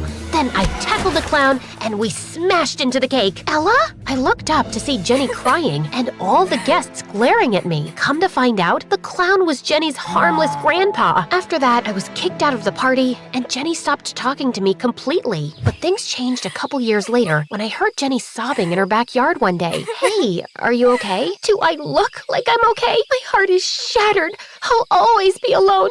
I'll never find love again. Want to talk about it? To my surprise, Jenny spilled the beans. She told me she met a boy, but she lost his number. Okay, what's his name? Alex? Jenny shook her head in despair. She only knew his first name. Don't worry, I'll find him for you. I kept my promise to Jenny. We spent the whole night combing the internet, and we finally found Jenny's crush. We sent him a message, and he asked Jenny out on a date. Jenny was over the moon. You're the most awesome friend in the entire world, and the best detective I know. It felt good to have my BFF back. A couple weeks later, Jenny threw one of her famous slumber parties. She invited me and the most popular girls in school. We were having fun playing games and asking Ask Brain 2 to tell us our future when nature called. Jenny's bathroom was already taken, so I had to go to the one in the hallway. I went past Jenny's dad's office. The door was open, and there was enough light for me to see his huge library with wall-to-wall bookshelves. I couldn't help myself. I had to look around. Then I noticed a slightly crooked book. It messed with my OCD, and I pushed it so it was symmetrical with the rest of them. Suddenly, the shelves started moving, and a door opened behind them. There was a room with stacks and stacks of documents. I picked up a file and read it. I was shocked to discover that Jenny's dad's factories were a complete scam, and that the shoes that were supposedly made in the US were made in a foreign country in sweatshops. I took one of the folders and ran out of there. I knew this wasn't right. I stashed it in my bag and ran back to Jenny's room to tell her about it. Your dad has a secret. We need to talk. Not now, Ella, but it's really important. How many times must I tell you? This is not a mystery party. It's a TikTok party, so please shut up and dance. The next day, Jenny left town with her family before we could have a conversation. I tried calling her, but she didn't answer her phone. After a few days, I started getting squirrely. I couldn't sit on the secret for another minute. I'd solved the crime of the century. Okay, maybe it wasn't that big, but it was the biggest crime my city had ever seen. I went to the police. I had to do the right thing. It was my duty as a detective. I took the evidence to the police, and the next day when Jenny and her family got back to town, Jenny's dad was arrested. My face was in the paper for cracking open the case. I was suddenly famous, and people started hiring me for my detective skills. But soon after, Jenny's dad's company was shut down and he was sent to prison. Her mom had to sell their house and move into a small apartment on the bad side of town. Jenny's mom hadn't worked a day in her life, so she struggled to find a job. Things were so bad, I even saw Jenny and her mom waiting in line at the soup kitchen. I felt so bad that I tried to apologize. Get out of my face, you traitor! I'm sorry, Jenny. I didn't realize that this would be so painful for you. Are you some kind of idiot? You sent my dad to jail and destroyed our lives! What part about this did you think would be fun for me? I started leaving money from my detective jobs in Jenny's mailbox to help Jenny and her mom out, though it wasn't much. My biggest job was finding Principal Bynum's lost cat Pookie and my math teacher's missing golf clubs. Then one day, I got a DM for a job, and the client wanted to pay me $50,000. I met my potential client at a coffee shop downtown. His name was Vance, and he was a couple of years older than me. He was dressed in a Versace suit and a Rolex watch, and he smelled like heaven. Something was stolen from me, and I need you to get it back. I'm good at finding things, but shouldn't you go to the police? A couple from another table glanced in our direction. Vance leaned toward me. I think we may need to speak somewhere a little more private. He grabbed my hand and pulled me outside. When his fingers touched mine, my heart raced. An evil man tricked my grandmother into giving him a priceless heirloom. Vance showed me a picture of a golden Fabergé egg lined with emeralds and rubies. It was the most beautiful thing I'd ever seen. It's worth $1 million, but I'll give you a finder's fee. All you have to do is break into this evil man's house and get it. Vance took off his sunglasses and looked up at me with the most beautiful sapphire eyes, and I almost melted into a puddle. I'd never felt like this about a boy before. I shook the feeling off and regained my focus. I was a professional. Sorry, I'm not a thief, I'm a detective. What you're asking me to do is a crime. Vance stared at me for a moment, then he leaned against the wall and sighed. You're right, that would be wrong. I was just so sad. I didn't know where to turn or what to do. I read about how you took down that corrupt businessman. I thought you could help me. That egg means so much to me. But I see now that I was wrong. I hope you can forgive me. Vance stepped toward me. He brushed a strand of hair behind my ear. My heart turned a dozen flips. It's okay. I understand. We all make mistakes. Thank you, Ella. My granny would have liked you. Vance kissed me on the cheek, then walked away. I could barely sleep that night because I kept dreaming of Vance and his pretty eyes. A couple days later, the strangest thing happened. I went to Jenny's house to drop off some money in the mailbox, and I heard Jenny screaming like a banshee. I ran inside and saw Jenny's house in shambles. Furniture was knocked over, and glass was shattered everywhere, like there had been some kind of struggle. My mom's been kidnapped! I started to call the police, but Jenny snatched my phone and threw it out the window. What did you do that for? The kidnappers left a note. They said they'd hurt her if I called the police. The detective in me leapt into action. I snatched the note out of Jenny's hand and read it. The kidnappers said they'd trade Jenny's mom for $100,000 in the next 24 hours. But if we called the police, we could kiss Jenny's mom goodbye. I don't know what to do. I couldn't let Jenny lose both her parents because of me. We'll have to give them the cash. Are you delusional? I don't have that kind of money. My mom and I are flat broke thanks to you, remember? Then something inside me clicked. I think I can get the money. How? Don't worry about it. Just sit tight. I'll be back soon. I raced out of Jenny's house and called Vance. Is your job still on the table? Yes, but I thought you weren't interested. Make it $100,000 in cash and I'm in. Deal. Vance gave me the evil man's address and told me where to find the Fabergé egg. I rode my bike to the evil man's house. I saw an open window on the first floor. There were a few cameras outside the house, so I put a mask on, then climbed through the window. I tiptoed through the house. I found the egg and put it in my backpack. And just as I was about to leave, I tripped over Pookie, the principal's cat. Pookie jumped up and thrust her claws into my chest. I screamed, and then all the lights in the house turned on. Principal Bynum ran down the stairs in his nightgown and a bat. Thief! Let go of my sweet cat! Principal Bynum chased me around the room, and Pookie got so scared she started scratching me. I finally pulled Pookie off me, set her on the floor, and rushed out the door. I climbed on my bike and raced home as fast as I could. As soon as I walked through the door, I got a call from Jenny. The kidnappers want their money now. I thought we had 24 hours. They changed the timeline. I hung up with Jenny and called Vance. We met at a park near my house. Do you have the egg? Yes, it's here. I gave Vance the egg. What about the money? Vance gave me a duffel bag. It's all there. I must get going now. I have a flight to catch. Vance kissed me on the cheek and then got into his fancy car and drove off. I hopped onto my bike and headed straight to Jenny's, but as I was riding down the road, the cops appeared out of nowhere. They'd received an anonymous tip that I'd stolen the egg. The police hauled me off to jail. Principal Bynum and my parents were so disappointed. Mom, Dad, the principal's evil. He stole that egg from someone, and I had to steal it back because I had to pay off the kidnappers because Jenny's mom's life was in danger. I had to do it. Everyone looked at me like I was crazy. Ella, you must be mistaken. I bought the egg in an auction. I have the receipt. And Jenny's mom was never kidnapped. She's probably safe at home, fast asleep. And that money in your bag is fake. The officer opened the duffel bag, and when I looked inside, my blood ran cold. All the money was Monopoly money. I'd been tricked. I felt like such an idiot. But what happened next totally rocked my world. The police told me that Vance was Jenny's cousin, and he was a thief wanted in connection to a dozen robberies around the world. The police had been monitoring him for years. We tapped Vance's phone and overheard his plans with Jenny to frame you for stealing the egg. Then he would leave the country, sell the egg, and transfer half the money to Jenny. But if we know anything about Vance, he's gonna double-cross Jenny too, and not give her a dime for it. It turned out the police officer was right, because when they went to arrest Jenny and her mom, they confessed to the crime and said Vance hadn't been answering any of their calls. Thanks to the tracker, he was soon caught at an airport and taken to jail for his crimes. As Jenny's trial was about to start, I spoke to the principal. I'm sorry, Mr. Bynum.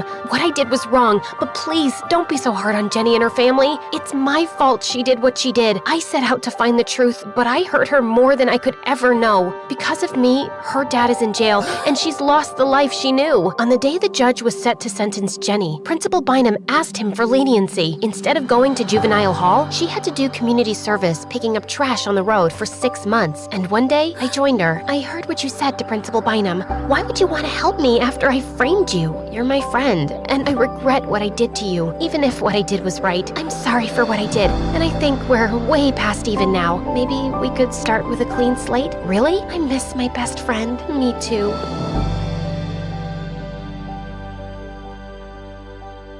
I barged into the living room, my butt sweating in anger. I marched up to my twin brother Sammy on the sofa, snatched his can of juice, and dumped it on his head. He made a run for it, and I was chasing him with a baseball bat when Mom walked in. Alexis, what are you doing to my poor baby? Your poor baby locked me in a haunted house down the street. I nearly pooped my pants. Didn't you guys notice that I've been gone for hours? How could we? Sammy hurt his little toe and he was in so much pain. Oh yeah? Well, he's about to be in a lot more pain than that. Enough, Alexis. Quit bullying your brother. Hey guys, it's Alexis, and I'm about to tell you why having a twin brother is an absolute nightmare. But before that, please like and subscribe to MSA. Ever since I was born, my twin brother Sammy acted like he was better than me just because he was born 10 minutes earlier. Even my parents acted like he was God's gift to mankind and pampered him all the time. It's not like they hated me, just that Sammy was the apple of their eye and he could do no wrong. Like on our 10th birthday, my parents threw us a beach party party, and I spent an hour building the most amazing sandcastle. But just as I turned my back to grab a shovel, Sammy and his best friend Nathan came running and smashed it to pieces. Why did you do that? Because it was ugly and it was ruining my perfect view. He threw sand in my face and ran away. Are you okay? I will be now. I threw the beach bucket at Sammy and it hit him in the head. He cried and Mom grounded me for bad behavior. Unbelievable! As we grew older, Sammy just got more annoying. He and Nathan were the brattiest kids in school and would constantly embarrass me with their stupid jokes and dumb pranks. Like this one time in 10th grade, we were in the science lab doing experiments and Nathan was my partner. Tell me, what's gravity? Oh, that's easy. It's when Alexis tries to get up from the bed but can't because she's a big fat cow. Enough, Sammy. Funny how you're talking, and all I can smell is garbage. Maybe that's because you haven't showered in days. I felt so mad I flung a book at Sammy. He ducked and started attacking me with pens. The two of us got into a fight. I knew there was no point in arguing, so I just avoided everyone and focused on my studies. I became the smartest kid in class, and I joined the poetry club, yearbook committee, and debate team. In 10th grade, I got a chance to represent my school in the national debate competition, and that's where I met Tony. He was the captain of the debate team, the star tennis player, and the hottest boy in school. Together, the two of us nailed the competition, and when we got back home, Tony invited me to one of his practice tennis matches. After the practice, we were having a conversation when he suddenly pulled me close. Whoa, was he about to kiss me already? I pouted my lips and was about to close my eyes when I noticed his hand stretched out, holding a tennis ball. That was coming straight at you. We don't want that pretty head of yours to get hurt. My head's pretty? You like the shape? Well, thanks a lot. I mean, for saving my pretty head. Not for saying that I have a pretty head, but thanks for that too. Can I get you an energy drink or something to thank you for saving me? How about a date instead? Yeah, it was fast, but sometimes you just know when it feels right. Soon, Tony officially asked me to be his girlfriend, and I was riding high. Dating someone popular meant that people knew me as more than just Sammy's sister. I was getting noticed, and I was loving the attention. But it drove Sammy crazy. One night, Tony and I were going to a party with a bunch of friends when Sammy walked in. Don't you think you're a little too young to be wearing that dress? Don't you think you're a little out of line to be asking me that question? Also, we're twins, genius, so if you're old enough to do anything you want, so am I. Fine, do what you want. Just don't become a bigger loser than you already are. At least not for that clown Tony. You know he's a player, right? He's always got his arm around a new girl. He's just a really friendly guy. Nothing wrong with that. And he says hugs are good for mental health. I literally saw him feeding French fries to that cheerleader just yesterday. She has carpal tunnel syndrome, Sammy. Her wrists are in pain. He was just being nice. Why is it so hard for you to believe that a hot, popular guy could be into me? Just stop being a jerk and leave me alone. But after that day, it became Sammy's life mission to annoy Tony every time he saw him. Like this one time in the cafeteria, Tony and I were chatting when Sammy dumped a bowl of spaghetti on him. Oops, my hand slipped. And another time in class, just as Tony was about to take a seat, Sammy pulled his chair away and he landed on his butt. Your seat looks more comfortable. Mind if I borrow it? Tony almost punched Sammy, but Nathan intervened and saved him. Sammy backed off for a while, until a few weeks later, Tony and I were having dinner at this really fancy place, and suddenly,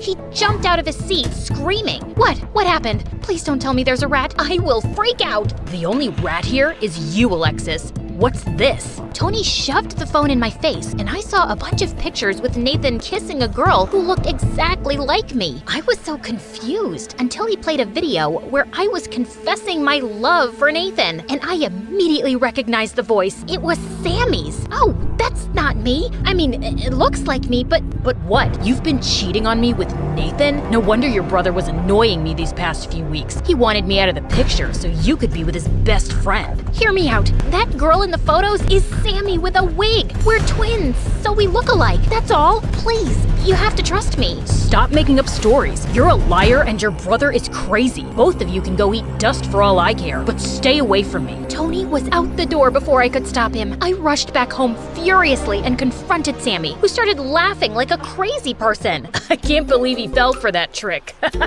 He's as dense as pudding, Alexis. I did you a favor. You're a jerk, Sammy. You ruined the best thing that happened to me, and you hurt Tony. He'll get over it, trust me. Also, now that you're here, pass me some soda. But I just dumped the can on his head and walked away. I hated him. The next day in school, Tony refused to talk to me. In fact, He went around the school telling everyone how I was a cheater and a liar. My popularity went down the drain in minutes, and I was back to being invisible. But Sammy acted like nothing was wrong and went on living his life. And after that day, I decided to get even with Sammy. I spent the entire week planning the perfect revenge. I knew the only person Sammy cared about was his best friend Nathan, so that's where I started. I found my opportunity when the teachers announced the test results, and Nathan got an F. He was sulking when I found him in the hallway. Aw, this is what happens when you're best friends with a moron. Gee, thanks. Look, I'm a little bummed right now, so maybe rub things in my face later. Okay.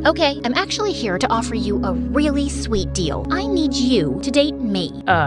What? Sorry, pretend to date me. You're Sammy's best friend, so if you start hanging out with me all the time instead of him, he'll hate it. He'll finally have a taste of his own medicine. I'm not asking you to do it for free, of course. I'll help you study and ace your scores. No thanks. I know Sammy can be a jerk sometimes, but I'm not doing that to my best friend. Fine, fail high school then. I heard you telling Sammy your parents were angry that you had a C in science. This score is worse, so good luck dealing with that. Wait, fine. I guess we could make it work. Of course we will, my cute boyfriend. Now buckle up. We've got plans. The next day, it was time for phase 1. I walked into Sammy's room and called a truce on my fight over Tony. Just as we were talking, Nathan walked in, pulled me by the waist, and kissed me. Sammy's mouth fell open like a broken door, and my heart fell to my stomach. What the heck are you doing? Get off my sister. Didn't you tell him, babe? Sammy, Alexis and I are dating. You're what? Dating? Are you stupid and deaf now? Come, Nate. We'll be late for the movies. Nate? He has a nickname now? Of course. That's what people in love do. Sammy was totally spinning out over our dates. But to make things worse, I crashed all of Nathan and Sammy's plans too. Video game night, baseball game, bowling alley. I was stuck to them like gum to a shoe. Sammy tried everything to keep Nathan away from me, but we just laughed it off. You know Alexis farts in her sleep? Aw, I'm sure it smells like roses. Alexis eats her boogers and then spits them out so they stick to the wall. She makes graffiti out of them. My baby's an artist. Watching Sammy's frustration was hilarious. But what I liked more was how Nathan was always taking my side. He'd been a brat to me growing up, but now he was caring and sweet. And even though I knew we were playing pretend, I found myself falling for Nathan. One day, I was helping Nathan with his homework in the library when he looked a little sad. When I asked him why, he told me that his mom was moving out. She's always busy and hardly ever around, but I still can't help feeling bad that I might not see my mom that often. I get it. My parents were hardly ever there for me too. I mean, they were around, but they always loved Sammy more. Suddenly, Nathan held my hand and my heart raced with excitement. He came closer, but just then the janitor showed up and we were asked to leave. The next day at school, I couldn't wait to see Nathan again when I felt someone grab my shoulder. Tony! Hey babe, miss me? Listen, I've been thinking about us a lot. I know you cheated on me, but I'm ready to forgive you. You don't know this, but I kinda cheated on you too when we were together. Twice. Okay, thrice. Okay, fine. You want me to start being honest? It was 6 times, but I like you the most, 'cause we're the same. Meant to be, blah, blah, blah. Don't you think? You cheated on me? Yeah, but you get that, right? We're even now, babe. It's all good. Before I could say more, Tony pulled me into a kiss. As I pushed him off, I suddenly saw Nathan walking away with a bouquet of flowers, which he dumped in a trash can on his way out. So, what do you say? I say, you're a stupid, cheating, lying piece of poop, and we are nothing alike. And I'm glad my brother pulled a dumb prank on you, because it got you to admit what a sleazeball you are. Now stay away from me unless you want me to knock your perfect teeth in. Get that? I shoved Tony out of my way and rushed behind Nathan. I finally caught up with him in the parking lot. Nathan, wait! Tony was just... Save it, Alexis. I just saw your passionate kiss with Tony. I guess that was all part of the plan. Dating me would make Tony jealous and bring him back to you. Anyway, I'm glad your mission accomplished. And thanks for all your help with my grades. But I'd rather not be used like a toy anymore. With that, Nathan turned around and left. He didn't even give me a chance to tell him my feelings. I curled up in a ball in my room and cried so much harder than I ever did over Tony. I was still sulking when suddenly Sammy knocked at my door. Alexis, are you okay? No, I'm not okay, and it's always your fault. I wanted to get revenge on you, and it messed up everything. What do you mean? I was desperate to make you pay for sabotaging my relationship with Tony, so I asked Nathan to pretend to date me so I could piss you off, but I ended up falling for him, and now I've lost him too. That's the dumbest thing I've ever heard. Yeah, I tease you, but I also love you. You're my sister. I wanted to protect you. Tony was a jerk, and he didn't deserve you. As for Nathan, I read your diary. You did what? Focus, Alexis. I know you like him, and now, just like a big brother, I'll fix it. You're 10 minutes older. Do you want Nathan or not? Yes. Then come with me. Sammy took my hand and drove me to the beach where I saw Nathan sitting. We walked up to him and Sammy backed me up about not having any feelings for Tony, but I could see that Nathan still had doubts. In case you won't take my word for it, Nathan, take Alexis's. Just then, Sammy took my diary out of his backpack and started reading. Dear Diary, I know it was just supposed to be a trick, but Nathan is the best thing to have ever happened to me. He's so cute. His eyes remind me of the deep ocean. All I want is to lie in his arms and tell him how much I like him. Also, I got severe diarrhea the other day. Give me that, you moron. I quickly pulled the diary from Sammy's hand and smacked his head with it. Just then, Nathan walked over to me and held my hand. Do you mean it? That's how you feel? It's how I feel. I really like you, Nathan. And Tony was just a glitch in the universe. You're the one I want. And I want you, Alexis. I might throw up. Shut up, Sammy. Fine. Nathan pulled me in for a hug, and over his shoulder I saw Sammy smirking. My brother finally used his annoying brother powers for good and pulled off his best trick yet, because even though that's how I feel, I definitely didn't write that stupid stuff in my diary.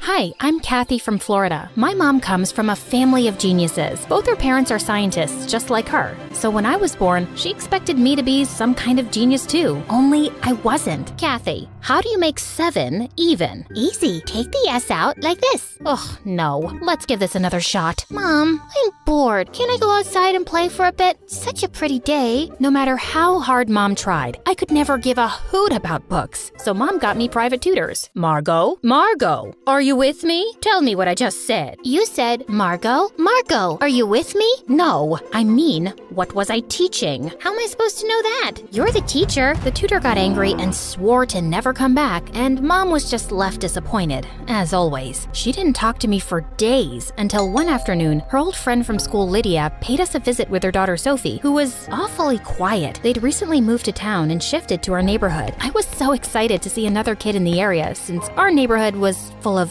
old, boring people. Do you want to see my room? Oh wait, that's a mess. We should go outside and play. Sophie won't be going anywhere. Why don't you guys sit down and I'll get some sodas. Sophie passed me a dry smile and did exactly that. I went and sat next to her. Are you okay? What are you doing? So you talk, huh? Please, don't talk to me. My mom doesn't like it when I talk too much. Or at all.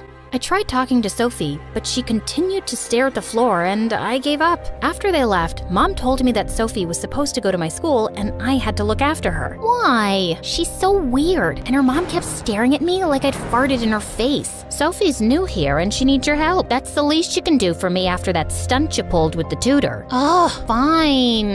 Just like Mom asked me to, I waited for Sophie so we could walk to school together. She didn't say a word the whole day till the teacher asked us the answer to a tough math question in class. It's 7,250. Wow, dude, that was fast. Are you a genius or something? Well, kinda. I study a lot. Then maybe you can be my tutor. God knows I need one, and no one sticks around with me for long. Sophie smiled, and we spent the entire day together. We were poles apart, but somehow clicked, and she invited me over that evening for a study session. But just as I got there, Linda walked up to us smirking. I have my eyes on you girls. Do not close this door.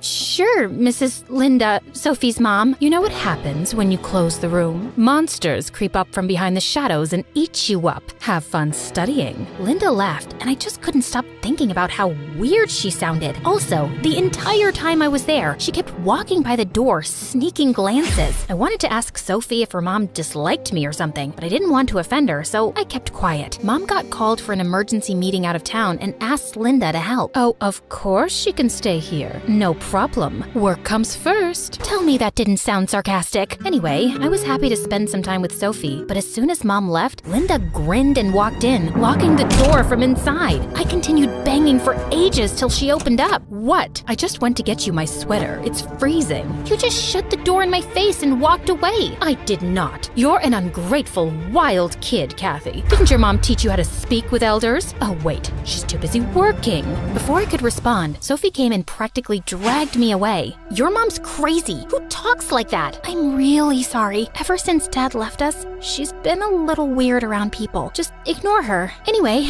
are you hungry? I'm starving. Sophie got me sandwiches, and we watched some MSA until we dozed off. But later that night, we woke up to loud noises, and it seemed like they were coming from the kitchen. We went downstairs to check and saw Linda trying to find something.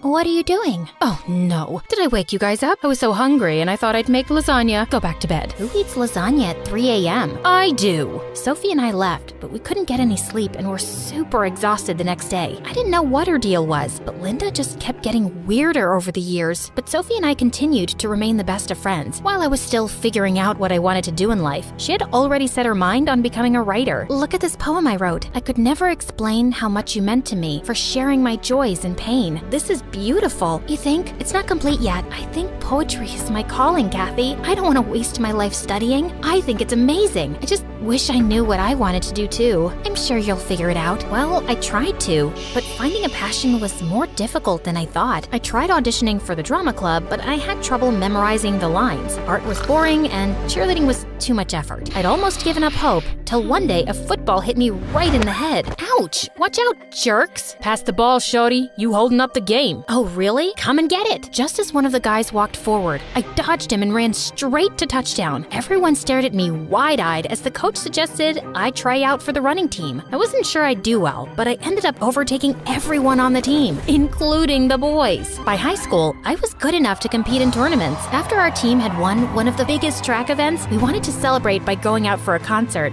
and I invited Sophie too. I don't know. I mean, I've never really stayed up that late, and Mom would never allow it, so we'll sneak out. Come on, it's high school, and you could use the break. What's the worst that could happen? I can murder you and hide your body, or you could be a zombie in disguise.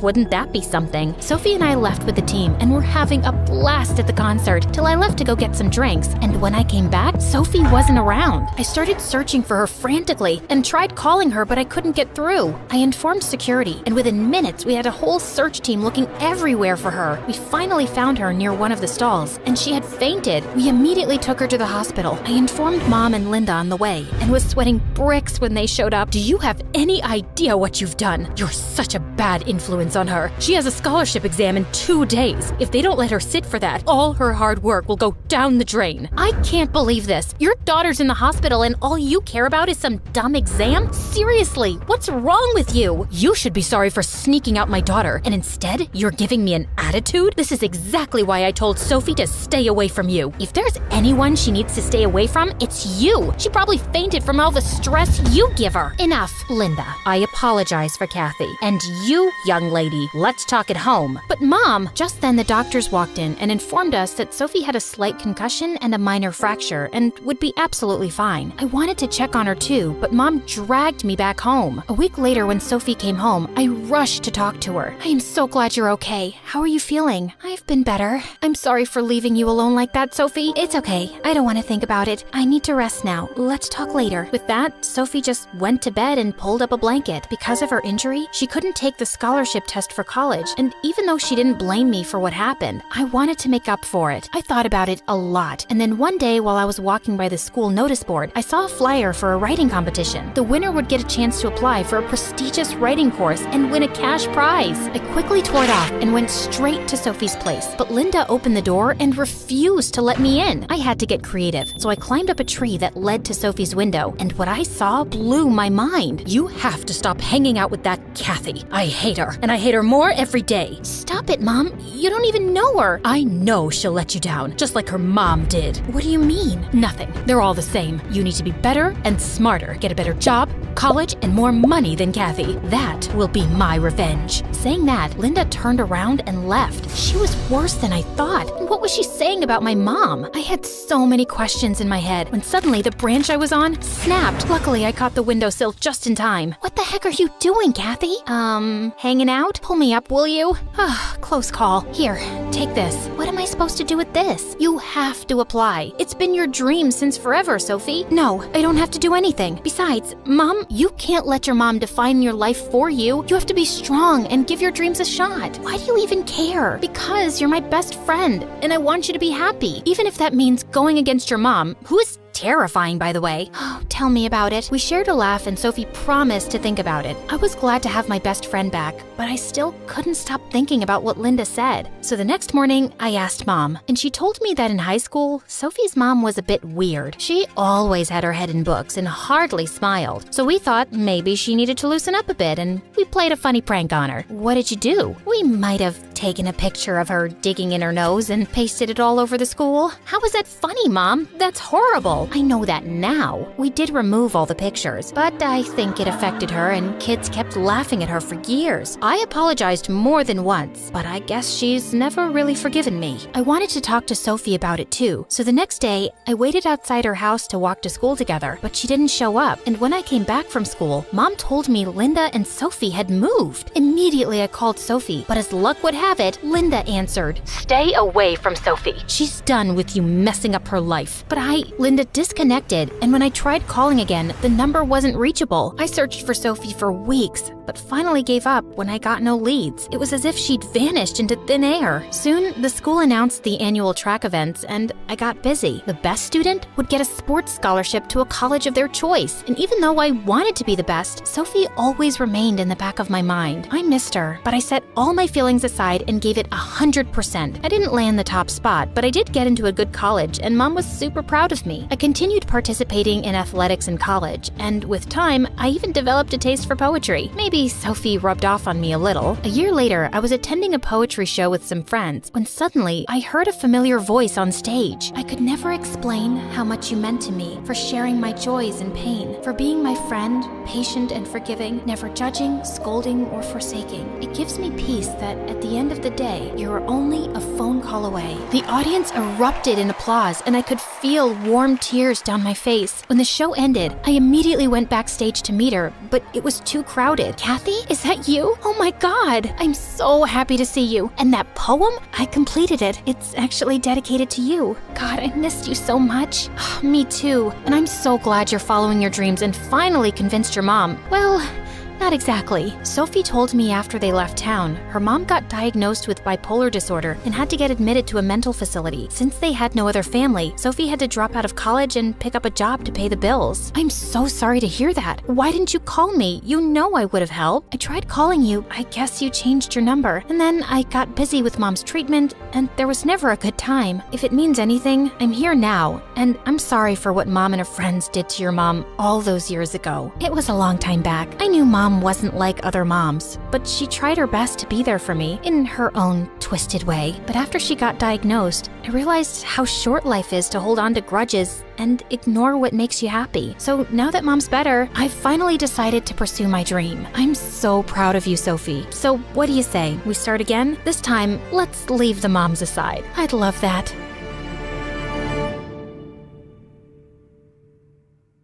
Hi, I'm Langdon from Massachusetts. Please like and subscribe. I was born 5 years after my parents got married, and Mom thought I was God's miracle and loved spoiling me. Dad always said I needed to grow up tough, but Mom couldn't care less. On my 4th birthday, she took me to an amazing toy store and said I could get whatever I wanted. As I was going through my presents at home, Dad walked in and nearly had a stroke. "How many times do I have to tell you we don't have this kind of money to waste?" "It's his special day, honey. Don't ruin it." "What is all this ridiculous stuff? Why did he need to buy a plastic flower?" As Dad picked it up, water squirted out of it straight into his face. "He likes magic tricks and pranks." "Oh, does he? I didn't know we were raising a clown. I'm returning all of it." I felt so mad. And then suddenly, I felt my face do something funny. "Are you making faces at me?" I shook my head, but it happened again. My parents suddenly looked worried and took me to the doctor. After some tests, he explained that I had a facial twitch which could be triggered by any strong emotion, but it was nothing to worry about. But apparently Mom didn't hear the doctor right because she fussed over me even more. This didn't even change after my sisters, Rose, Orchid, and Lily were born. They were triplets but had nothing in common except one thing: their unconditional love for me. Once, in 10th grade, my parents had to go somewhere for a few hours and told me to keep an eye on my sisters. I had an online video game match, and I knew just what to do. Listen up, girls. We're gonna play a game of hide and seek. You hide, and I'll count till 50,000. Don't come out till I say so. The girls ran off to hide while I slipped inside my room for some video game time. I was so lost in it that I didn't realize the time till Dad barged into my room. Langdon? What? What happened? We just got robbed. What? No way. I was right here, alert, on my toes. With your headphones on? I swear, Langdon, sometimes I wish I'd given birth to a bicycle instead. It would have been more useful than you. You didn't lock the front door, and the robbers just walked in and took half our things. Wait, where are the girls? We rushed inside the girls' room to find them sleeping under the bed. Phew.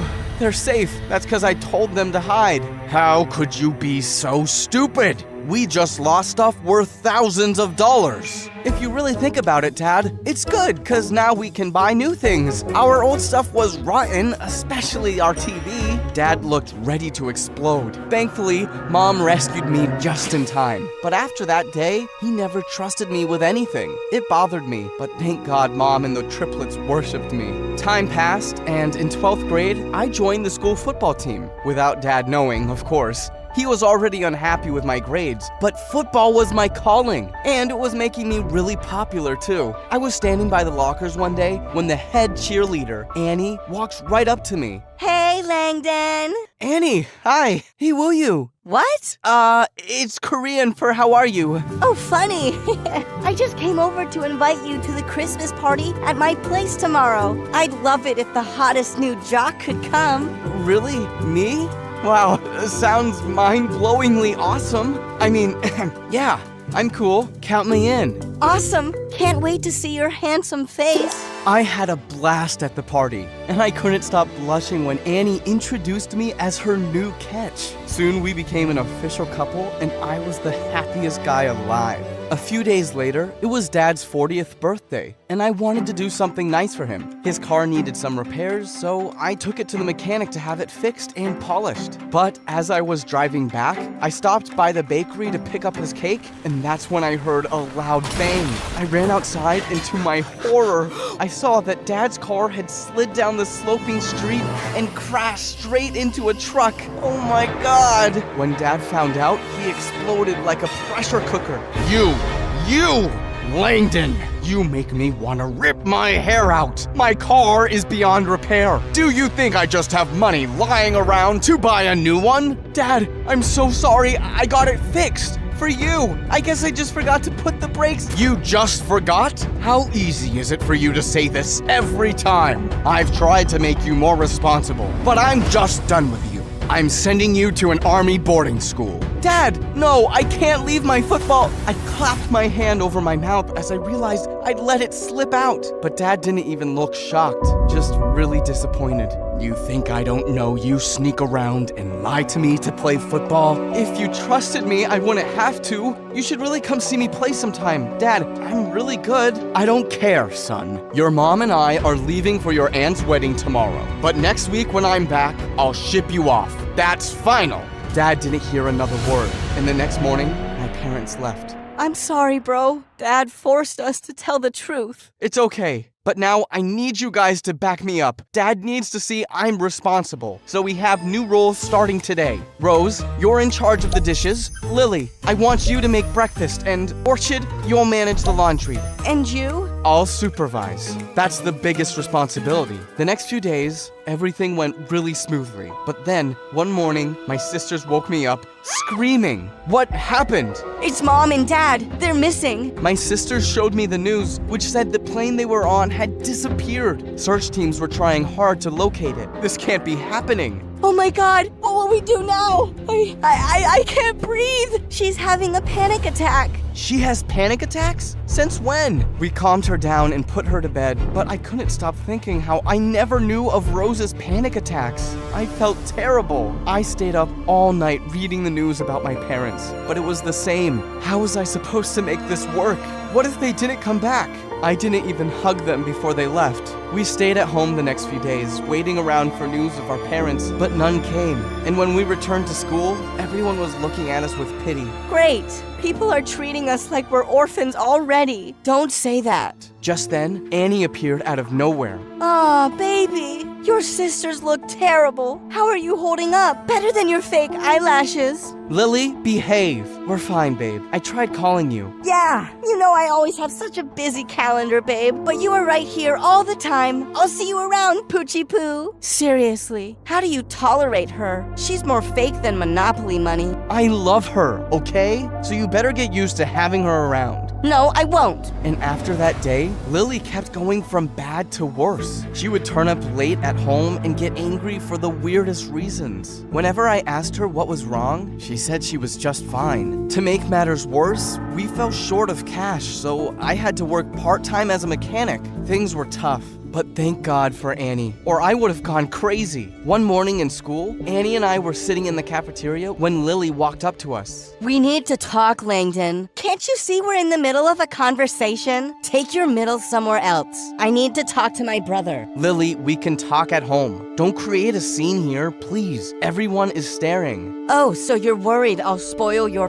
precious reputation now? Don't you care about your family at all? Oh my God, you're so loud. Babe, tell her to leave. Suddenly, Lily went crazy and emptied a can of yogurt on Annie's head. There, enjoy your lunch. What the heck, Lily? Annie, I'm so sorry. Annie stormed off, and I felt furious at Lily. The next evening when I returned from work, I went to her room to talk to Lily, but she wasn't there. She wasn't even answering her phone, and it was almost midnight. I informed the police, but they told me to wait for 24 hours. I was worried sick, so I rushed to Annie. Her dad worked with the government, so I was hoping she could help, but to my surprise, she was having a party, and I wasn't invited? As I looked around for her, I saw her in the corner with some random jock. What the heck? You're cheating on me? Really, Langdon? You really thought after what your sister did, I'd still date you? Take a hint and get lost. I felt stunned and angry,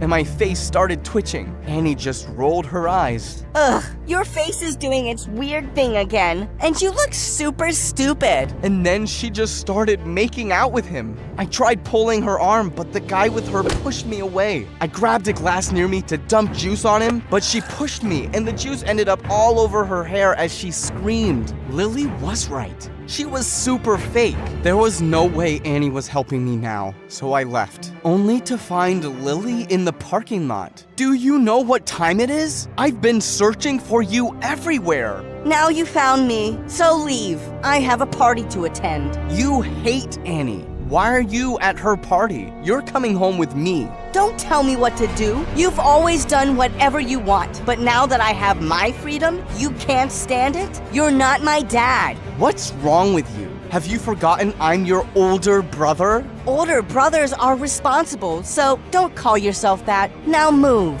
Her words felt like a slap in my face. I might be a brat, but I loved my sisters, and this made me feel defeated. I'd let my parents down. For the next few days, I was drowned in work.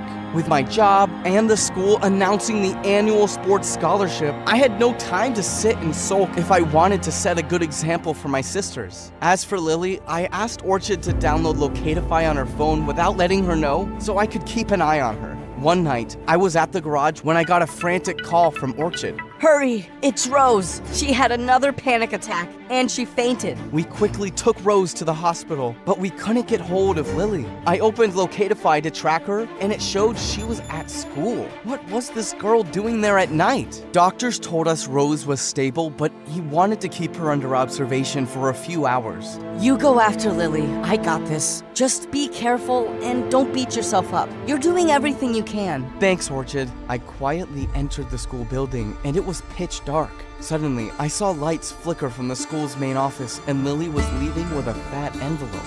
Lily? Langdon? You scared me. Why are you here? Wrong question. What are you doing here, and what's that? I was Oh my god, I'm so sorry. Annie made me do it. She said if I stole this money for her, she'd get her dad to find information about Mom and Dad. I just felt so desperate, so I agreed. You think I didn't try that? I already asked her 1,000 times and she always said her dad's trying. But now I'm certain she never even asked him. Oh god, I'm so stupid. That witch took advantage of me, probably just to punish me for being rude to her. You should have just told me, Lily. She warned me not to, or our deal was off.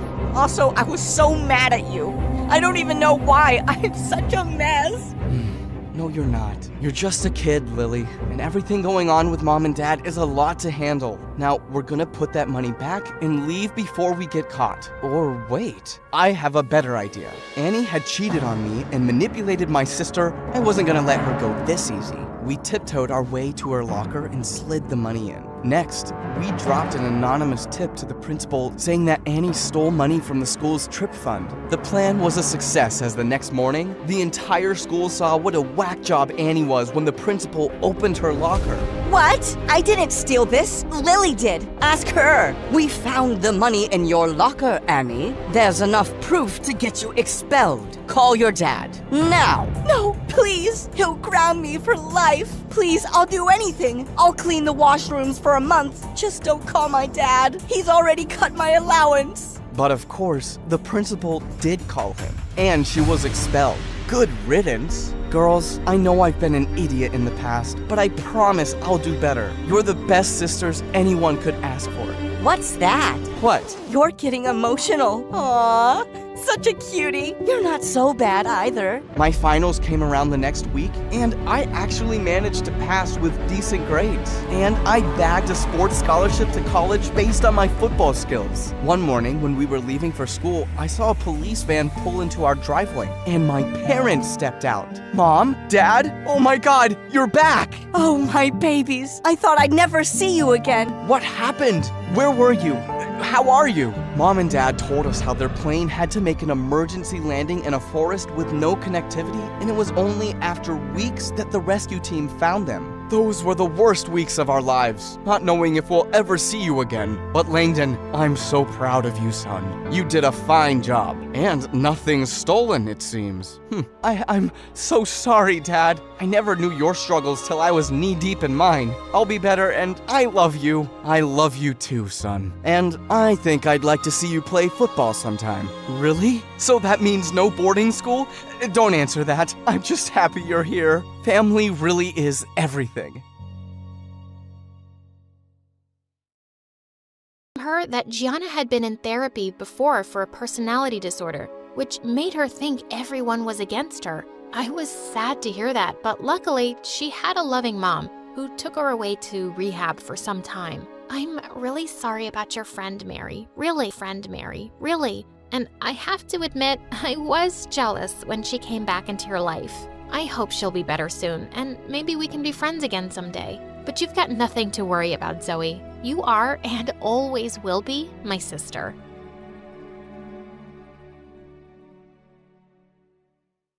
I stole my dad's car and went with my friend Josh to our town's sketchy hidden gambling place. So, did you find a job yet, or is your dad kicking you out soon? Josh, no one kicks me out, not even my own father. I don't care if he's rich and locally famous and super respected and he's kicking you out. Then I'll go live with my mom. She doesn't want you. She never said that. She's in Spain with husband number 3 and his kids. William, you're gonna be homeless. Then I'll live with you. Huh. My dad hates you, thinks you're a loser. Man, you studied preschool education. He goes, what kind of guy studies 4 years to be a nanny? Serious question. Do you ever correct him? Tell him it's a preschool teacher and not a nanny? Nope. Why would I? He's kind of right.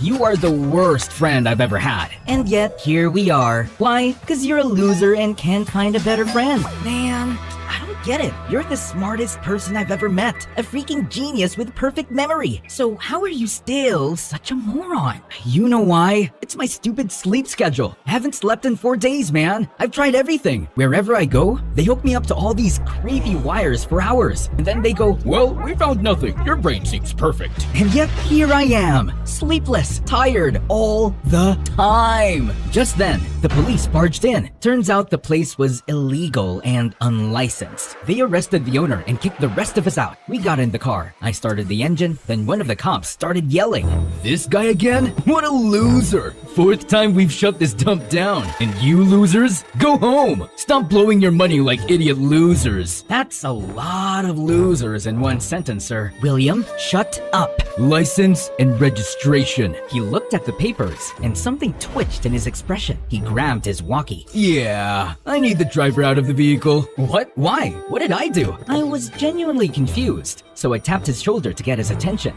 Ooh, bad move. He spun around lightning fast, flipped me over, and slammed me to the ground. This car was reported stolen. It's my dad's. It's flagged by mistake, sir. Dad just sold the old plate 5 days ago. Transfer still pending in the DMV backlog. Section 1573B. Clerical mismatch isn't arrest worthy. You a lawyer, kid? Preschool teacher major. I just read the entire traffic code last month. Insomnia perks. Nah, he stole it. His dad reported it because he's done with him, man. Told you, you're homeless. Brilliant. A homeless idiot. And look at this. Expired license, unpaid fines. If you're gonna steal a car, at least try not to be a walking violation. Can't wait to see how you survive on the streets, you spoiled little brat. Don't call me that. You don't know anything about my life. I've suffered.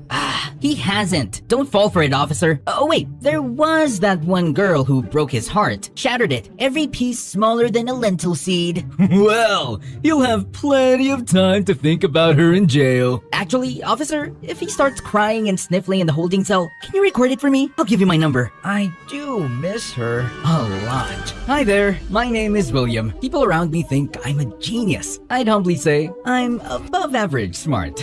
With one of those stupidly sharp memories that's more annoying than useful most days. You think that means I've got perfect grades, a bright future, a life all wrapped up in shiny potential. Nope. I have severe insomnia. I can go days without sleep, which sounds cool until your brain starts short-circuiting and you start crying over spilled cereal. And yeah, it wrecks my productivity, my focus, my everything. Instead of building empires or curing diseases, I spend my nights playing weird indie video games. And that's why, well, some people think I'm a loser. Until I got recruited by a secret research program, one that experiments on people like me, trying to create humans who don't need sleep. Yeah, things escalated. But let me start from the beginning. I got dragged to a cold cell. The officer shoved me inside. You could be gentle, you know? Or what? You gonna call your mama? Oh wait, she's in Spain with husband number 3. I'm gonna kill Josh. Later, as I sat in the cell, staring at the floor and regretting every decision I'd ever made, my mind wandered back to her. Diana, my high school sweetheart. We were together for 5 years. Even though we were young, we had it all planned out. Finish med school, get married, live a perfect life. We both studied medicine. Well, she studied. I skipped lectures, stayed up playing video games, failed out, and switched majors. I loved her, but I never showed it right. I was immature, selfish, constantly brushing her off. We fought more and more until one day, after forgiving me for the millionth time, she dumped me. I was a fool, and there hasn't been a single day I haven't regretted it. You look so pathetic. Who said that? A man emerged from the shadows. Apparently, he'd been sitting beside me the whole time. I can't believe they chose you. Choose me? For what? Who's they? Yes, boss. I'm looking at him now. He definitely looks like an idiot, so it's him. Confirmed. Excuse me? You can't just talk about me like that. Don't worry, boss. It's all an act. He was literally curled up 5 seconds ago, sobbing with snot on his face. That was a private moment. Everyone has those. Without warning, the man pressed his hand against a section of the wall. It looked like any other brick until it creaked slightly and swung open from a hidden hinge. There was a narrow, dark tunnel behind it. Before I could react, he grabbed my arm and dragged me inside. My dad will end you when he hears about this. He literally had you arrested. We walked into a massive soccer field. I was never into soccer, only ever saw it in Mr. Beast videos. Then suddenly, the floodlight snapped on. It was blinding. Man, that's too bright. My eyes are too sensitive. I can't even open them. Oh, wow. Who's that goddess? My lord. Wow. Now your eyes work? Were they just too sensitive 2 seconds ago? A stunning girl walked toward us, surrounded by bodyguards and assistants. She moved like someone who didn't walk. She arrived. One of the younger assistants accidentally dropped a clipboard while adjusting her earpiece. Easy. You're doing fine. Don't stress. We're just changing the world. The assistant nodded, clearly starstruck. Arya turned to a girl with dark glasses and a tight ponytail, standing off to the side with a scowl. Hey, dear, relax that jaw before it breaks. You're not on trial. She then finally looked in my direction. Rex? I can be a Rex for you? Shut up, man. She's talking to me. Oh, it's him. No need to double check. Wait, before you talk, I just want to say, you are the most beautiful girl I've ever seen. And I'm not just saying that because you're surrounded by average, boring-looking girls that make you pop by comparison. No, you're beautiful as a standalone piece. Mr. William, this is a test. You'll be accompanying me to a high-level event. Think of it as a soft infiltration. Your job is to look sharp, stay quiet, and observe everything. I have no idea what that means, but I'm in. So I'll be your undercover date. Fake dating is my thing. I've done it like 1,000 times. No, what date? Ugh, why are men so dumb? Okay, fine. Yes, like my date. Good boy. Me and you, William and Arya, are going to a party. Be ready tonight, okay, dear Willie? Your salary will be $50,000. Yeah, I can live with that. Wait, 50,000 US dollars or Zimbabwean dollars? Why would we pay you in Zimbabwean currency? Great, love that for me. Now, can you move aside so I can pass out comfortably? Dear God, why am I always stuck with absolute clowns? Rex, get him a proper suit. Not like last time. Those suits look like they were pulled from a thrift store. I know you're pocketing the budget and dressing people in outfits that cost 50 cents. 50 cents? My favorite of all time. You listen to that kind of music? Music? What music? I'm talking about 50 cents the second, ma'am. To the candy shop. I take you. To buy the lollipop. I let you. Brilliant stuff. Shut up, man. That night, I was in a limousine with Arya, headed to some fancy party where everyone wore suits. Like in Inglourious Bastards. Arya gave off good vibes. Confident, sharp, the kind of woman who probably ran a secret feminist book club and didn't tolerate nonsense from men, especially men like me. Arya introduced me to some rich-looking men. One of them had just bumped into the butler and let out a painful yelp. So when he came over to shake my hand, I was still stuck between two sentences in my head. It's my pleasure to meet you, and I'm sorry you're hurt. So when he extended his hand, I blurted out, "It's my pleasure to hurt you." Excuse me? Oh, pardon him. This is William. He has a perfect sleeping schedule. Perfect?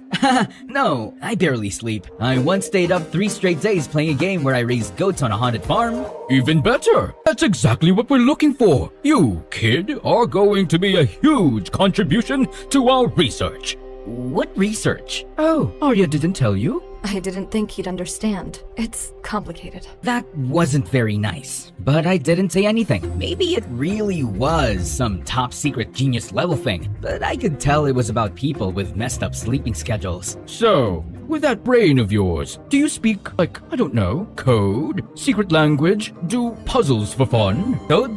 Not really. Unless you count that time I decoded the serial killer Unabomber's manifesto at age 13. Just for fun. You what? I mean, it was already decoded. I just read it all on Wikipedia during one of my sleepless spirals. He got caught April 3rd, 1996, right? His brother recognized the writing. Everyone blinked at me. I wanted to clarify that I don't try to be weird. It just leaks out when I'm under social pressure. I also know all the US vice presidents in order. It's not a cry for help, I swear. George Washington, John Adams, Thomas Jefferson, and... I need to go to the bathroom. Come with me, Willie. Why would I go into the bathroom with you, Ariana? It's Arya. She gave me a look. Oh, right. Maybe she just wanted to talk privately, so I followed. He's perfect. He's a gem. You make us rich. But she really did have to pee. Wait, you actually want me to go into the bathroom with you? No, you creep. Just stand outside and make sure no one goes in after me. Goes in to do what? Kidnap me! I stood guard. A few minutes later, a very large woman approached. She had a huge coat, big sunglasses, and a wig that looked suspicious. Like movie disguise level suspense. Sorry, ma'am. You can enter once my boss/date is out. Are you out of your mind, freak? Oh, no. I've seen this trick before. You yell, I get embarrassed. You get inside and kidnap her? Not happening. Move aside! Your heels, red stilettos, size 11. Pretty rare in the women's section, bro. She ignored me and tried to shove past me. I didn't budge. I grabbed the wig and tugged and tugged and tugged. Nothing. She screamed. I panicked. So naturally, I lifted her dress to double check. This psycho is attacking me! Help! Yeah, the legs, the body, everything said definitely a woman. I froze. My stomach dropped. Oops. A second later, someone punched me in the face. Security threw me out like a piece of garbage. I couldn't tell if she was a woman. It was ambiguous. I sat on the curb outside, humiliated. Then the same woman walked out of the building, her coat bulging like she'd stuff a small mattress under it. She reached the van parked by the curb, glanced around, and casually unfastened her coat. And that's when I realized Ariana was inside it. The woman dropped her into the back of the van. Then she turned to me, paused, and slowly peeled off her wig. Underneath was a bald head, a cold stare, and a smile that made my blood ice cold. Idiot. They kidnapped one of the most important people in this organization right in front of you. It was either that or I got thrown out for attacking a woman who turned out to be a man, but still, Rex snapped. He lunged forward and grabbed me by the collar. Do you even realize what you've done, you stupid piece of dirt? Suddenly, one of the assistants from earlier, huge glasses, sleek black hair, in a perfect silk ponytail, stepped in and pulled Rex back. She raised her eyes in that sharp way Bella Hadid does in photos. She actually looked really pretty. I don't know why I called her average and boring earlier. Darn me sometimes. Rex, this isn't helping. We need to get her back. I'll handle it, and I'll take him with me. Him? He's a moron. A valuable one. Maybe I can convince them to trade her for him. He's a treasure. Yeah, tell him, lady. Wait, why am I so valuable again? We're part of a private organization that runs off-the-record research on human subjects. I know how that sounds, but it's for the greater good. Right now, we're studying people who can naturally stay awake for days. The government won't touch human trials. Too much red tape, too much fear, even when the outcome could help millions. We're working to fight chronic fatigue, insomnia, and neurological burnout. Imagine what that could mean for soldiers, doctors, firefighters, people who can't afford to shut down. Oh, that's amazing! I should tell my online friend to volunteer. His name is Ming Hao. We once stayed up for 4 days straight building a castle in Minecraft. He's in China, or Korea, I don't know, but he's committed. He cried when I accidentally set the sheep farm on fire. I cried too. It was emotional. Get ready, William. We leave in half an hour. Rex, you'll be on comms. We'll talk through the earpieces. You're our eyes. If anything happens to Arya, I swear I'll never forgive myself. She's the reason I got out of bed some days. Wait, who kidnapped her? Our competitor. They're another organization. But unlike us, they run purely on illegal human experimentation. Arya's a genius in the field, and they've been trying to recruit her for months. She kept refusing. So now, they've taken her. They're going to force her to work for them. You say that so casually. That's horrifying. It is. That's why we do this ourselves. No backup. So, secret agents, rogue labs, sleepless experiments, kidnapping, and you're bringing me into this? Yeah, well, time to be useful for once. Prove you're not just a loser. You're a loser with dreams. Thank you, I think. We have to get Arya back. Our idol, our hero, our queen. Our leader, our guardian. The rest of the team suddenly joined in, forming a weepy group hug. I swear, it looked like a cult. Our beloved, our heart and soul. She's not your god too? The entire circle froze and turned to glare at me like they were ready to commit murder. Soon, we were in some fancy sports car. Arya's assistant was driving. It was a long, tense, weirdly silent ride. The kind where you could practically hear the awkward. So, I didn't quite catch your name when you told me. I didn't tell you my name. Okay, so... So what? Your name! Don't yell at me. I'm not yelling, girl. Don't call me girl. Fine, sorry. I'm sorry. You can call me D. D, I like that. Sounds like a baby trying to talk. D-do-gee-goo.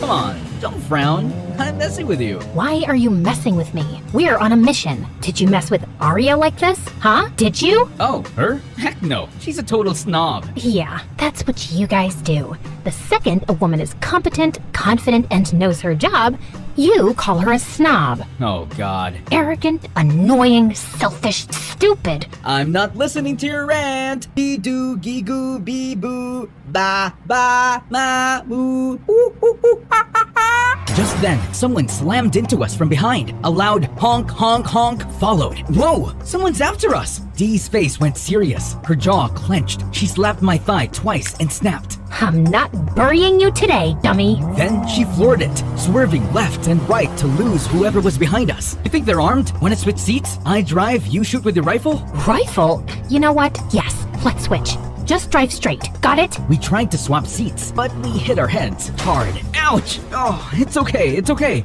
I got you. I slid down awkwardly, tucking my legs under the steering wheel and gently helped her climb over me. My hand steadied her back and her hair brushed my face. For a second, it felt like the world paused. Now swing around and block their path. Excuse me? You said drive straight! She didn't answer. Instead, she grabbed the wheel and whipped the car around to face the other vehicle. She pulled out a gun and aimed. The car stopped. A goth-looking teenager stepped out of the car, and a moment later, her blonde mother climbed out of the passenger side as well, wearing oversized sunglasses, clutching her purse, and speaking in a thick southern accent as she rushed toward us. Oh my goodness, I'm so sorry, y'all. She just got her license a week ago. I swear she drives like she's in the Fast and Furious movie. We were chasing after you to say sorry. You could've just yelled sorry and leave us alone? Oh, bless your heart. I could never do that. There's a little diner just over there. They've got the best pancakes. Come on now, let me treat y'all. They got ice cream with it? William? What? I'm starving. Guys, it's on me. I mean, I don't have money, but I do have my credit card and a salary of $50,000, so no problem. Oh, hun, come on, pull over. Just so you know, it's 50,000 Zimbabwean dollars. Seriously? What? What if they're actually thieves? You can never be too careful. Yeah, just like when they kidnapped Arya.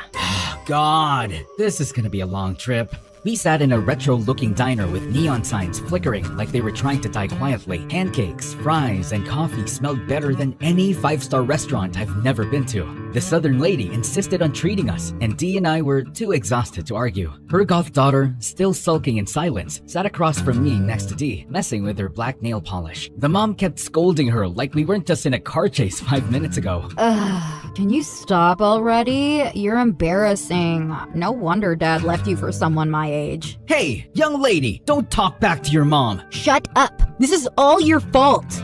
How is it my fault? Mom and I saw you bickering in the car with Dee, and she goes, "See, every mother and daughter fight. It's totally normal. You don't have to act like it's the end of the world." Wait, why would she think I was the daughter? Well, I thought you were the mom. But then she said, no, it's two girlfriends. She wanted to prove me wrong, so we got closer to check.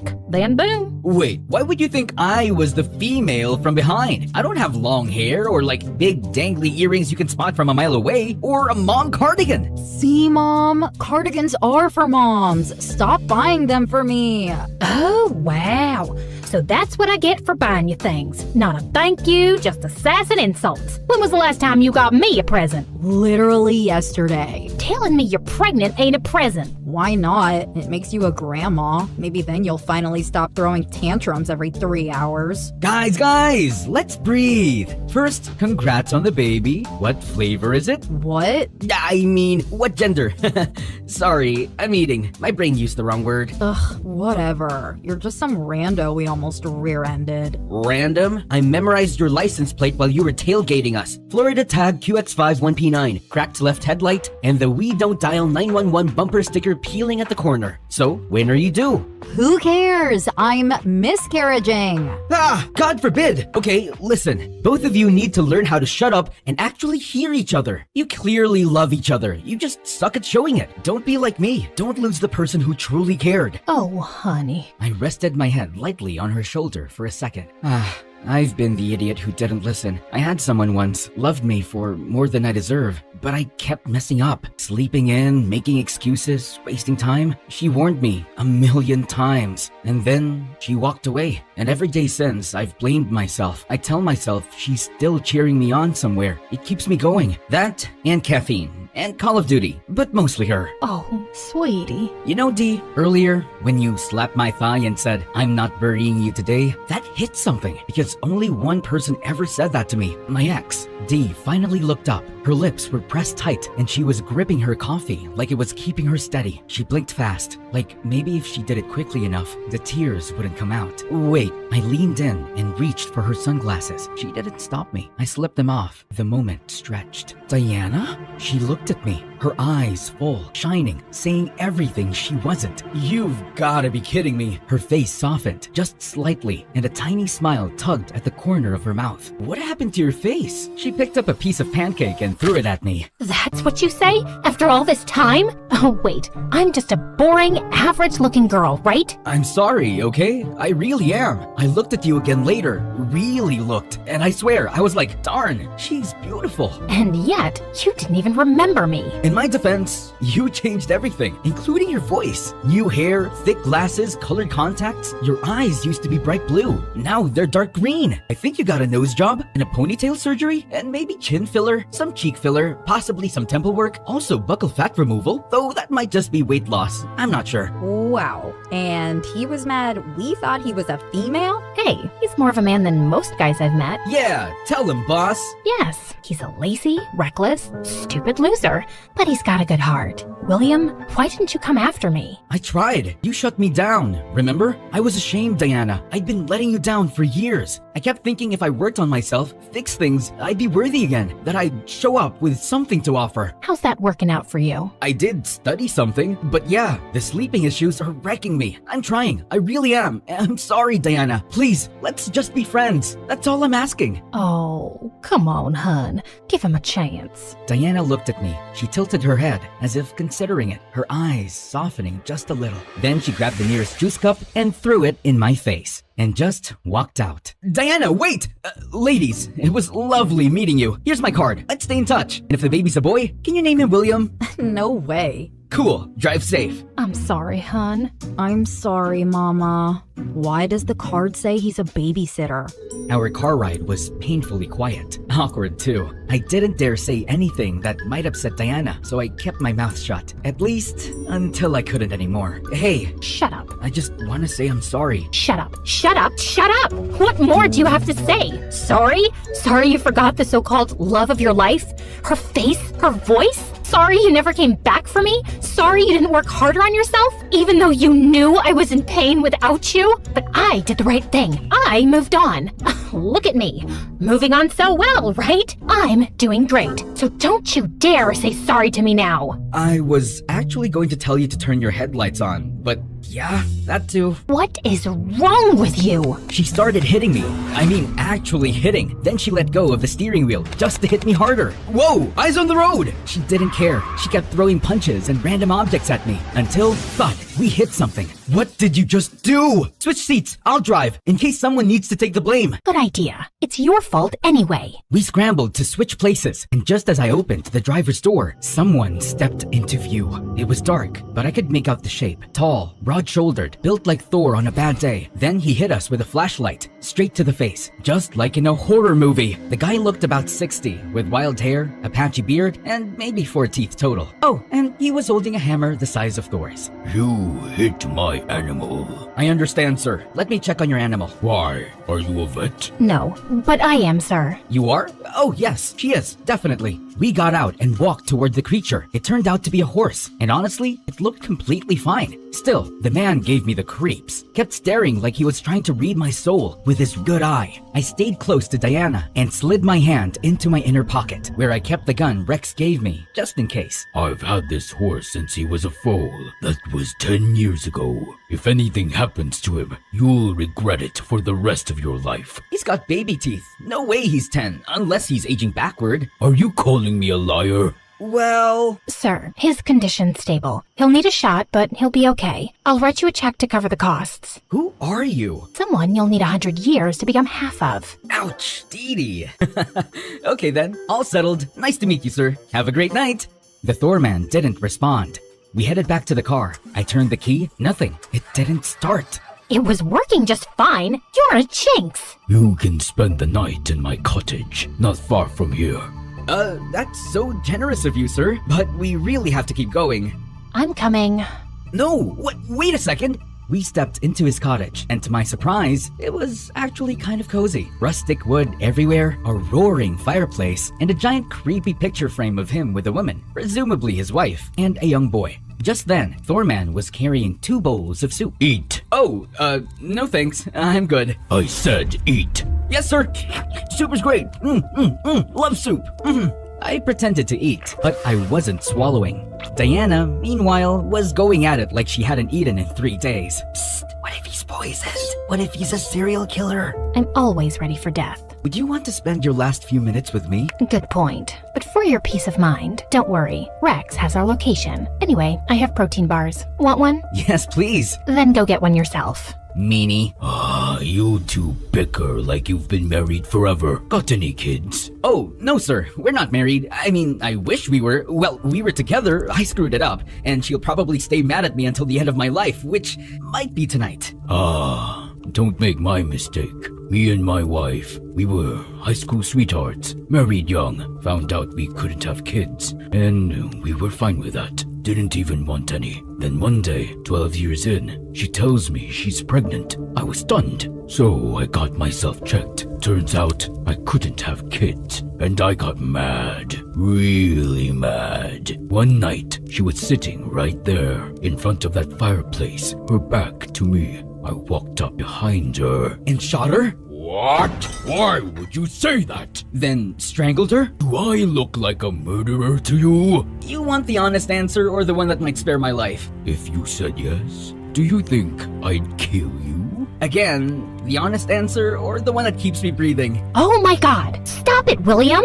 Sir, if this is some emotional metaphor about not giving up on love, great, message received. But honestly, I'm exhausted. I saw there's a bed inside. Do you mind if I use it? We'll pay for the stay. You and William can bond out here by the fire. No, I'm coming with you. Don't leave me alone with him. He's not gonna bite you. It's not the biting I'm worried about. Man up.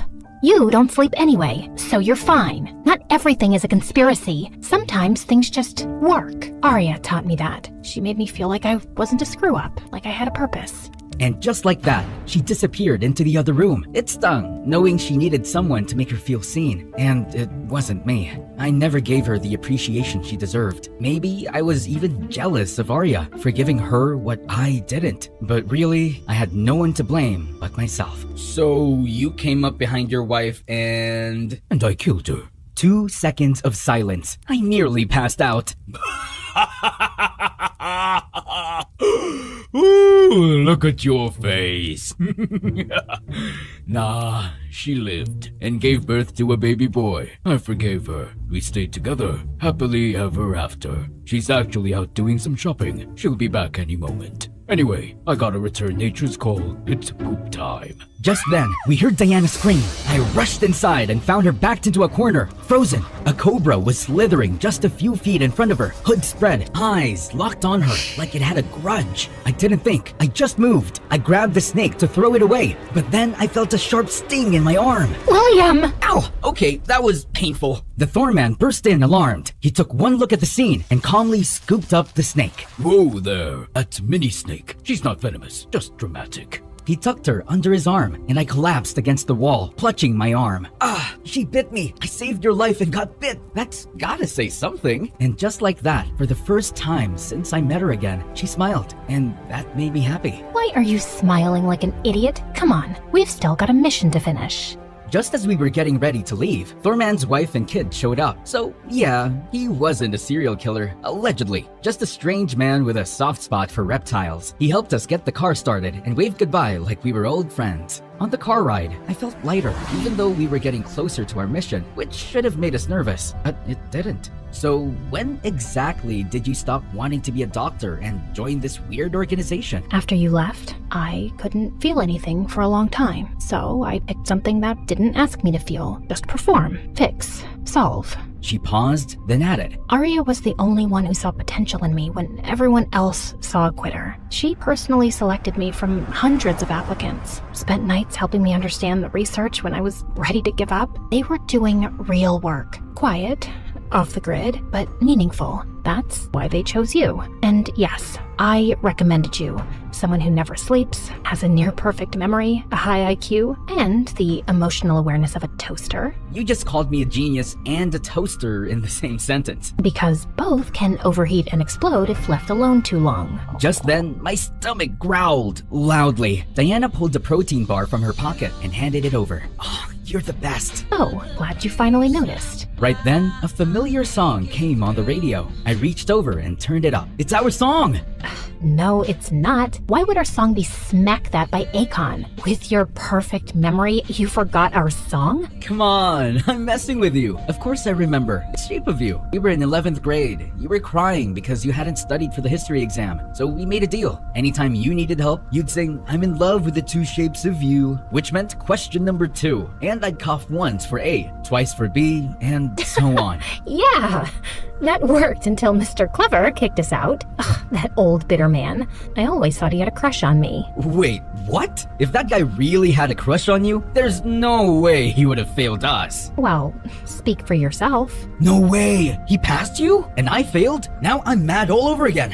Whatever, I forgive you. Still wish you'd studied harder though, just saying. Hey, you knew how things were at home. Dad was always sick, Mom worked nonstop. I was basically raising my siblings. If I hadn't gotten that scholarship, I wouldn't have even made it to college. Yeah, things were rough. You had so much riding on your shoulders, more than any kid should have. I'm sorry. She gave me a little nodding smile, and for the first time in a long time, I felt safe. We reached a quiet suburban neighborhood, peaceful, almost too peaceful. We parked at the start of the street and walked a few blocks until we reached the daycare. She's here.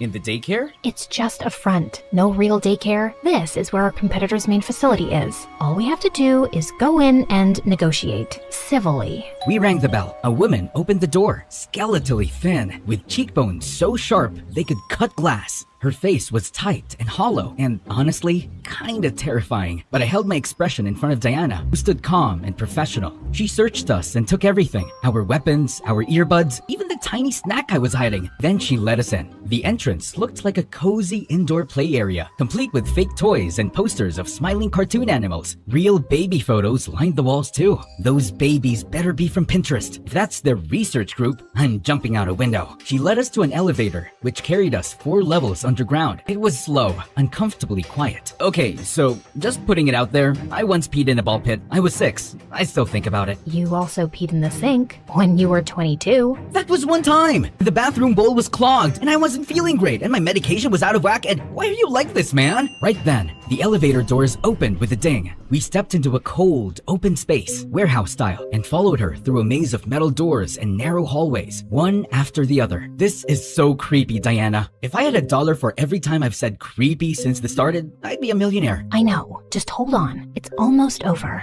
At the end of the maze was one final door. Behind it, a massive, blindingly white lab, giant machines, blinking lights, wires hanging like robotic vines. With bodyguards all around, I recognized one of them who kidnapped Arya. He looked at me and winked. I saw him mouthing the word idiot like he said before. Then an elevator platform rose slowly from the floor, and standing on it was a man. A very hairy man. Hair everywhere. Head, arms, chest. Even his eyebrows were so thick, they looked like they could support a falcon. He didn't greet us, just walked to his desk and began typing on a laptop. I was staring at him, at his hands, at the ridiculousness of his brows, trying to guess what he was even browsing.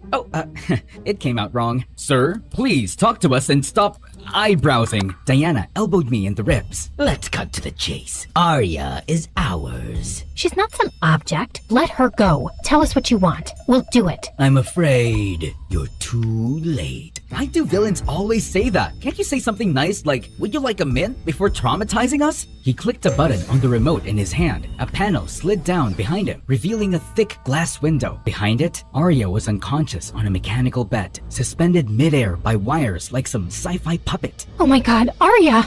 Please, don't hurt her. We gave her a generous offer. She refused, said her principles couldn't be bought. Well, I imagine her principles are laughing at her now, from the corner of her dying brain. We'll do anything. Just let her go. What we want is William. He's the final piece, our most valuable candidate, the one who completes our collection.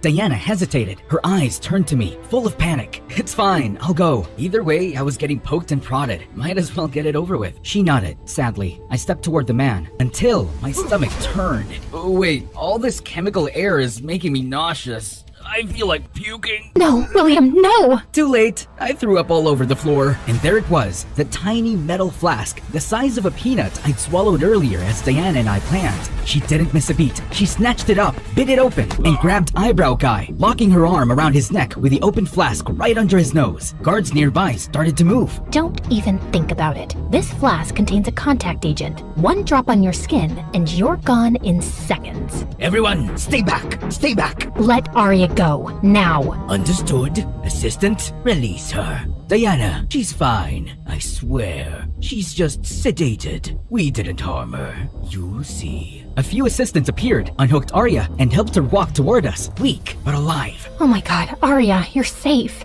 We were worried sick. Now, let me go. Not until William and Arya are safe. Get them out first. No, I'll stay. Just get Diana and Arya out of here. Aww. What a noble little sacrifice. And then, bam! Arya snatched the flask from Diana and shoved her away.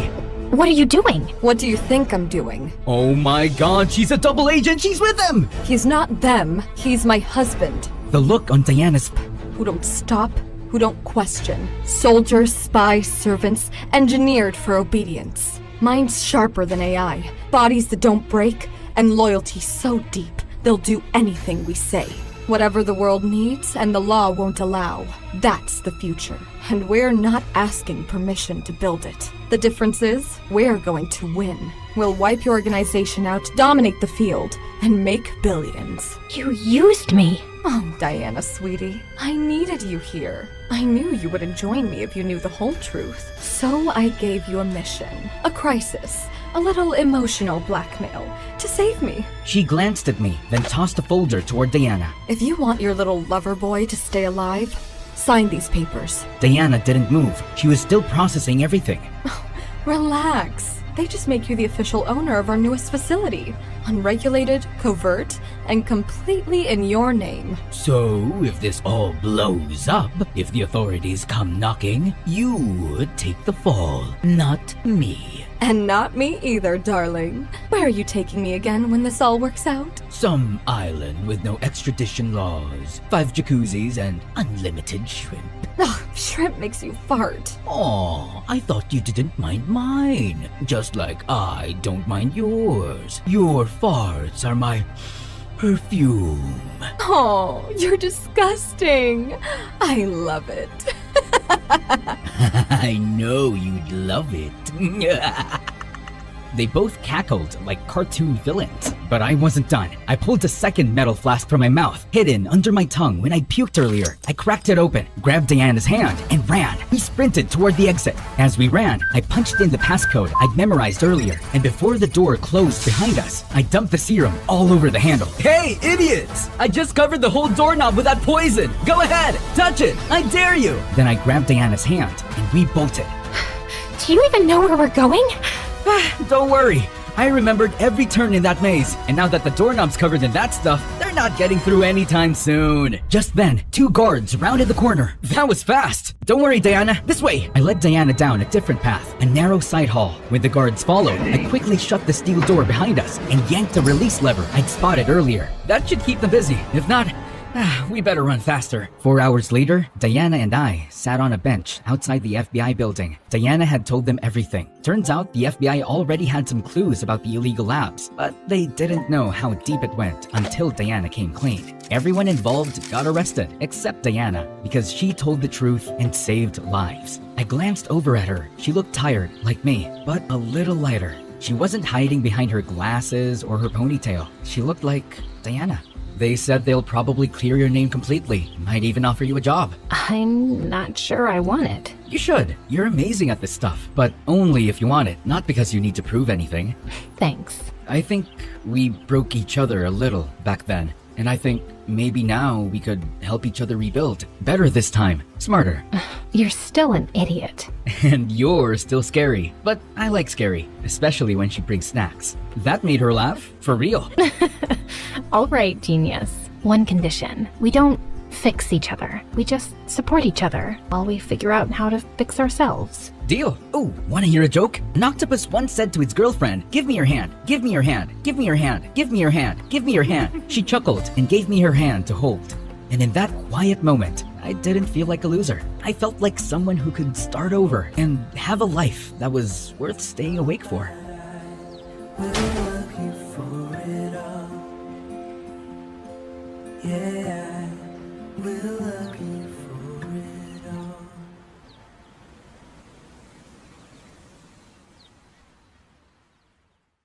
Hi, I'm Gwen from Louisiana. Please like and subscribe. I was born to one of the wealthiest families in New Orleans. My dad was a successful businessman and my mother was a pastry chef. But she stopped working when I was born to raise me. My parents threw fancy parties every weekend, and Mom wore the most beautiful dresses. Whenever they went out, people would stop to tell them what a gorgeous couple they were. I, on the other hand, was nothing like my parents. My hair was a mess, and I always had mud and grass stains on my clothes from chasing squirrels and playing in the dirt. On more than a few occasions, people mistook me for a boy, and the kids in school thought I was strange. You want to meet my friend? His name is Charlie. Ew, yuck! You're such a creep! Once in 8th grade, I was watching Mom get dressed for a party, and I couldn't help asking, Mom, how come I'm not pretty like you? What? Of course you're pretty. No one has ever called me pretty except you and Dad, and you're my parents, so it doesn't even count. Are you sure I'm your daughter? Gwen, why would you say that? None of the kids at school like me very much, and I just don't see how I'm related to you two. Was I switched at birth? Am I adopted? You can tell me, I won't be upset. Mom pulled a beautiful gold locket from her jewelry box and put it around my neck. Inside that locket is a powerful secret. Beauty, success, happiness, whatever your heart desires, you'll find your answer in there. No way! It's true. I want you to have it. But you have to promise to wear it all the time to keep it safe. I nodded and opened the locket. There was a mirror inside. I don't understand. What do you see? My face, obviously. Well, that's the secret. Mom, that's really lame. One day, I hope you'll see what I see when you look in that mirror. When I was in 10th grade, things took an awful turn. Mom got really sick and went into a coma, and Dad and I were devastated. Over time, Dad started making bad business decisions and lost most of our money. We moved into a tiny apartment, but Dad was still struggling to make ends meet.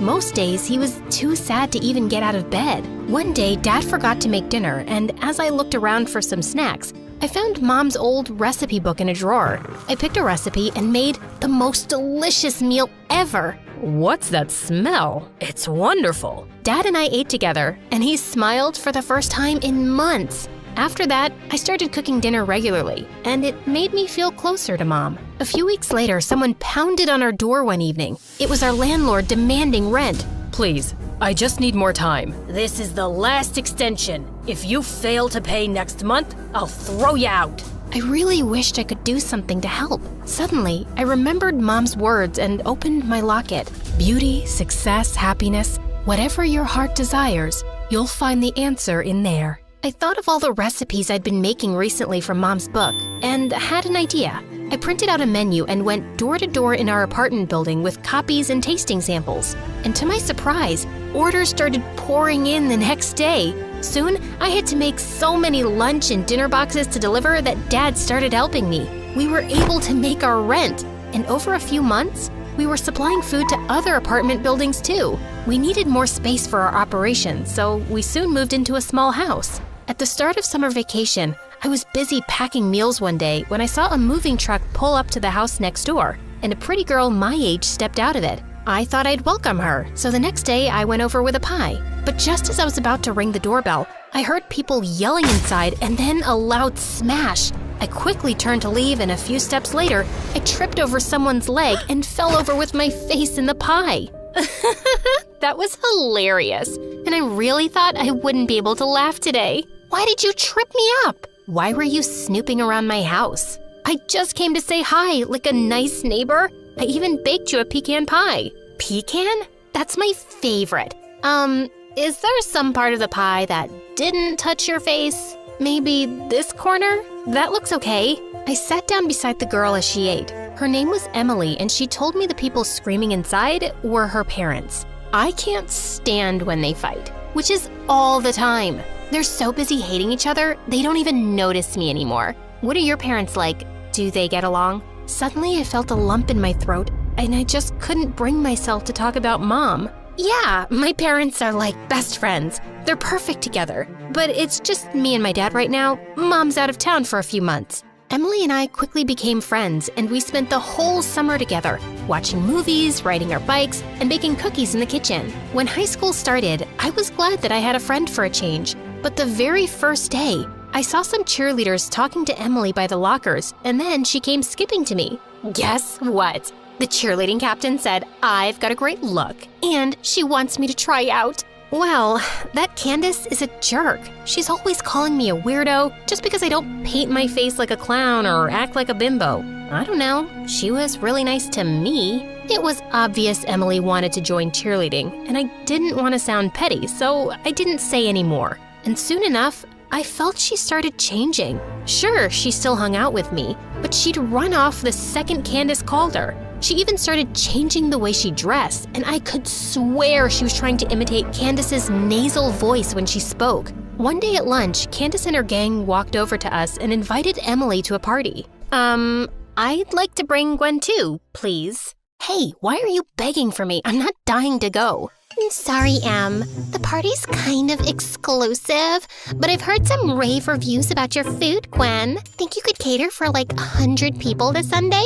I don't mind if you come as a waitress. I'd be happy to take your order, but I won't be waiting on you. You could have made yourself loads of tips, but suit yourself. As much as I disliked her, I didn't want to turn away a big order. I worked hard all weekend and Dad dropped it off at her place. But the next morning, I was shocked to find the food inspection authorities at our door. It turned out that Candace had made a complaint because she got an allergic reaction from something she ate at the party. She told me she had nut allergies and I was very careful. Well, clearly some contamination happened, and we'll be investigating further. For now, we're suspending your business license for the next 6 months. I was so mad. And the next day when I saw her in school looking just fine, I felt even angrier. Candace, you have to withdraw your complaint. I'll give you your money back. It's not about the money.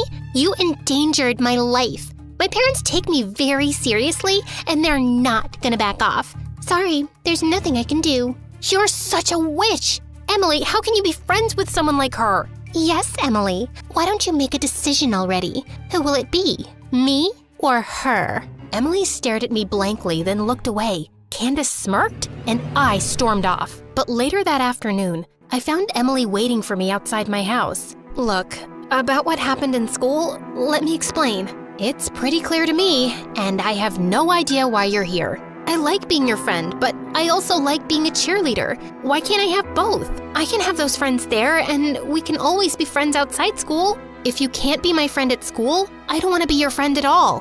What's the matter with you? I just like being popular. I like being noticed and feeling seen. You don't know what it's like growing up in my house. Don't use that as an excuse. Everyone's going through something. It's not a good enough reason to be a jerk friend. You're one to talk with your picture-perfect parents. You wouldn't understand. Well, thanks to your friend, I might lose my business for good, so I have other things to worry about. Just go away, Emily. Fine, have it your way. And the next day, Emily was even worse. She actually joined Candace and her minions in making fun of me. That afternoon, I went down to a coffee shop that I knew was hiring. The owner was a kind man who was also impressed by my baking knowledge, and he immediately offered me the job. One evening, as I was at the cash counter, a cute boy with sunglasses walked in. He ordered some coffee and then dropped a $20 bill in the tip jar. I've never seen you here before. What's your name? Gwen. Nice to meet you, Gwen. I can give you my autograph if you'd like.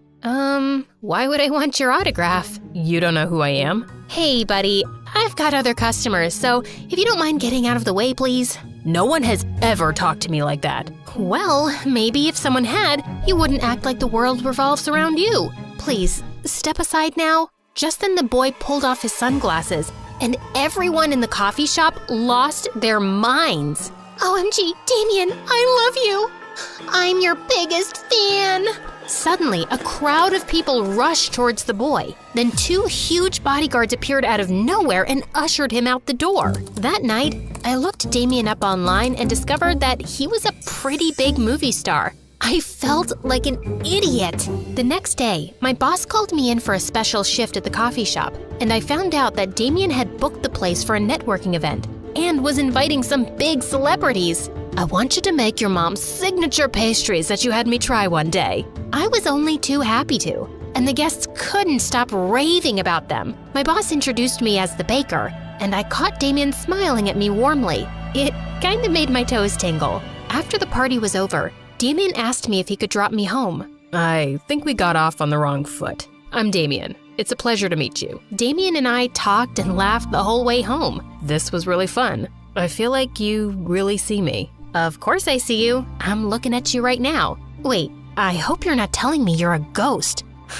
You're funny. I mean, most people just see my fame and stardom. They don't really bother to get to know the real me. Who do you see when you look in here? Not some famous star, just plain old Damien. Well, I think plain old Damien is pretty cool. Damien came to see me at the coffee shop every time he was in town, and I had a growing crush on him. One night, Emily and her friends were at the coffee shop when Damien walked in. Is that? No way! Damien came up to me, ordered his usual, and then took a seat to wait for me to get off work. And suddenly, Emily and Candace were waving me over like lunatics. How can I help you? Introduce us to Damien. Come on, give him my number. You can do that for an old friend, right? I'm afraid I can't. I know Damien won't be interested in you. And why's that? Because you're as lame and fake as your jumbo eyelashes. How dare you talk to me like that? I'll complain to management. Go ahead. I only spoke the truth. Now, if you'll excuse me. I turned away, but just then Emily flung her chocolate shake at me. I missed it by an inch, and the shake made a huge mess on the floor. Then Emily charged towards me and slipped on it. She landed smack on her butt, and it was all over her clothes and hair. Everyone laughed as Emily struggled to get to her feet, and the loudest was Candace. One of her minions was even filming the whole thing. And by the next morning, the video was making its rounds at school, and Emily was a joke. She stopped talking to Candace and her gang, and after that, I'd always see her alone. I tried to reach out to her, but she was so mad that she refused to talk to me. And I found out one morning that she and her family had moved. She never even said goodbye. Damien and I started dating shortly after, and he even got help from his lawyer to have our license returned. The coffee shop owner wanted to invest in my business, and before I'd even graduated high school, we'd opened more branches and were supplying meals all over the city. Dad was managing it full-time, and we were doing well. But the best day of my life was when I got a phone call from Dad saying Mom was awake after 3 long years. We hugged and cried for hours, and I was beyond happy to have her back. Her recovery was so miraculous that it was even all over the local news. Late one night, I was locking up one of our kitchen locations when I turned around to see Emily. Gwen, why didn't you ever tell me about your mom? I wanted to, Emily, and I thought I would eventually, but then we stopped being friends, and it was just painful to talk about. Like, saying it out loud made it too real. I'm so sorry. I never knew what you were going through, and I'm sorry for how I treated you. I just wanted to be popular so bad, but I was never good enough, and you were my only real friend. I hope you can forgive me. Emily, you were always good enough. I'm sorry you didn't see that. What's your secret, Gwen? You seem to have an amazing life now. Beauty, success, happiness, whatever your heart desires.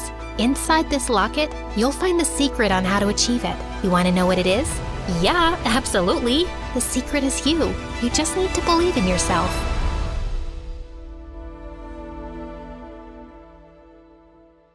Hi, I'm Mariam from London. Please like and subscribe. I lived with my parents and my grandma on my dad's side. Grandma was a millionaire, so we lived in a mansion with a pool and even a tennis court. But Grandma was also the meanest lady on the planet, except to me. When Mom made dinner, everything tasted wrong. I've never eaten rice this overcooked. I might as well eat bleach for dinner. But one time, I made Grandma a mustard sandwich, and she was blown away. Look at you, already cooking at 10 years old. My granddaughter is the smartest girl on the planet. Grandma also showered me with expensive gifts, constantly. One time, I helped Dad clean the floors, and Grandma bought me a TV for my room. Look at you doing your chores. This is what you get for being an angel, darling. Grandma scolded Mom and Dad for not spoiling me the way she did. Mariam had a fever yesterday. You two cheapskates couldn't hire a singer or a boy band to entertain her.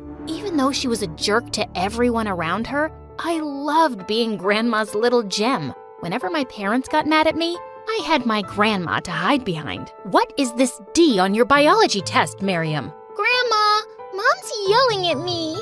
How dare you put that kind of pressure on Mariam? Sweetie, you don't have to study if you don't want to. My parents really wanted me to become a doctor when I grew up. They would get me all sorts of medical toys, but all I was ever interested in was paints, clays, and brushes. I often imagined myself as a famous painter and pretended to take a veil off a painting I made. Everyone would tell me I was the next Picasso, and I'd say, "Oh, you're all too kind." One day in 9th grade, I decided to sign up for a painting class, but my dumb parents said I had to take chemistry. It's time you start taking school seriously, young lady. We've had enough of your art nonsense. That was it. I opened my mouth and started to scream. My voice should have shattered the windows. Mom and Dad covered their ears. What is the matter with you? Are you a toddler?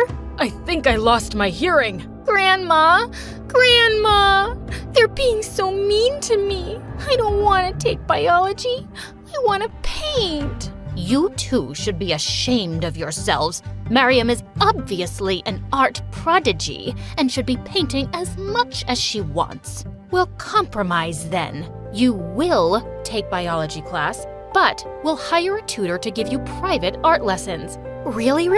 Oh, thank you so much. I knew I was being a little bratty, but if I could take private art lessons, so be it. My art tutor turned out to be a girl from my school. Her name was Layla, and she was in the 11th grade. And I didn't mind having her for my art tutor at all. She was one of the most popular girls in school and looked like a supermodel. I'd always heard about her, but I never got to talk to her before. I'm gonna help you become one of the greatest painters. Soon, you won't even need to go to school anymore. I sure hope you're right. I didn't know you were an artist, Layla. No one ever said anything. Nobody really knows me at all, really. I think I'm only popular because of how I look, but I don't have any real friends. Layla and I spent an hour painting and talking, and Layla was right. She wasn't like most popular girls at all. In fact, she was a little weird. One time, I decided to paint my entire face green just to see what it would look like. All right then, so I guess we're done for today? Actually, I wanted to ask you something. My parents are on vacation for like 6 months, so I'm all alone in my house. Can I stay at your place? I'll help out around the house and give you triple the art lessons. Triple the art lessons? I was gonna make sure Layla could live with us. Oh, for sure. I just gotta talk to my grandma. But my parents happen to be in the same room as Grandma, and they wouldn't have it. Some stranger living in our home? Are you crazy? Might as well invite a robber to live with us. You guys are so unfair. She said she's gonna give me triple the art lessons. Grandma, tell my parents to stop being jerks. Mariam's right. You two are heartless people. Not letting a friend of Mariam's into our home.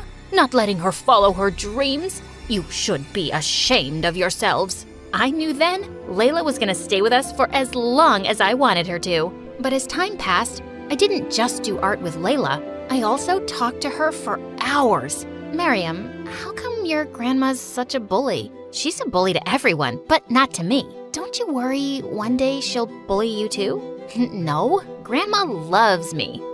You know, you're kinda naive, Mariam. Sort of like a kid. I am not.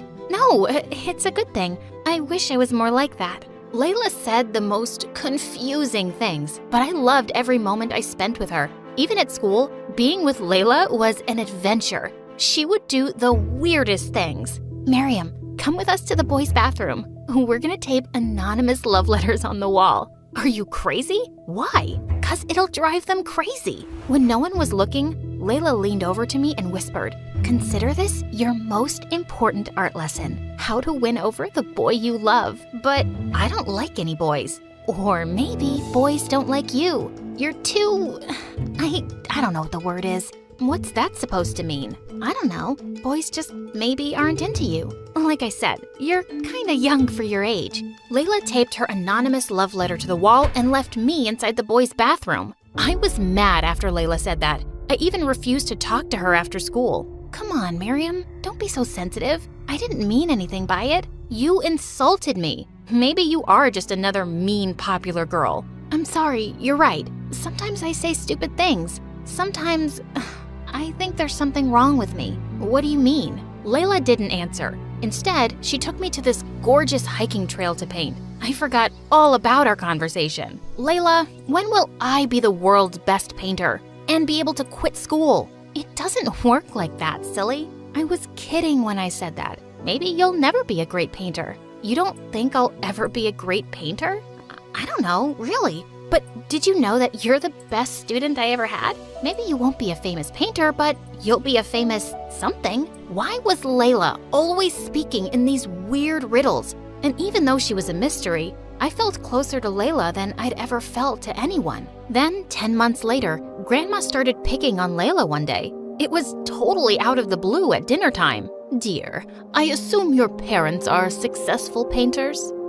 No, ma'am. It's just me who likes to paint. My parents are doctors. But like I said, now they're on vacation. On vacation for almost a year? And you haven't displayed your paintings in galleries, started a business, and made something of yourself? Ma'am, I'm only 17. By the time I was 17, I was already starting my own startup. You're a freeloader is what you are. Grandma? Excuse me, but I think I'll go to my room now. I watched Layla get up from the table as her eyes filled with tears. Why was Grandma being so cruel all of a sudden? I was used to her bullying my parents, but Layla? I could barely stand it. I jumped up to follow Layla. Layla, wait! Don't take what Grandma said to heart. I told you, she can be mean sometimes. Your grandma's right, Miriam. I have to tell you something. What is it? I lied before. My parents aren't on a trip. The truth is, I'm homeless. After my parents died, I tried going to an orphanage, but they didn't take care of me, so I ran away and started stealing food and clothes. Then I got caught and got arrested. No foster parents want a girl with a criminal record. I've been living on the streets. So far, I've been able to keep it a secret at our school, but I'm worried one day they'll find out. Oh, Layla, I had no idea. Listen, if I tell Grandma about your situation, she'll understand. She always agrees with whatever I say, no matter what. But when I told Grandma Layla's story, her face turned white with anger. She looked like a statue. I want her out of my house, Miriam. I can't believe I ever agreed to let a filthy child criminal into my home. She leaves today, and I'm calling the police. Grandma, you can't do that. It wasn't her fault. I want her to stay here and teach me art. She's the bestest friend I've ever had. And for the first time ever, Grandma turned her anger on me. You don't know what you're saying, Miriam. You're just a silly child. Layla leaves my house today. Like it or not? Then something inside me burst. Grandma, I've had enough of your cruelty. You bully everyone around you, and I'm sick of it. You have no idea what Layla's gone through, and you have no idea what she means to me. Without waiting a split second, I ran back to my bedroom to find Layla, but she wasn't there. Where had she gone? All of a sudden, I saw Layla outside the window with a backpack. She was walking farther and farther away from our house. I dashed outside. Layla, where are you going? Layla just ignored me and kept walking. I ran up to her and grabbed her arm. Layla, please don't leave. You were right about Grandma. She is a bully, and I finally stood up to her. I don't care about what she wants. I care about you.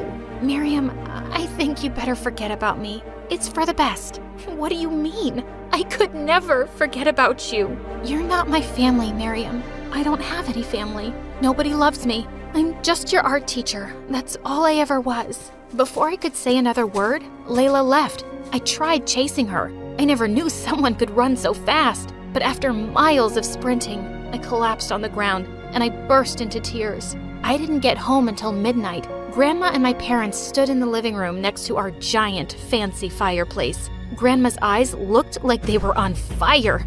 You spoiled, awful child. Yelling at me and then vanishing out into the night? I should have you locked up in jail. Okay, let's go easy. She made a mistake. She's still your sweet Miriam, isn't she? She was my sweet Miriam. That was before she became friends with a dirty homeless and spoke back to me. And if she keeps painting, she'll be a dirty homeless too. I don't care what you say, Grandma. I am going to keep painting, even if I do end up poor. Why don't you show me a few of your paintings then, I will. I'm really good. In my room, I grabbed every painting of mine I could find. Grandma was going to see. Here, look at how many paintings I've done. And you know what? I'm proud of them. Wow, honey, we didn't know you did that many. They look beautiful. Oh, darling, let me see. Then suddenly, Grandma tossed my paintings into our giant fireplace. No! Mom, how could you? I threw myself on the floor and cried harder than ever. My beautiful paintings were gone, and Layla was gone. That's it. That was the last straw. We're moving out of your mansion. We're tired of your cruelty. That's the silliest thing I've ever heard. You can't live without my fancy riches. But the very next week, my parents and I packed up our stuff and moved into a new place. It was smaller, and it didn't have a tennis court. And I still couldn't stop thinking about Layla and where she could be. Then one day, I found a letter taped to my window. It was signed with Layla's name. Meet me at our hiking trail. I took the very next bus to our trail and tried calling Layla's name, but there was no answer. Then suddenly, who should I see but Grandma? Grandma, what on earth are you doing here? Darling, I wrote the note taped to your window. I was afraid you wouldn't come to meet me otherwise, and I remembered this was your favorite place to come with Layla. You mean Layla isn't here? I don't want to talk to you. I want to talk to her. Sweetie, I'll do anything to help you find her. But first, I want to apologize for being so awful to you and burning your paintings. I love you, sweetheart. Grandma started to cry and came over to hug me. I've been a bully your whole life, to your parents and now to you. After I saw your face when I burned your paintings, I realized I wanted to change. I love you, Miriam. I love you too, Grandma, but it's gonna take me some time to forgive you. I understand. I don't expect you to ever forgive me, but know that I'm here, and my house is always open to you. And if you do ever find Layla again, you both can move back in with me. I'll adopt her. Grandma left at that moment, and I stood in the middle of the hiking trail. And then suddenly, I saw Layla sitting on top of a rock. Layla! But as soon as Layla saw me, she started to run up the hiking trail. I chased her as fast as I could, but she was just running and climbing higher. Please, wait up. Go away, Miriam. Layla, please, don't run away from me. I raced up the hiking trail and tried to catch up with Layla, but she was so far ahead of me, I couldn't even see her. Suddenly, I heard a loud cry from above. I looked up to see Layla stuck between two rocks. She looked like she was ready to fall. Please, someone help me. Layla, I'm here, hang on. I rushed to Layla as fast as I could and tried to pull her up, but she wouldn't budge. My hand is slipping. Do something. I grabbed Layla with all my might, and she was finally free. Layla and I fell on top of each other and started laughing. But suddenly, Layla looked at me. Miriam, you're all scratched up. It's fine, Layla, I don't care. What matters to me is that you're okay. I couldn't live without you. Really? I mean that much to you? Yes. You're the most amazing friend and teacher I've ever had. I used to be so bratty and babyish. I had my grandma to run my whole life. But you've changed me. Even though we're not related by blood, you are my family. Do you really mean that? Yes. Layla, I talked to my grandma. She apologized for everything. And she said if I ever found you, she'd adopt you. Oh, Miriam, that's the best news I've ever heard. We'll paint up here every day. I'll teach you everything. We will, even if we're never famous. I'll always keep painting with you. I love you, Layla. I love you too.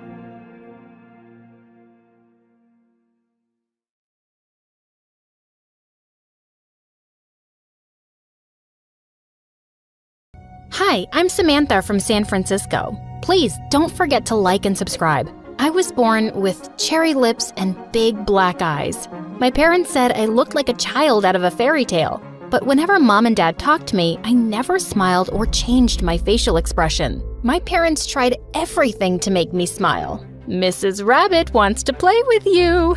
Come on, give Mr. Mouse a kiss. Dad held a mouse puppet close to my face and made kissing noises, but I just stared blankly and slapped the mouse away from me. That's when my parents decided to take me to a doctor. After a few tests, I found out I had a condition called Mobius. That meant I couldn't smile, frown, or lift my eyebrows. I was too young to understand what Mobius was, but when I was in preschool, Mom and I were at the mall when we bumped into one of her friends who had a daughter my age. She kept smiling at me, but all I could do was stare at her like a robot. Suddenly, the little girl started to cry. Mommy, this girl is scaring me. Oh, sweetie, don't be scared. Our dog ran away yesterday, so Samantha's just sad. But Mom, we don't have a dog. Mom pulled me away quickly. That's when I realized she was embarrassed to tell her friend I had a condition, because that meant I wasn't normal like everyone else. And at school, none of the kids really wanted to be my friend, because they thought I was strange. So I spent most of my time alone. But several months later, my life took a huge turn. Mom gave birth to my twin sisters, Annie and Penny. My parents worked full-time, so we always had a maid in the house. But even with a maid, I was always the main one to watch my sisters. One day, Annie, the wilder twin, climbed all the way to the top of our backyard fence. Annie, come down right now. No, I don't wanna. Penny, come climb up and we can fly like birds do. No flying. Penny listened to me, but Annie was about to jump and my heart almost stopped. But then she started laughing like crazy. Fooled you. I was furious and told Mom what Annie did. Mom went ballistic. What is the matter with you, Annie? Why can't you be a good girl like your sisters? Annie's eyes filled with tears. From that day on, she made everyone's life a living nightmare. She hated me for telling on her, and over time, Annie grew jealous of Penny. Penny was what you call gifted and could get straight A's without even trying. One time when the girls were in 4th grade, Mom and Dad threw Penny a huge party for winning the school spelling bee. Our little Einstein. We're so proud of you, Penny. Annie stomped out of the room at that moment, and that night, she chopped off all of Penny's hair while everyone was sleeping. Penny burst into tears, and I tried to comfort her. Don't worry, it'll grow back. Annie's such a mean bully. I won't let her bully you anymore, Penny. I'm here. Penny slept in my room every night after that because she was terrified of Annie. I loved both my sisters, but Annie grew up to be so mean. Then one day in 8th grade, a new boy joined my class. His name was Daniel, and he wore those fat black spectacles. He was really short and really shy. While he was walking to class, this guy bumped into him and his glasses went flying. Daniel started freaking out. I can't see anything. I saw Daniel's glasses on the floor and picked them up quickly. Here you go, but it looks like they're broken. It's okay. It's better than nothing. Daniel put on his broken glasses. He looked silly, but also kind of cute. He and I ended up hanging out for the rest of the day, and he was super sweet and good to talk to. Over time, Daniel and I became really close, and I even started having feelings for him. But he always just treated me as a friend, and I didn't want to ruin what we had. Life in high school was good, till Penny and Annie joined, and things got a little crazy. Whenever Annie saw me with Daniel, she grabbed the chance to make fun of me. One time, Daniel and I were in the hallway when we passed Annie putting on lipstick. Hey, Daniel, don't you ever get bored of hanging out with sad face emoji over here? Of course not. That's not a nice thing to say, Annie. Yeah, get out of my sight before you regret it. Okay, but first, I need to do this. Before I knew it, Annie had pinned me against the locker and drew a smile on my face with her lipstick. You look so much better now. I pushed Annie to the ground and she fell on her butt. She dragged me down, but Daniel stepped in. Cut it out, Annie. Daniel pulled me up and led me to the girls' bathroom. He helped me rinse the lipstick smile off, and I looked at my face in the mirror. Daniel, do you think I'm ugly? You can tell me the truth. Samantha, look at me. You're not ugly. I think you're the most beautiful girl I've ever seen. Daniel leaned in and kissed me, and I felt butterflies. A bunch of girls came in just then and started shrieking. Ew! What's he doing in the girls' bathroom? Daniel and I ran out laughing like crazy. I was on cloud 9 all that week. I didn't even mind that our maid was coming less and I was doing all the chores by myself. But Annie couldn't stop talking about me having a boyfriend. I just don't get it. How can someone like you have a boyfriend but not me? I'm way prettier than you. Well, not everything is about looks, Annie. As time passed, Penny started dating a popular jock at school. Her grades were still perfect and she got much more popular than Annie. Penny's life and mine were getting better and better, but Annie didn't have anything going for her. One morning, I woke up to find everybody at home, including my parents, which was rare. And Penny was super sick. Her face looked super bloated and she had red bumps all over her arms and legs. My parents left me at home with Annie while they took Penny to the doctor. Annie was surprisingly well behaved and even stayed in to do homework. I decided it was safe to go out and see Daniel for a bit. But as I reached home, my parents and Penny had also just returned. Guys, what's going on? Penny, what did the doctor say was wrong? I have an autoimmune problem. Apparently, every time I get an allergic reaction, this is what'll happen. Penny hung her head and I walked back into the house with her. My parents left for work then, but just as we stepped inside, Penny looked at her phone and started to cry. Oh my God, just look what Annie posted. To my horror, Annie had posted a picture of Penny with her red skin bumps and bloated face on Instagram. Underneath, the caption read, "Even pretty girls have ugly secrets." Just then, Annie came trotting down the stairs all dressed up. Annie, you're a monster. How could you do something like this?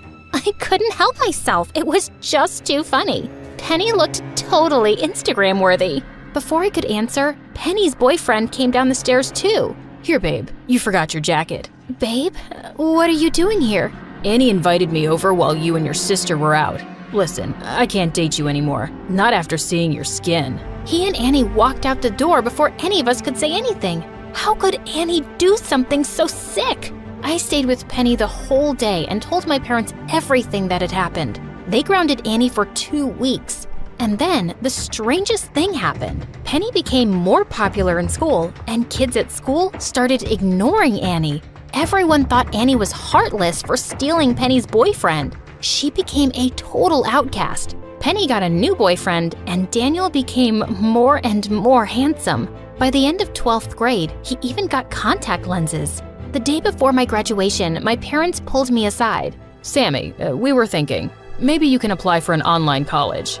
We still really need you to keep an eye on your sisters, sweetie. Are you kidding me? I've been the family nanny my whole life. It's about time you two took over and teach the twins to be responsible. I deserve to focus on my life now. With that, I walked away, and I spent days applying to my dream colleges. But one night while I was reading, Penny ran into my room. Sammy, come quick. It's Annie. She's gone. What do you mean she's gone? I dashed into Annie's room to find my parents holding a note from Annie. Annie wrote that she's leaving home to live somewhere else. She didn't even write where. Dad called the police and they tracked down Annie's phone. It turned out she was staying with our aunt, who Annie was super close with. We were all relieved, but when we went to pick her up, she refused to come home. I told Aunt I don't want to stay with you guys anymore, and she's happy to keep me.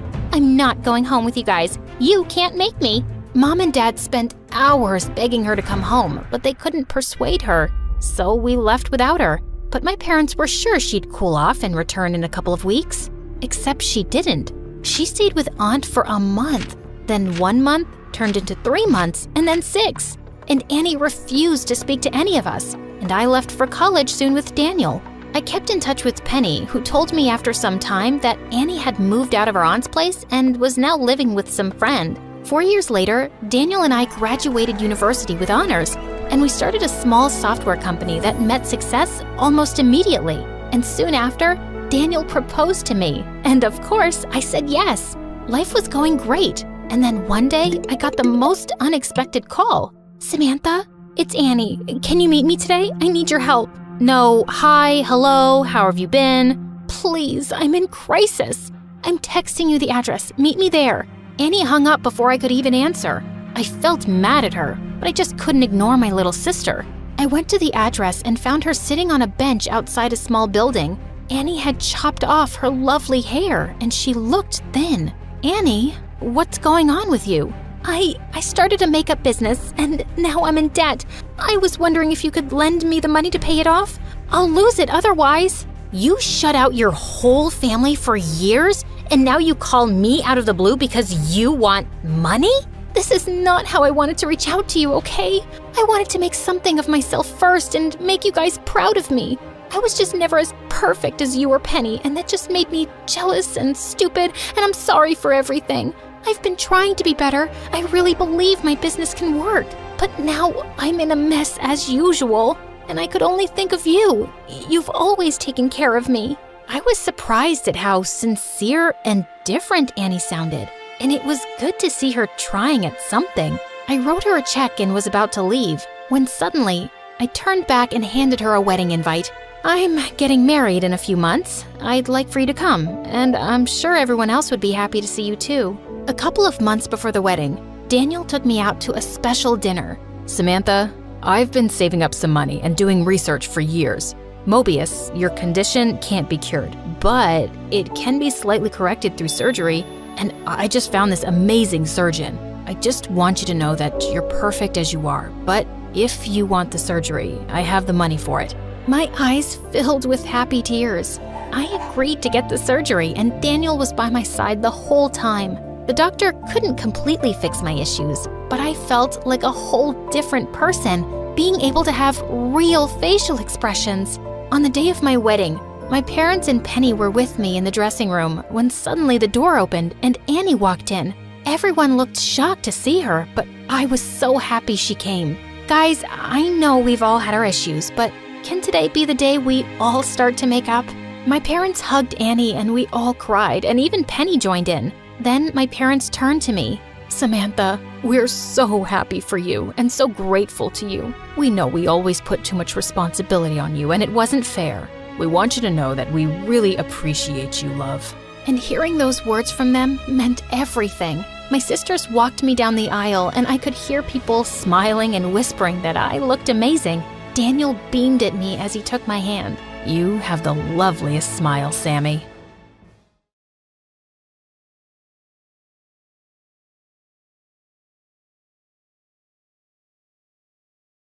I'm Delphina from New York. My story starts with the day my parents decided to send me away. But before I continue, please hit like and subscribe. My parents loved me a lot, but I missed them because they were always super busy at work. And I don't have any friends, not even the imaginary ones. At least I had my grandma, my Nona, and I would always ask Dad to visit her in Sicily, but he couldn't afford the tickets for us to go every year. So for my 7th birthday, he surprised me by finally deciding to send me to Nona's place with Mom. I was ecstatic, and it was an amazing place, as was my Nona. I had a lot of fun running around her farm and petting the animals. However, the best thing about Nona's farm was the nearby beach, because that's where I met Giulia.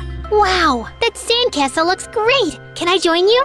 Only if you promise to come for a swim with me afterward. But I don't know how to swim. I'll teach you. Easy for her to say. Giulia swam like a fish, and I had never even set foot in a bathtub. Even as a baby, my parents washed me in the backyard with a bucket and a hose. Plus, I'm not good at trying new things. Come on, the fish won't bite. There's fish? I imagined a gigantic shark coming up from the depths of the sea, eating my butt in one single bite. But before I could chicken out, Giulia pushed me in. I flailed, terrified, but the water barely reached my waist. See? I knew you could do it. Now take my hands and start kicking your feet. Ouch! Don't kick me. Kick the water. Oops, I accidentally nailed her in the shin. Giulia backed up a few feet before I tried again. Yeah, just like that. And that's how I got over my fear of trying new things. Giulia was loud, sunny, and fearless, just like I wanted myself to be. That summer, we got into all kinds of trouble. We stole the fresh eggs from the chicken coop in the morning, raced after the postwoman, and made her lose all her letters. Giulia was also really good at basketball, so we played until the sun went down and Nona called us home. We also invented a million new ice cream flavors, and because we needed so much milk, we had to milk Nona's cow. Don't you think she's looking at me funny? She's a cow, and you're pulling on her udders. Of course she looks at you funny. With Giulia, I felt like I could do anything. So we milked the cow, made ice cream, and then ate so much of it that we gave ourselves stomach cramps. Might this be a lesson for the future? Excess of anything is bad, honey. But like all good things, it also ended in a blink of an eye. I was super sad to return home. I had made my first real friend, and now I had to leave her behind. I promised Giulia that I would write to her every day, and I gave her a necklace made out of seashells that we had collected together. Wow, this is beautiful. Thank you. I'll treasure it for sure. When I got on the plane, I realized how much I had changed, and it was all thanks to Giulia. Since I wasn't allowed a phone yet, and I had forgotten to get her email address, I would write Giulia actual letters. Each summer, I promised I'd visit, but in the end, I never did. With time, the letters became shorter and shorter, and when I was 14, my life turned upside down when my parents divorced, and I had to move to a new house with my mom. Giulia kept writing to me, but I was shattered, so I didn't feel like replying, and eventually, her letters stopped. Fortunately, my mom had made a lot of money with her novels and sent me to a new, super fancy school. However, I soon discovered that everyone here was obsessed with their looks. There was this one girl in particular, Olivia, who took an instant dislike to me. Look at what she's wearing. Are your parents in the military? Because it looks like you shop at Salvation Army. It was actually from a flea market, but her remarks were still mean. I wanted to return to my old school, but my mom had no patience with my complaints. I'll get you new clothes. What's the problem? There's nothing wrong with the clothes I already have. Other girls would be happy to have an excuse to go shopping. In the end, I found new clothes, and when I walked into school the next day, I could feel everyone looking at me with admiration. Maybe this new school wasn't so bad. But, of course, Olivia still found something wrong with me. Is that a pimple, Delphina? Oh, here, take a mint. Your breath stinks. No matter how hard I tried, every day she found something else to make fun of. Look at her hair. Is it dandruff or lice? Ew. And that was the last straw. I couldn't take her nastiness anymore. Let's see how your hair looks now. So I threw my glass of water right in her face. But Olivia dodged, and the water drenched my teacher. She went ballistic and didn't listen to me. Instead, she sent me to detention for a week with that wicked witch. After that, school was hard because Olivia wouldn't stop bugging me. One time, she literally bugged me. She spilled an ant farm on me. It was a whole thing. Somehow, I survived 2 years, and then my life took another turn when Tristan joined my class in high school. The second I laid eyes on him, I felt my heart start to race and my stomach flip with anticipation. Or was that from the lunch in the school cafeteria? Either way, I didn't care. I had never seen anyone so handsome in my entire life. And under Olivia's stunned gaze, he walked straight up to me and extended his hand. Hello, I'm Tristan. Can I sit here? I kept staring at him. It was as if we had known each other for an eternity, just like in those romantic movies. Tristan didn't wait for a reply and just sat beside me, and he kept smiling at me. In class, at recess, at lunch. Well, in a matter of days, he became close to me and became the most popular guy in school. He always had the best brands and wore the latest fashion, and he was too good at sports, so he joined the basketball team as well. I was wondering, OMG, he joined it because of me. Well, the more Tristan paid attention to me, the more Olivia got jealous, and her pranks grew cruel. She would drop ketchup in my bag and cut my gym shoelaces. She even threw chewing gum in my hair. OMG, I'm sorry. I was spitting it out, and I don't know how it ended up in your hair. OMG, you're such a liar. Do you always spit your gum 5 feet across the room when you're spitting it out? This is insane. I was about to cry, but when I saw how worried Tristan was, I forgot everything, and he gently pulled it out by using the ice from the cafeteria, and I could see Olivia's face in dismay. The other day, the teacher called Olivia up to answer a question on the board when, rip! As she struggled to stand up, her pants ripped apart. Turned out, someone had put glue on her chair. Surprisingly, no one felt bad for her. I guess that's what you call karma. Revenge. Finally, she knew how I felt every day. But who could have glued Olivia's chair? I looked around, and Tristan winked at me. Did you do this? Yeah, it was about time that someone taught her a lesson. No one had stood up for me in all that time, and it touched my heart. I discovered that Tristan was a lot of fun, almost as much fun as Giulia. And whenever Olivia tried to be nasty to me, Tristan would retaliate with an even bigger prank. Soon, Tristan and I became inseparable. In particular, we enjoyed playing basketball together. Come on, is this all you've got? Let's play another game and I'll show you. We played one game and then another one until it started raining, but we still didn't want to stop. But then I slipped, and luckily, I landed on Tristan's strong arm. Our eyes met, and I felt a spark between us. Wow, He's really handsome, isn't he? I was living a dream. After a few days, it was my birthday, and I could hardly wait for him to surprise me. Or perhaps propose to me. I wasn't ready for a proposal, but I did have a David's bridal catalog, just in case. Yeah. You said something? Me? No, nothing. What? Do you want to say something? No, just focus on work. Jerk. I was so mad that he forgot to wish me a happy birthday. I couldn't even sleep. I kept tossing and turning. Just then, my phone rang, and it was him. I couldn't wait anymore, so I picked it up on a single ring. Hi, come down, please. What? I looked out, and Tristan was in front of my house. I got so excited that I tried to jump from the window, but then I realized I wasn't Rapunzel. But I didn't feel any less than a princess that day. My mom was away, so it was easy to sneak out of the house and go with Tristan. We drove to a quiet spot where you could see all of the sparkling lights of New York. He finally wished me happy birthday. And man, it was super romantic. The way he looked at me, perhaps he was thinking the same thing. He leaned in, and I closed my eyes, waiting for a kiss, but I have something to tell you. I really like you, Delphina, but there are things about me you don't know, and I'm not sure I'm ready to tell you. You have secrets? I wasn't always the nice guy you know today. What did he mean? What kind of dark secret could he have? I don't know if I can date someone who doesn't trust me. That's okay, I understand, but I still need some time before I tell you. After that, things between Tristan and me became different. I couldn't look at him without wondering what his big secret was, and my imagination was running wild. I still wanted to be his girlfriend, but I felt hurt that he couldn't trust me with his secret. What kind of couple would keep secrets from each other? The more I thought about it, the more it seemed strange that someone like Tristan could be interested in me. After all, when we met, I was the underdog, and he was the coolest guy in school. Maybe this was all a trick of some kind. My suspicions were confirmed one day when I went to basketball practice and I found Tristan and Olivia playing together. They were laughing and he was teaching her how to shoot three-pointers, which was my specialty. And when I saw them close together, I couldn't stand and watch it. I stormed onto the court and slapped him. How dare you? You played with me. What? I thought you didn't like her, but it looks like I was wrong.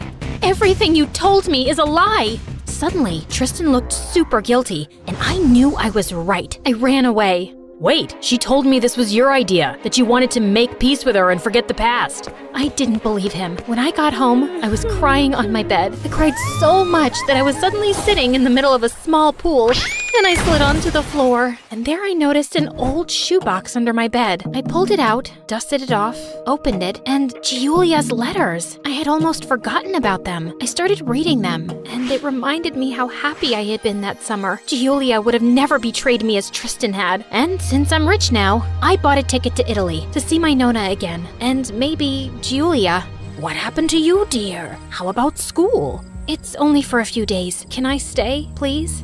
Nona could never say no to me, so I spent the next few days wandering around the places of my childhood. There was so much that reminded me of Giulia, but when I went to see her house, I found it locked. It looked abandoned. I asked around the village, but even if they did remember Giulia, no one knew where she went. Also, one of my teammates texted, confirming that Olivia had really told Tristan that teaching her basketball was my idea. That sneaky witch! Of course she did! I went back to school, ready to apologize, but Tristan ignored me. He wasn't completely wrong. I slapped him, left him, and didn't trust him. Of course, he was angry with me and avoiding me, but I decided to get his attention anyway. I came to school dressed up all fancy, but everyone laughed at me. Then I tried to cook him a fishy surprise and put it in his locker, but it smelled so bad after a few hours that everyone gave him the stink eye. I even tried to dance for him at the basketball game, but I accidentally kicked Tristan as I jumped. But thanks to Olivia, she threw a banana peel on the floor, which made me slip. I was sure I would fall, but Tristan caught me midair.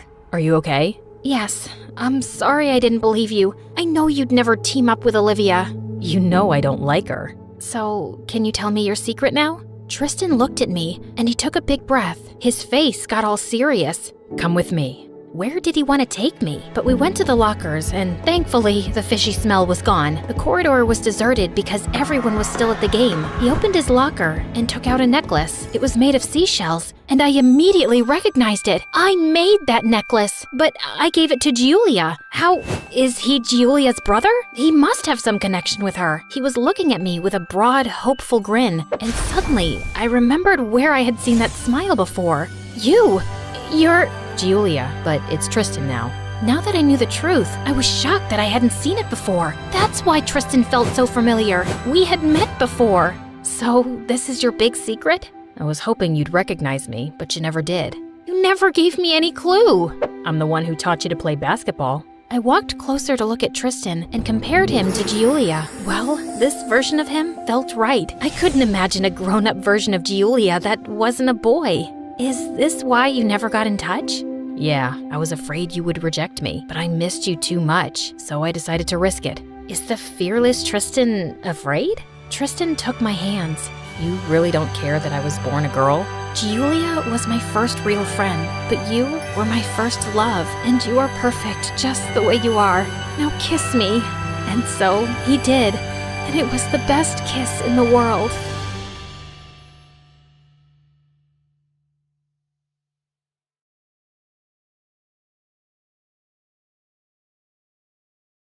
Hi, my name is Iris, and till I was 10 years old, I had a perfectly normal childhood with perfectly normal parents. Then one day, Mom suddenly decided to become religious, and she went completely insane. Suddenly, I wasn't allowed to read anything with the word magic in it, so I snuck Harry Potter books from the library and hid them under my pillows. But one day in the 6th grade, I came home to find Mom lighting up a fire, and to my horror, I saw my books on the ground. I told you I don't want you reading these devilish scripts. Come here and throw them in the fire. Are you crazy, Mom? I'm not burning them.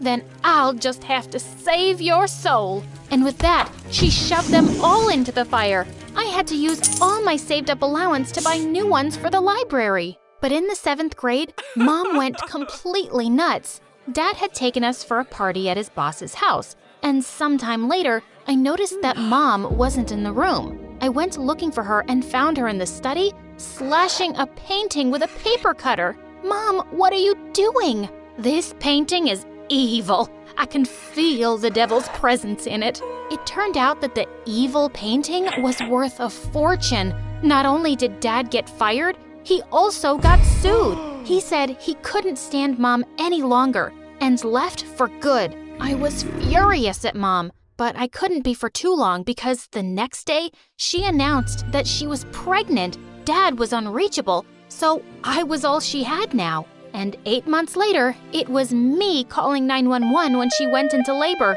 At the hospital, Mom threw a huge tantrum because there were no female doctors available. There's no way a male doctor is touching me. I made a vow to God. Get me a woman, or I'm keeping this baby inside. Just then, a handsome young doctor walked in, and Mom screamed, "I'll take him!" She made me reapply her lipstick before I was shoved out of the room. Mom was acting weird. Mom gave birth to a baby girl, and I fell in love with her instantly. She's beautiful, isn't she? Yeah, he's an angel. Oh, you're talking about the baby. Well, she looks like a boiled potato. Mom got busy again with her church meetings, and I became Maddie's babysitter after school. But I adored her and didn't mind at all. One night, as I was tucking her into bed, Maddie said sleepily, "Can you tell me a story of ghosts and witches on flying broomsticks?" Shh! Where did you learn about that, Maddie? I saw a cartoon on TV. It was so funny. I wish I could fly. I love magic things. And with that, she dozed off. But I was still thinking about what she'd said. I loved reading the Harry Potter books as a kid. Only a crazy person wouldn't. I sat down and started writing a story I'd had in my head since forever. On the first day of high school, a cute boy came and sat next to me during recess. "I'm Lori. Want to see something really cool?" And then he started wiggling his ears. For the next hour, he kept talking about how he gave ear-wiggling lessons on his YouTube channel, Learn Useless Talents. And just like that, I'd made a new friend. He started coming over to play video games when Mom was away. One time, she came back home earlier than I'd thought, and poor Lori had to hide for 2 hours before he could leave. Mom would have gone nuts if she'd found a boy at home. One evening, I had dinner plans with Lori, but I couldn't find a babysitter, so I took Maddie with me. As she sat in her high chair, she suddenly pointed to someone. "Look, Mommy!" I turned around to see a couple at a table, and I laughed. "That's not your mommy, silly. It's My mommy! I turned again, and this time, I saw the woman's face clearly. What the heck? That leggy woman feeding some guys strawberries was Mom. Oh, you know that guy with her? He's our chemistry teacher. After putting Maddie to bed that night, I waited up for Mom. She jumped out of her skin when she saw me. Holy piece. Why are you still up, Iris? Mom, take off your coat. What? Why are you acting so weird? I said, take off your coat. Don't use that tone with me. The Lord hates rude children. Now go to bed. He also hates liars. And with that, I started pulling off her coat. She pushed me away and we landed in a heap on the ground. You were on a date with my teacher. I saw you. So you just lie about going to church, neglect your kids, and go on dates instead? You're such a hypocrite, Mom. How dare you accuse me? Just then, Maddie walked in and stared at us. Mommy, you look mad, like the evil witch from the book. Remember, Iris? The what? I was grounded for a week for reading such books again. But if Mom thought I was buying her lies, she was so wrong. I was going to catch her again, and this time, I was going to take pictures. 2 nights later, as I was scribbling away my story, I heard a sharp tap on my window. It was Laurie, and I let him in. It's been 2 days since I last saw you, and I was going crazy. Look what I got you. I nearly screamed when I saw his gift. It was a brain in a jar with a tag, "You've been on my mind." Laurie, what are you saying? I'm saying, I think I'm in love with you, Iris. And then he kissed me. Laurie, I thought we were just friends. I had no idea you felt this way. Are you freaking kidding me? I hid for hours from your whack job mom. You brought your bratty sister on our date, and I didn't say anything. Why would I put up with your crazy family if I didn't love you? Because we're friends. I didn't even know that it was a date. And my sister isn't bratty. I think you should just leave now. But before he could, the door suddenly flew open and Mom barged in. She chased Laurie out the window with a broom. You shameless child. As soon as you graduate high school, I'm sending you to a convent to become a nun. Now take these beads and pray for forgiveness. I haven't done anything wrong, so no thank you. Please get out of my room, Mom. What a crazy night. I felt bad about the way I'd left things with Laurie, so when I went back to school, I looked for him everywhere. I finally found him in the cafeteria with a girl in his lap. There was a group of kids around them, and they were all watching something on their phones. Hey, Laurie, can we talk? No, you can't talk to him, witch. But he was just telling us that the woman in this video is your mom? I stared at the phone, horrified. It was a video of Mom and the chemistry teacher, and a woman was attacking them while screaming, "You stole my husband, and you're such a cheater!" Some students saw this crazy drama at the restaurant last night and recorded it. Gosh, it must be so embarrassing to have a mom like that. Yeah, look what your mom is up to, and you're not even allowed to have a boyfriend.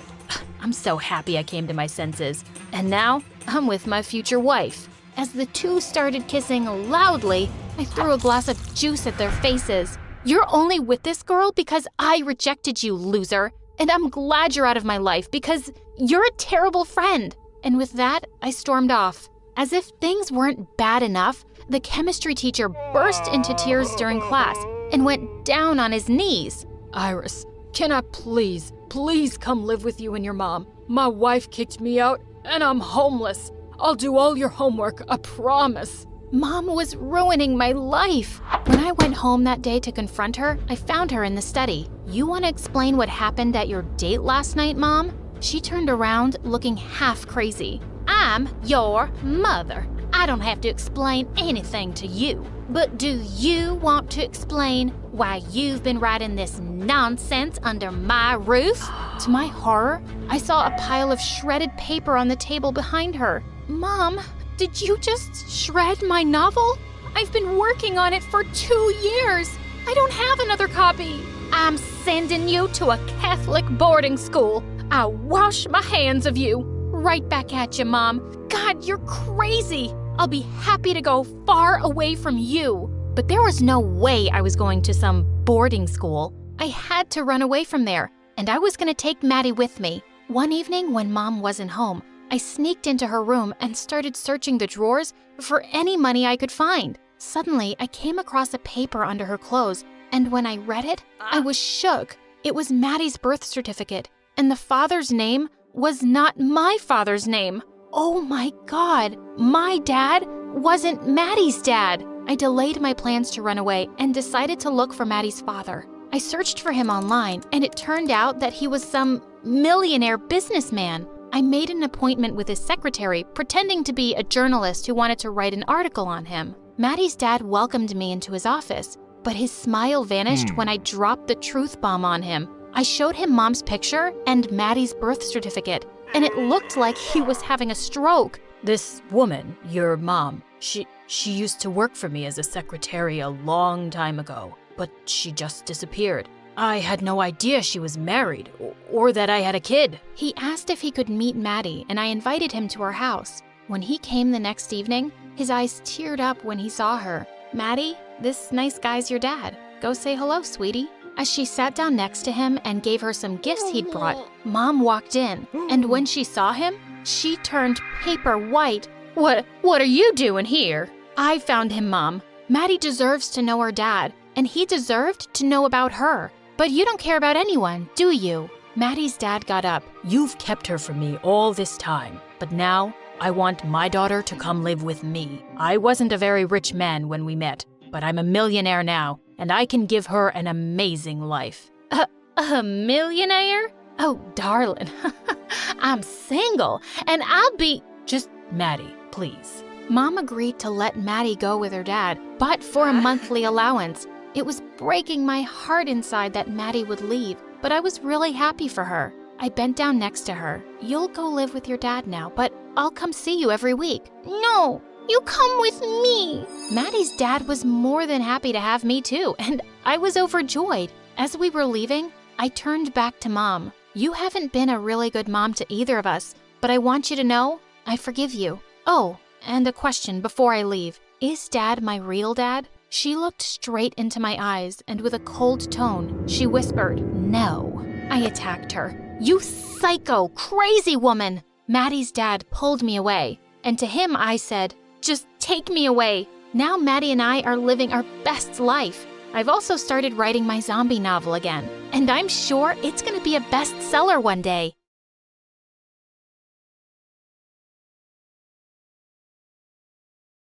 I was staring at my reflection in the window, challenging myself to make the goofiest faces I could think of. I opened my mouth as wide as I could, stretched my cheeks as far as they would go, and pulled my ears while crinkling my nose. Carson! Only I was right in the middle of class, and the teacher had been trying to get my attention. I turned around to find everyone staring at me, laughing. You're off in space again. What is the answer? The answer, right. Yeah, come on, Space Cadet, what's the answer? That jerk was Diego, the captain of the wrestling team, son of the coach and class bully. Since we won the national championship last year, he believed he was God's gift to the school, and he never missed a chance to mock me. The only person not laughing was Mara, the girl who dressed like she was from a different decade. On Mondays, she was a flapper from the 1920s. On Wednesdays, a hippie from the 60s, and on Fridays, she was a goth girl from the 1990s. She didn't like me, but she hated Diego more. Anyway, I had absolutely no idea what the question was, so I couldn't answer it. I panicked. The answer is that I really have to pee, and I ran out of the room. Hold on for a quick sec. I forgot to introduce myself. I'm Carson, which you already heard the teacher yell. I always seem to do and say things that other people find, well, weird.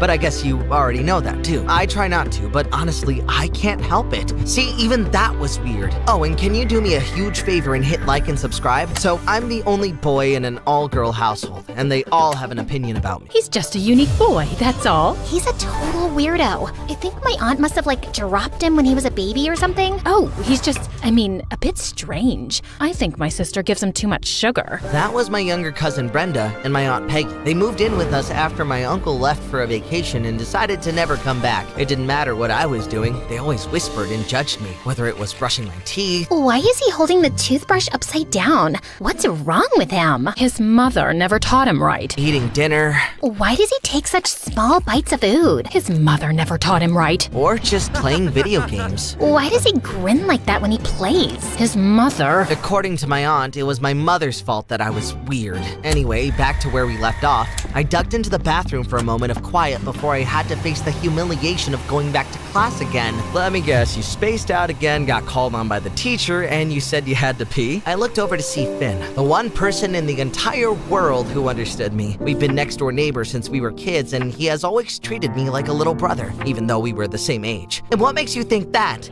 Maybe I just came in here to do some push-ups. Right, because everyone comes to the boys' bathroom to work out. I hate that you know me so well, Finn. You think anyone will notice if I hide here for the rest of my life? Diego again, huh? Isn't it always? Car, buddy, idiots like Diego are so worried about what people think of them, they bully others to make themselves feel better. Don't let him win. Get back in there. Talking to Finn always made me feel better. The big difference between us was that he was super popular and I wasn't. Girls literally hung themselves on him like Christmas ornaments. Hey, Finn. Did you see my new selfie on Insta? It's with my new Ferrari. My selfie is on my dad's private island. Wanna come? My selfie is jumping out of my own airplane on my dad's private island. But Finn didn't care. He was always so focused. To be honest, I don't know why he even hung out with me. People don't take the time to get to know Carson. Sure, he's a little odd, but who isn't? Finn was the reason the wrestling team won the national championships. He was the best wrestler on the team, which made Diego furious. Diego hated anyone who was better than him. And the biggest college recruiter in the country was coming to school in a month to see Finn and not him. But Diego had a plan to fix that. He just needed the opportunity. Little did anyone know that he was about to get it. I was on my bike riding home from school singing my favorite commercial jingles at the top of my lungs. Oh, Ozempic, liberty, liberty, liberty. When I heard a voice from behind me. Where are you going, weirdo? I saw Diego and a couple of his friends on their bikes racing toward me. It wasn't enough for him to humiliate me in school. He also liked to do it outside of school by chasing me down and posting embarrassing photos on social media, like sneaking rubber lizards into my backpack, dumping paint over my head, or tossing me into various garbage cans. I pedaled as fast as I could, but they were catching up. Up ahead were the railroad tracks and the crossing gates were coming down. I needed to make it across, but the train was coming. I realized I wouldn't make it, slammed on my brakes, and stopped inches from the tracks as the train came roaring by. I turned to face Diego and his friends. Well, well, well. I sense a great photo opportunity here. Get away from me, Diego. Or what, weirdo? He pointed to a pile of dog poop on the ground. Oh man, we need to get a photo of you with your face in that. I looked around. The train was still passing. I had nowhere to run. Diego pulled me off my bike and threw me on the ground. Just as he was about to push my face into the poop, I heard a voice. Leave him alone, Diego, you jerk. I turned to see Mara sitting on her bike on the other side of the tracks. Unlike me, Mara never cared about what others thought of her. Do I think Carson is weird? Yeah, but he should stand up for himself and own it. Insecurity is like catnip for bullies like Diego. Ooh, looky here, it's Mara, the other weirdo. And you're going to stop me? No, but my brother is. And like out of a superhero movie, Finn's bike sped up the road, stopping between me and Diego. He jumped off, standing face to face with Diego. Get out of here, Diego. If it isn't Finn coming to the rescue, why do you even care about him? Because I do. And if you want to get to Carson, you need to go through me first. Out of the corner of my eye, I saw one of Diego's friends recording all of this on his phone and suddenly realized what was happening. This was Diego's plan all along. I jumped to my feet to try and stop what was about to happen. I'm good, Finn. Thanks so much. I think this was a great bonding moment. Everyone can go home now. No, I'm done letting Diego bully you. Bully me? Don't be ridiculous. I was going to put my face in that dog poop anyway. I'll do whatever I want to your weird friend and your freak sister. And then Diego shoved Finn hard. Finn snapped and punched Diego, knocking him to the ground. Diego started laughing. You get that? Got it! The next day, Finn got called into the coach's office where he was watching Diego's video, carefully edited to only show Finn hitting his precious son. You punched Diego because you're jealous that he's team captain and you aren't? That's not true. He attacked my friend and then he shoved me. My son doesn't lie. You're off the team. Diego's plan was a total success. Over the next week, Finn didn't speak to anyone, including me. I tried to get his attention by jumping in front of him as he walked down the hallway, locking the door of the boys' room as he tried to go inside, and even holding onto his leg so he couldn't walk. But none of it worked. He was so depressed. But something else was happening. Diego stopped bullying me. He wasn't picking on me in class or tripping me in the cafeteria, and I could bike home without worrying he was following me. I had to know why, so I rode my bike up to him as he was leaving school. Why are you leaving me alone? You haven't mocked, insulted, or shoved me once since you helped me get your buddy Finn kicked off the wrestling team. But I didn't. Oh, yes, you did. I couldn't have done it without you, weirdo. And now the recruiter is coming to see me instead of him. So consider my leaving you alone as a little thank you present. And as he walked away, I looked over and saw Mara just staring at me, shaking her head. Since we were kids, I always secretly had a crush on her. She would play rough with me and Finn. In fact, she is the one who convinced him to get into wrestling and even helped train him for the championship. But the older we got, the less she liked me. And now she really hates me after what happened to Finn. I needed to speak to him, so that day I went over to their house, but Mara answered the door. What do you want, Carson? Mara, Finn needs to tell the coach the truth, that he was only defending me and you. First of all, Carson, let's get something straight. I don't need defending. Second of all, who do you think Diego's father is going to believe? His son or Finn? So unless you can get him back on the team before the recruiter comes, then I advise you just let it go. The damage is done. And then she slammed the door in my face. Finn was my only friend, and now he lost his dream trying to help me. I knew I had to do something, but what could I do? That night at dinner, I sat silently as Brenda and Aunt Peggy piled on. So, how does it feel to ruin your friend's life? If I did that, I would never show my face at school again. I don't know how you live with it. I agree. That will haunt you forever. Maybe you should switch schools, but I doubt that will even make a difference. If only you could have stood up for yourself instead of having your friend do it for you. This would have never happened. As I sat there, I could feel my blood starting to boil, like I was about to transform into the Hulk. I know what to do. Maybe you could challenge Diego to a wrestling match, and if you win, he has to admit the truth. I stood up, slammed my fists on the table, and erupted like a volcano. That's exactly what I'm going to do! Yeah, right. Carson's gonna challenge Diego to a wrestling match? Talk about an epic humiliation. His mother should have gotten Carson a therapist a long time ago. But that night, as I lay in bed, I knew that's what I had to do. Brenda was right. If I didn't try to fix this, I wouldn't be able to live with myself. I stormed up to Diego the next morning as he was talking with his friends by his locker. Diego, I challenge you to a wrestling match 2 weeks from today after school. Sorry, what now? You want to wrestle me? Yes, in front of everyone, the entire school. Diego and his friends burst out laughing, but I was dead serious. Wow, you're even weirder than I thought. This is like a dream come true. It would be my pleasure to embarrass you in front of the whole school. Sure, this is your opportunity to completely humiliate me in front of everyone, but if I win, you have to tell everyone the truth about what happened with Finn. Oh, you've got a deal. 2 weeks from today, this is going to be like Christmas coming early. Now, all I had to do was beat the captain of the wrestling team in a wrestling match. I had 2 weeks to prepare. I just needed someone to train me. Are you some kind of idiot? I couldn't think of another way to help Finn. And how do you help Finn by humiliating yourself in front of the entire school? Diego is going to destroy you, Carson. Unless you train me, please, I'll do anything to help fix this. I don't care if he humiliates me. My life can't get much worse than it is right now, so I at least want to try. Well, you weigh about the same as Diego. Okay, I'll train you, but he's still probably going to— Thank you. And then I made the mistake of trying to hug her. She flipped me over and pinned me to the ground. Training starts right now. For the next 2 weeks, Mara and I trained in the mornings, during lunch period, after school, and at night, even in the rain. It was like something out of a Rocky movie. When she wasn't teaching me wrestling moves, I was running or lifting weights in the school gym. And one day as we were practicing, Mara flipped me over and pinned me down. Please, I need a break. I can't take it anymore. Suck it up, Buttercup. Only 1 week left until you face Diego, and he won't let up, so neither will I. And for the first time, I saw the hint of a smile, and for some crazy reason, it gave me a burst of energy. I made a move and flipped Mara over, pinning her down. Yes, that was great, Carson. Meanwhile, Diego and his friends were putting up flyers all over the school advertising our wrestling match like it was the event of the year. Something strange was happening. For the first time in my entire life, I was feeling a sense of confidence, and people were noticing. People who never even looked at me were saying hello. What's up, Carson? Hey there, Carson. And at home, even Brenda and Aunt Peggy were seeing it. Hey, Carson, why do you put so much salt on your food? Hey, Brenda, why don't you mind your own business? And no, Aunt Peggy, it's not my mother's fault that I like salt. The two of you sit here every night criticizing me and my mom while living under our roof. If you have a problem, go get your own place and stop mooching off of us. I thought their jaws were going to hit their plates. The day of my match with Diego finally came, and the gym was packed. I think every student and teacher in the school was there, ready to see me get humiliated. Mara was in the front row. Diego made his father the referee, which wasn't fair, but there was nothing I could do. You've got this, Carson! I believe in you! And then she gave me that smile that sent electricity through my veins. Diego's father blew the whistle. Diego immediately got me in a cradle and nearly ended the match before it began. It's over, weirdo! But I got out and flipped him. The crowd erupted in cheers. This infuriated Diego, who got me in a headlock. I couldn't get out.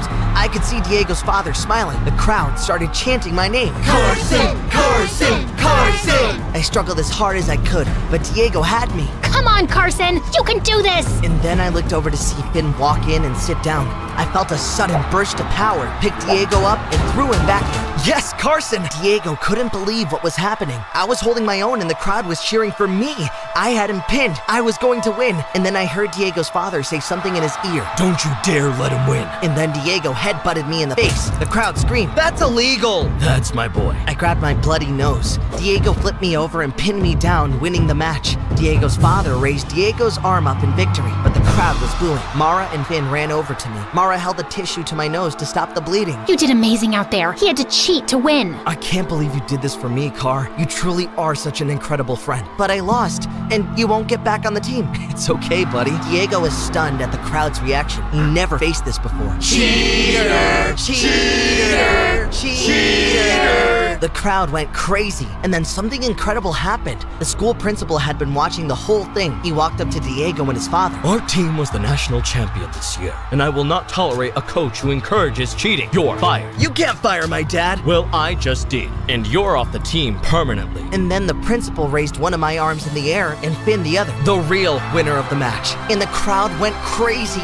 Mara grabbed my shoulders and hugged me. Finn was back on the wrestling team, and a few days later, the recruiter came to see him and even offered him a full scholarship to the best wrestling program in the country. Car, I don't know how to thank you. None of this would have been possible if you didn't. You deserve this scholarship more than anyone. You truly are the best friend in the world. Finn, why are you making my boyfriend cry? Yeah, she said boyfriend. Mara and I finally started dating and became the most popular couple at school. We even ended up going to the same university. Who knew being weird would end up being awesome after all?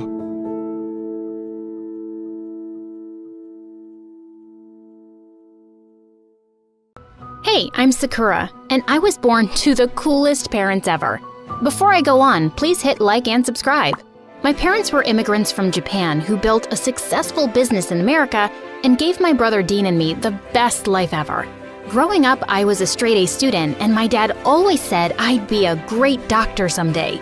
It was his dream, only I knew the real reason. He loved Grey's Anatomy. I was too young to know what I wanted, but I loved making different sculptures out of anything I could find around me.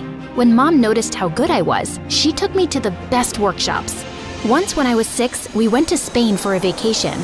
I dragged everyone to see the famous Memel sculpture. It was the best day of my life. Oh my god, why would anyone make such a big spider? Yeah, I'm surprised you like it even though you're terrified of everything that crawls. I know, but I think it's beautiful. At least that's the meaning of it. It shows how the spider protects her babies even though she looks so delicate because of her thin legs. People around me who heard me were surprised, and the tour guide told me that my observation was correct. Dad looked so proud at that moment. See? My Sakura is so smart. And you both thought it was just some ugly spider. You should spend your free time with her and learn facts like this. While Dad treated me like a princess, we all know who the real royalty was. Dean. And he knew that as well. He was 10 years older than me and always got on my nerves. One time when I was 8, Dean caught me eating cookie dough and started to laugh like crazy. Your mouth. You stuffed it all in your mouth. You look like the panda from the movie Kung Fu Panda. Mom, Dean's making fun of me. He called me a panda. Then stop stuffing your face like that. And stop blaming your brother for everything. Now help me in the kitchen, will you? He always makes fun of me and you never tell him anything. It's like you don't love me at all. It's not that she doesn't love you. She just loves me more than you. Dean snickered in the corner, making ugly faces at me, and I felt so mad. He was annoying, just like every older brother. But he was also very protective of me and cared for me. Once I was getting ready for school when I saw the biggest lizard ever and let out an ear-splitting scream. Sakura, are you all— Lizard! Lizard! Big, fat, staring at me! Lizard! It's so creepy. Get it out. Save me. Really? Did you howl because of a lizard? And you liked that creepy spider statue? Wow. He did chase the lizard away, but kept making fun of the way I had screamed for days. When I was in the 4th grade, it was time for Dean to go to university, and Mom was a sobbing mess. I'll keep visiting, Mom, don't worry. And before you know it, I'll be here for Christmas. You better get your gift ready because I already have yours. Dean and I had a tradition of exchanging Christmas gifts on the roof with a cup of hot chocolate. When he visited for the holidays, I was over the moon. I was so looking forward to opening gifts with my brother. But 2 days before Christmas, I heard something crash in my parents' room. I ran upstairs and saw Dad and Dean having a yelling contest while Mom cried inconsolably.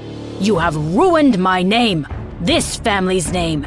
You brought him up and this is how he turned out. Don't talk to Mom that way, it's not her fault. You have the nerve to talk back to me? You… Dad stopped mid-sentence when his eyes met mine. Seeing me, Dean rushed out of the room, but I followed him. Why were you fighting with Dad? It's nothing, Sakura. I failed my exam, so Dad was angry. I tried to talk to Dean after that, but he shut himself in his room. I knew what would make him happy, the present. I waited for him on the roof, but he didn't show up. The next day when I went to his room, Mom told me he'd left for his university while I was asleep. I couldn't believe he'd broken our tradition. How could he do this? I immediately called him. You left without saying goodbye. I'm sorry, Panda. Something came up, but I'll make it up to you, okay? With the best gift ever. Yay, cool. But what about your gift? Keep it safe with you for now. I'll take it when I come back home next. Deal? Deal. But Dean never came back. I waited every year for him, but he missed all the occasions. Every time I called him, he said he was busy. It broke my heart. With time, I got used to not having Dean around and started concentrating on making Dad proud. Soon, I was 18 and going to medical school. I was excited, but not as excited as my dad. He was over the moon. I tried my best, but being a medical student was tough. And before I knew it, I was failing my classes. Dad was gonna be so mad. I remembered how he was fuming at Dean for failing. My fear got the best of me, and I asked my tech-savvy roommate to make me a fake report card with an A+ grade, and she did a fab job. I wish I had this talent. That weekend when I went home, Dad looked at me with a poker face as he saw my result. Dad, look, I'm the smartest in my class. You could have done a better job, Sakura. I'll do better and get better grades, don't worry. No, I mean with this Photoshop work. Blood drained from my face as I saw Dad looking like he was going to explode. Your professor called me and told me you failed your semester exams. I got your original report card a few days ago. Dad, I'm so sorry. You better be. Do you know how much money I spent for you to get into that college? Not only did you fail, you're also lying. How could you? I flinched at how loud Dad's voice had gotten and saw Mom run into the room. It's just, medical school is really tough, and I knew you'd get mad at me if I failed. I got stressed out, Dad. I don't think I'm made for this. I want to drop out. Drop out? Have you lost your mind? Life is tough, Sakura. If I had to quit every time I was stressed, we would be homeless now. And what would you do if you quit medical school? I could get into sculpting. I'm really good at it. If you could just see that, maybe you'll agree with me too. You want to make clay dolls? No way. You better get your grades up soon. Listen to me carefully, Sakura. If you decide to leave med school, you will not come back to this house. Understood? His words really angered me, and I snapped. Loud and clear, Dad. Loud and clear. With that, I packed my stuff and went straight to my aunt's place. Aunt Lexi was my mom's younger sister. She was the cool aunt of the family and lived by herself in a big villa. I told her everything, and she gave me a big hug and sent me to my room. When she called me for dinner, my jaw dropped at seeing Dean sitting in front of me. Dean, what are you doing here? Hi, Panda. I missed you so much. Dean hugged me while I cried. Ew, you're getting your snot all over my shirt. Oh, I'm sorry, Dean. I then told Dean about what happened, and he looked sad for me. But I had only one question for him. Why did you stop coming over? I told you, I was busy with uni and stuff. It was because Dad and you fought, right? About your... What? Oh, yeah. Because I failed my exams, yeah. The following week, Dean helped me get admission into the art college I wanted, and I was finally free from med school. Art school was everything I dreamt of, but I was still upset that I couldn't share this joy with Mom and Dad. Dean and Aunt Lexi always tried to cheer me up with visits to museums or art galleries and yummy food every night, but I still missed my parents. One night, I couldn't get any sleep and decided to get some water. As I tiptoed my way to the kitchen, I heard my aunt and Dean talking, and what I heard knocked the wind out of me. Dean, did you try talking to your father? I'm really worried about Sakura. She misses both of them so much. I know, Aunt Lex, it's just, you know how Dad can be. He's not answering my calls. I think he still hates me. I hope he finds it in his heart to forgive me someday. Forgive you? He should be the one to realize his mistake. How could he just kick out his own son for falling in love with a boy? He did what? Hearing my voice, Aunt Lexi and Dean turned to me with wide eyes. You're lying, right? Dad wouldn't do that. He even helped his assistant come out to her family. That's just for the world to see, Sakura. He's always been like this. He pretends to be this modern person, but he's not. It's just the way he was brought up. These traditions. My whole world came crashing down. I couldn't believe that my dad was capable of doing something like this. He was a completely different person for me now. I was furious, so I went home with Dean the next day to confront my parents. When Mom saw Dean, she hugged him tight. My Dean, I missed you so much, son. Just then, Dad walked into the house, and Dean moved away from Mom immediately. How dare you come back? I brought him here. Yes, I know you kicked him out. How can you be this two-faced person, Dad? You go around supporting others and being this modern person, but here you are holding back your own children. Sakura, you have no right. But I do, Dad. He's my brother, and you kept him away from his family.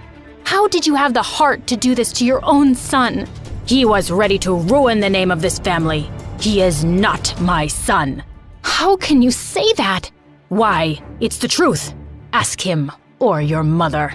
When I looked at them, they looked pale. What are you doing? You promised never to bring it up.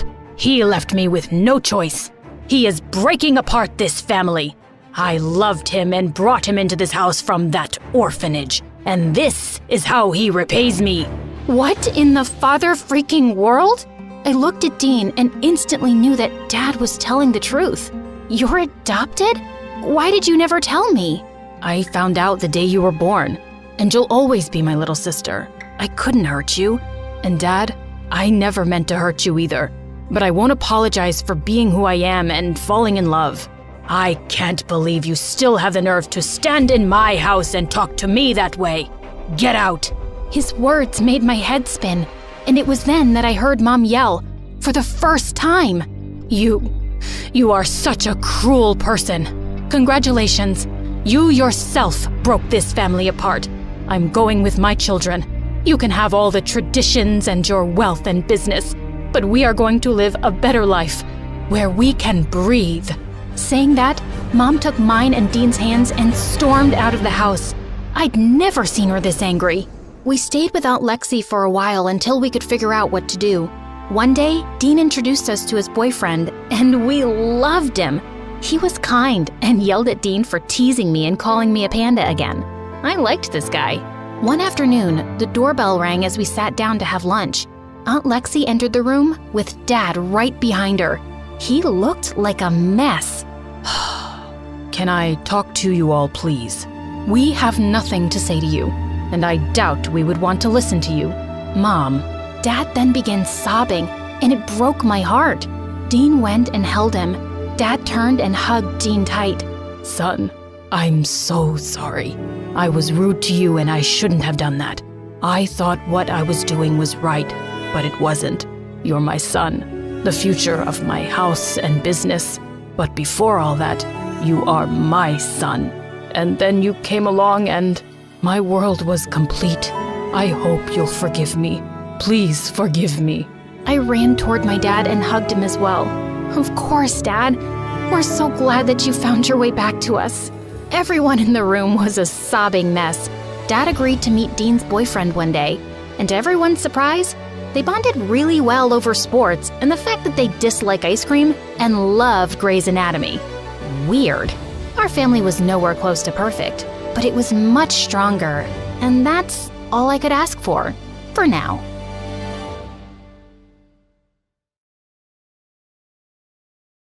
Hi, I'm Sasha. I live in Arizona with my parents and my brother Matt, who's a year older than me. But before I continue, please like and subscribe. Dad was a business tycoon, and our lives were just perfect. That is, until one Christmas when I was 5 years old. Dad had invited the whole neighborhood for dinner, and the house was buzzing with excitement. We were all busy with the preps when suddenly Dad cried out, "Matt, that tree's fallen. Catch it before it breaks my glass table." Matt ran to the tree and caught it just in time, but he couldn't hold it any longer than a few seconds. I dived forward and caught the tree, holding it up easily. But just then, Matt suddenly lost his balance and went crashing straight into the table, breaking it now. Oh my God, what a mess! Dad came running to push the tree back in place, and then he lifted me up on his shoulders. "Oh, darling, you're a strong one, aren't you? That was amazing. And you, Matt,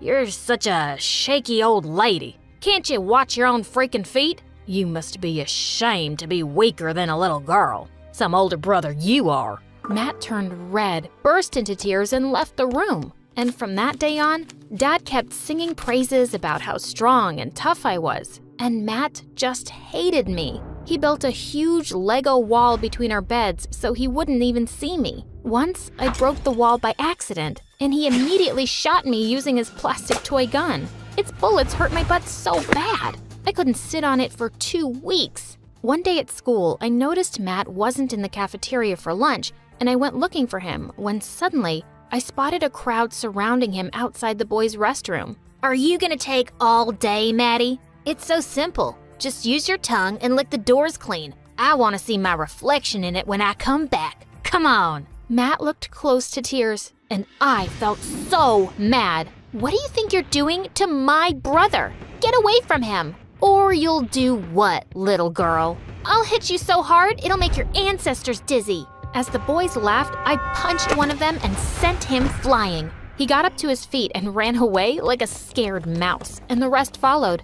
I turned around to Matt, and suddenly he pushed me away. "Why'd you do that, you moron?" "Wow, is that your thank you, Matt? I just saved your butt." "You just made everything worse. Now everyone in school will think I need my baby sister to fight for me. Isn't it bad enough that I live in your shadow at home, Daddy's little princess? Just stay away from me." And he stormed off furiously. All I'd done was try to help him, but he just ignored me more than ever after that. On my 12th birthday, Dad surprised me with the latest PlayStation. The minute Matt saw it, he flung his plate of food at the wall and walked out of the room. "What the heck is wrong with that boy?" "Dad, I think I know why he's mad. He's been asking you for a PlayStation for years, but you didn't get it for him." "And why should I? I got him Iron Man and Spider-Man figures on his birthday, and what did he learn from them? Nothing. He's just a weak, lazy couch potato staying locked up in his room. No, you deserve this. He doesn't." I felt bad for Matt, but my birthday gift was something new and exciting for me. I placed it in my room, and after dinner, when I went back, it wasn't there. Just then, I saw Matt passing by my room with a wicked smile. I knew he'd done something. I ran out and jumped on him, knocking him down. "Where's my PlayStation, Matt? I know you took it from me. Give me back my gift." "I will, if you give me some answers. Why do you spoil everything for me? Why did you get what I asked for? And why's Dad crazy about you? I just can't sit and watch all this." "But it's not my fault, Matt. I didn't do anything to you. Now, where is my PlayStation?" Boom! And he ran off and shut his door. Suddenly, we heard a loud explosion from the backyard. We all looked out the window, and it was my new PlayStation. Matt set fire to it? I cried my eyes out, and the next day, my parents got me another PlayStation and a cute kitty, who I named Kit Kat. I adored her, and I spent the whole summer playing video games. I was obsessed with this whole new world. I even discovered that by being a gamer on YouTube, you can earn big money. That was amazing. I started off with a simple game, and things were going better than I expected. And in no time, I started streaming my games on YouTube, and I was getting so popular in school. One evening as I sat down for a live stream, I saw a video had been posted a few hours earlier from my account. I clicked on it, and to my horror, there was a figure sitting at my desk in my hoodie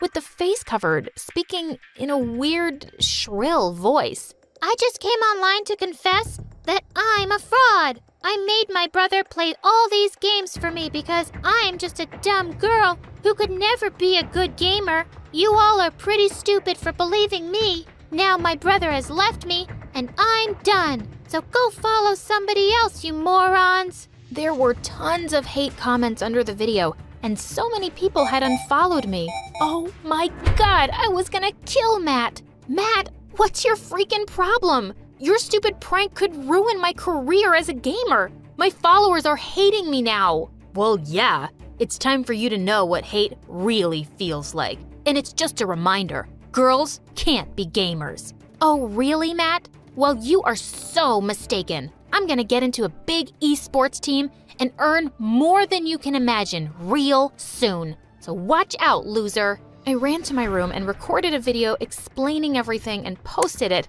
hoping to get back my viewers. Later that night, when I went to the kitchen to get water, I saw the light was already on and I heard someone's voice. I peeked in to see Matt holding Kit Kat, talking to her lovingly. You're so adorable. Who wouldn't love you? Everyone loves you, right? Aw, was I just seeing Matt's sweet side? But suddenly, he put Kit Kat in a baking dish and opened the oven door. And that's why I hate you. Your time is up, stupid Kit Kat. Oh my God! Before he could push her inside, I leapt forward and attacked him, and we went flying into a rack of dishes. Everything came crashing to the ground, and my parents came running at the noise. Mom, Dad, Matt has lost it. He nearly baked poor Kit Kat. I always knew something was off about this boy. You better behave or I'll send you to an asylum. Matt left the room quietly, and I just knew this wasn't the end of it. The next night, when I was fast asleep, someone pulled me off the bed from my legs.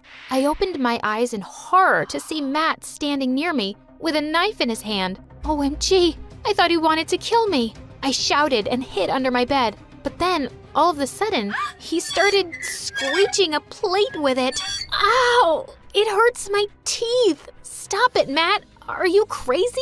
I'm trying to sleep here. No one sleeps when I'm awake, especially you. I'm gonna play this till morning, every night, even if you send me to an asylum. I screamed and managed to run out of my room, locking it from the outside. Matt kept beating the door with his chairs, almost breaking it. My parents arrived on the scene too, and they were horrified. That's when it struck me. My system, my camera. Oh no, he was gonna wreck everything. I asked my parents to open the door, and the moment they did, he ran out of the house like a maniac. Gosh, he didn't come back all night, and we were all so worried about him. The next day I went to school alone, and when I got back, there was a note stuck on the door from my parents. Sasha, we've left for Chicago. Grandma had a terrible accident. Tell us when your brother returns. We will be back tomorrow. What the what? So they'd left me alone? Oh no. How was I gonna deal with Matt if he came back? You're strong, Sasha. Why should you be afraid of him? And it's just a day. You'll be fine. The whole day went by, and Matt didn't come at all. The next morning, I heard someone at the front door. I opened it to see a courier person. It was a special post addressed to me. When I opened the envelope, I saw the names of other gamers like Sniper Wolf and Gloom. The best part? I was invited for a gaming marathon where Sniper Wolf and other famous gamers would be joining. OMG, I could get all my viewers back. I was dancing around in excitement when I suddenly turned around and shrieked. Matt was standing inches away from me, looking down with an evil grin. When did you come? Who said I ever left? And with that, he grabbed the letter out of my hand and ran into the kitchen. And then he switched on the stove. Matt, no, please, don't do that. That is very important. Yes, everything about you is always important. And who am I? Just worthless garbage? As he was looking at me and talking, his long sleeve caught on fire. As he screamed and waved his arm around like crazy, I leapt forward with a jug of water and threw it at him. The fire was put out and he was okay. Oh my God. Thanks. No, don't smile at me. You just saved me from the fire, and I'm thankful for that, but I still hate you. And he just walked away. Mom and Dad arrived later that night and were shocked to see Matt so quiet in his room. Weeks passed and still, Matt never talked to me. But at least he didn't do anything to hurt me either.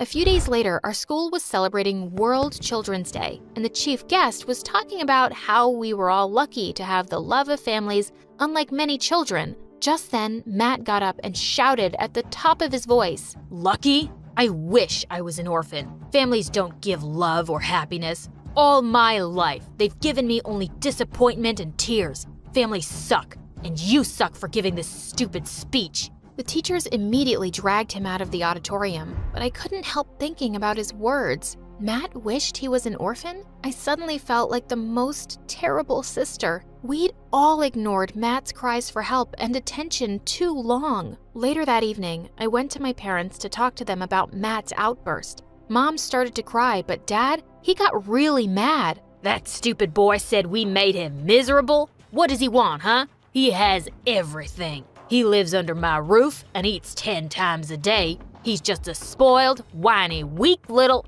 Dad, stop it. Do you think that's all he needs? A place to stay and food? You've never given him love or respect. All you've done is make him hate me and hate himself. You've made him this crazy, Dad, and you should apologize to him, and we should get him to therapy. I'm doing nothing of the sort, and therapy is for the weak. Suddenly, Mom rose up from her seat. "That's enough. I kept telling you all those years to be kinder to Matt, but you didn't listen then, and you're being a jerk now. If you can't own up to your mistakes, you're the one who's weak and stupid." "You want to pamper that little baby? Go ahead. I'm leaving." Suddenly, Matt barged in. "You can leave, Dad. That would make me happy. You've ruined my life, and I won't let you do that anymore. I want to change. I know I'm a good person, and I want to say that I'm sorry for all the hurt I caused Sasha and Mom. I'm really sorry, and I just want to fix everything." Mom and I hugged Matt and said sorry to him for all the hurt we'd caused him as a family. I'm so proud of you, Matt. Asking for help and deciding to make a change needs a lot of courage. I love you. I love you too. Hello, I'm Annabelle from Maryland. Please like and subscribe. My parents were both computer specialists who worked from home, so they were always around to shower me with their love. They'd throw me big birthday parties in our backyard and invite the whole neighborhood. Everyone around liked us because my parents were kind and friendly. I looked a lot like my mom, but I took my dad's curly hair, which I loved. But once in first grade, some mean girls started teasing me about it. Hey, Annabelle, how many birds live inside that nest on your head? Oh, God, you have spiders coming out of your nose again. What? No, I don't. But I made you look. The other kids started to laugh, and I kind of became popular after that. People thought I was funny. My life in Maryland was good until one day in the 4th grade, I got home from school to find my parents running all over the house and packing. "Annabelle, go upstairs and take only your most important things." What? Are we going on holiday? "Annabelle, just go." I packed my favorite sweater, some gadgets, and my favorite book. I fell asleep reading in the car while Dad drove miles away from our home. Hours later, I woke up in a cabin deep in the woods. Where are we? "This is our new home." "Huh?" "Yes. And tomorrow, you'll be starting a new day at your new school." "What?" I was so confused and angry. My parents had just moved without even telling me. All my friends were back in Maryland, and I left without saying goodbye. When I asked my parents why we moved so fast, they just said it was related to their work and left it at that. The next day, I joined my new school, and I made new friends, and my life went on. Until one day in the 7th grade, Mom and I were in the grocery store when I spotted a man who kept looking at us. I tried ignoring him, but then I saw him making a call, and I heard those words. "I found him." "Mom, see that man in black? He's been following us." Her face went pale, and suddenly she took my hand and ran out the door. I saw the man chase us, but we managed to escape. And that night, we had to move again. Are you guys gonna tell me what's going on? The kind of work we do.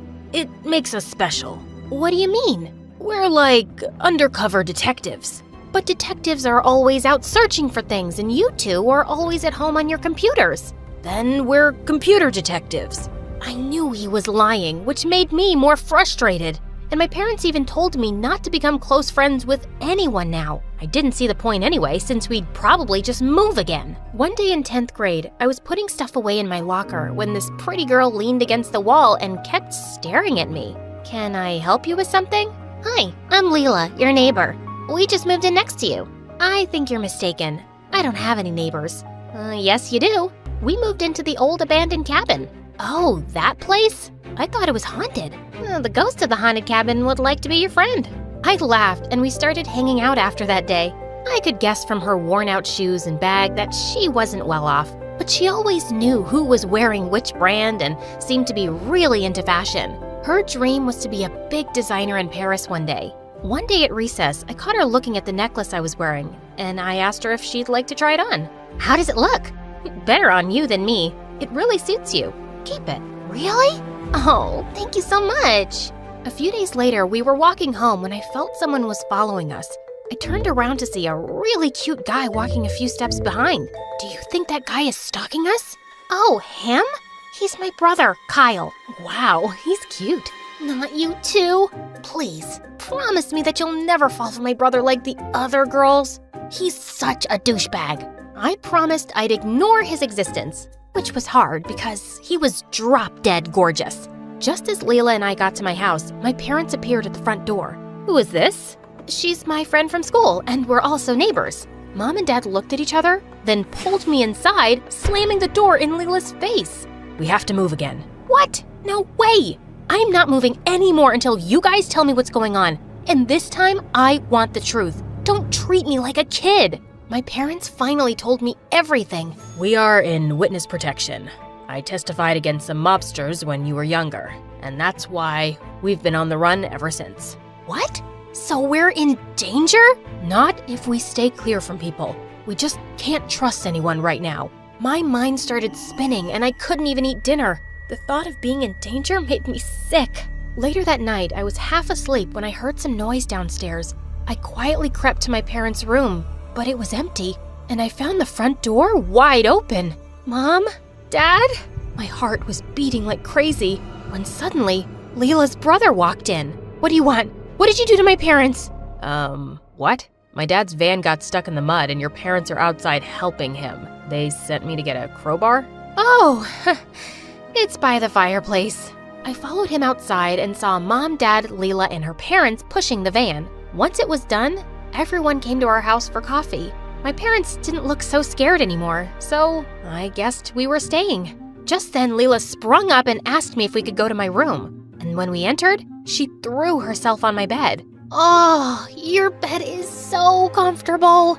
Okay, don't you have one? No, I sleep on the couch and my stupid brother gets the bed because he's older than me. I knew they were poor, but I didn't know things were that bad. Why do you hate your brother so much? Because he gets everything, and my parents are always favoring him. Since Leela started opening up to me, I decided to open up to her too, and I ended up telling her my parents' secret. Wow, so you and your parents are like special undercover people? Yeah, you could say that. That is so cool. Just then, Kyle came to my door and said they were going home. He looked directly at me while I spoke to Leela, and I blushed. Leela clearly noticed it because as she was leaving, she whispered in my ear, "Remember your promise." The next day at school, the principal had a shocking announcement to make. She said that someone had broken into the cheerleaders' locker room the day before and stolen many wallets, watches, and cell phones. We have a hooded figure caught on the security footage, and when I identify the culprit, he or she will be expelled. But if you come forward and confess, I'll be willing to consider another punishment. It was all anyone could talk about. Later that day, I was in the library trying to reach a book when suddenly Kyle appeared next to me and took it down. I mumbled a thank you and turned to leave, but my charm bracelet got caught in his sweater. Oh gosh, I'm so sorry. It's okay, I'll get it out. While he tried untangling it, I couldn't help looking into his blue eyes. What's going on here? My bracelet got caught into Kyle's sweater. He's just helping me out. After Kyle was done, Leela walked with me quietly down the hallway, but then she suddenly stopped. I have to tell you something, Annabelle. I think Kyle stole all the things the principal was talking about. What? Why do you think that? Because he's done it before in our old school. I was shocked. Leela stayed back for some after-school club that day, and as I was walking back home, Kyle suddenly joined me. We could walk together, if you don't mind. Okay, if you insist. He tried striking up a conversation, but I kept my answers really short. Just then, I tripped on a rock and he caught me before I hit the ground, but I quickly pulled away. Annabelle, did Leela say something about me? As a matter of fact, she did. Did you steal all that stuff from the cheerleaders? Gosh, no. I'd never do that. Listen, Leela hates me because our dad left her mom for my mom. She's been making my life miserable since forever by making up awful stories about me. He looked so genuine that I couldn't help believing him. We took a walk by the riverside and spoke some more, and I felt butterflies every time he looked into my eyes. And when he dropped me home, he gave me a quick kiss on the cheek. I couldn't stop thinking about him the whole night. But the next day at school, Leela approached me looking upset. I thought you were a good friend, but I guess you're more desperate to be with my brother. Yeah, I came home early and I saw that kiss. Wait, Leela, please. But she stormed off and ignored me the whole day. After school, I saw her by her locker and walked up to her, and she looked startled. Before she could shut her locker, a couple of watches fell to the floor. Where did you get these? And what else do you have in there? They're mine, of course, and none of your business. You stole those from the cheerleaders. No, I didn't. I found these things in Kyle's room, and now I'm returning them before he could sell them. And I'm covering his butt. See what a good sister I am? Stop lying. If you don't confess to the principal, I'll tell her. Suddenly, Leela dropped to her knees, crying. Okay, yes, I took them. I have a problem. I can't help it. I want to be able to afford beautiful things, and sometimes when I see the girls here with their branded stuff, it makes me feel crazy. I know it was wrong, and I'll go to the principal tomorrow, okay? But please don't tell anyone yet, especially Kyle. I promised that I wouldn't, and I said I'd go to the principal with her. And everyone had to bring their parents for the first class. As my parents explained their fake computer job to my classmates, Leela suddenly spoke up. You're computer specialists? Well, that's not what your daughter says. In fact, she makes up these tall stories about how you're undercover detectives who testified against the mobsters and now you're on the run? Clearly, Annabelle has a lying and attention-seeking problem. My parents' faces turned white, and I just couldn't believe Leela had announced my secret. They signaled at me to come out, and Leela leaned over and whispered, "See you never again." My parents were furious that I told Leela everything. I'm so sorry. I thought I could trust her. We frantically started packing, but just as we were leaving, we heard a screeching car coming towards our house. But it was a police car. We were alerted by someone that you might be in danger, but we came here to tell you that the threat to you guys is gone.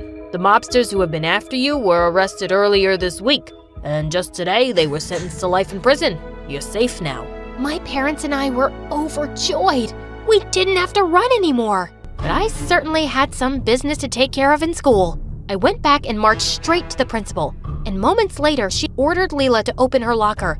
All the stolen items were found. Her parents were called in, and she was expelled. She turned furiously to her dad. It's all your fault. You made me crazy by leaving Mom and by always giving everything to Kyle and not me. Your mom and I got divorced because that's what we both wanted. And Kyle works 2 jobs to help me. He has things because he earns them, while all you do is complain. As Leela was storming off, she suddenly leapt at Kyle, but I pushed her back. Her dad took her away, and soon after, I found out that Leela had been sent to live with her mom. Kyle asked me out, and we dated all throughout high school. After we graduated, I was going to study abroad. A few hours before my flight, I met Kyle at our favorite spot by the river. I got you something. Close your eyes. He put something around my wrist, and I saw that it was a silver bangle with our names carved on it. Wow, this is beautiful. Yeah, no more charm bracelets. I don't want you getting stuck on another boy's sweater. Never. I like being stuck right here, and I'll be coming back to you, Kyle.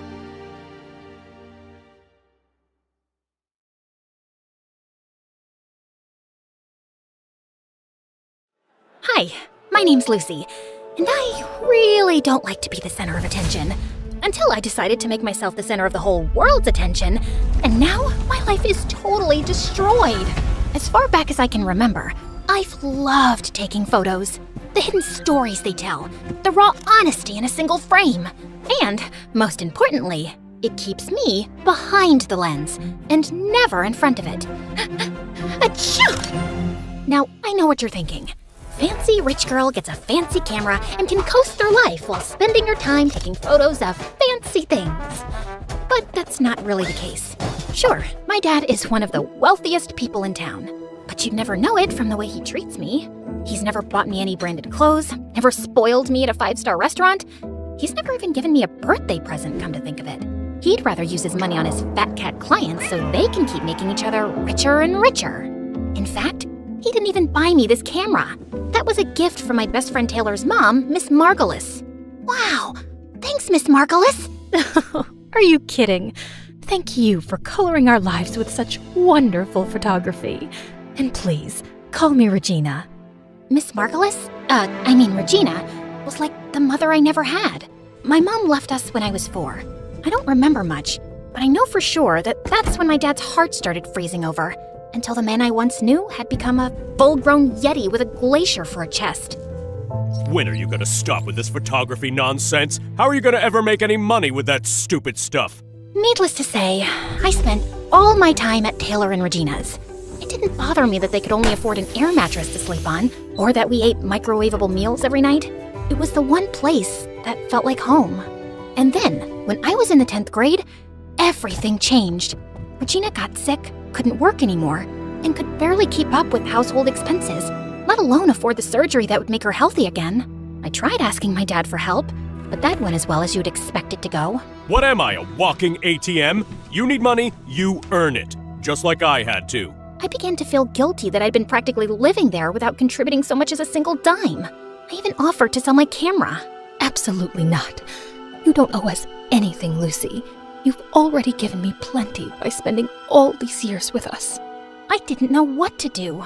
But just when all hope seemed lost, Taylor found an advertisement from the billion-dollar brand Floriful saying they were looking for photography submissions for their Be Real campaign.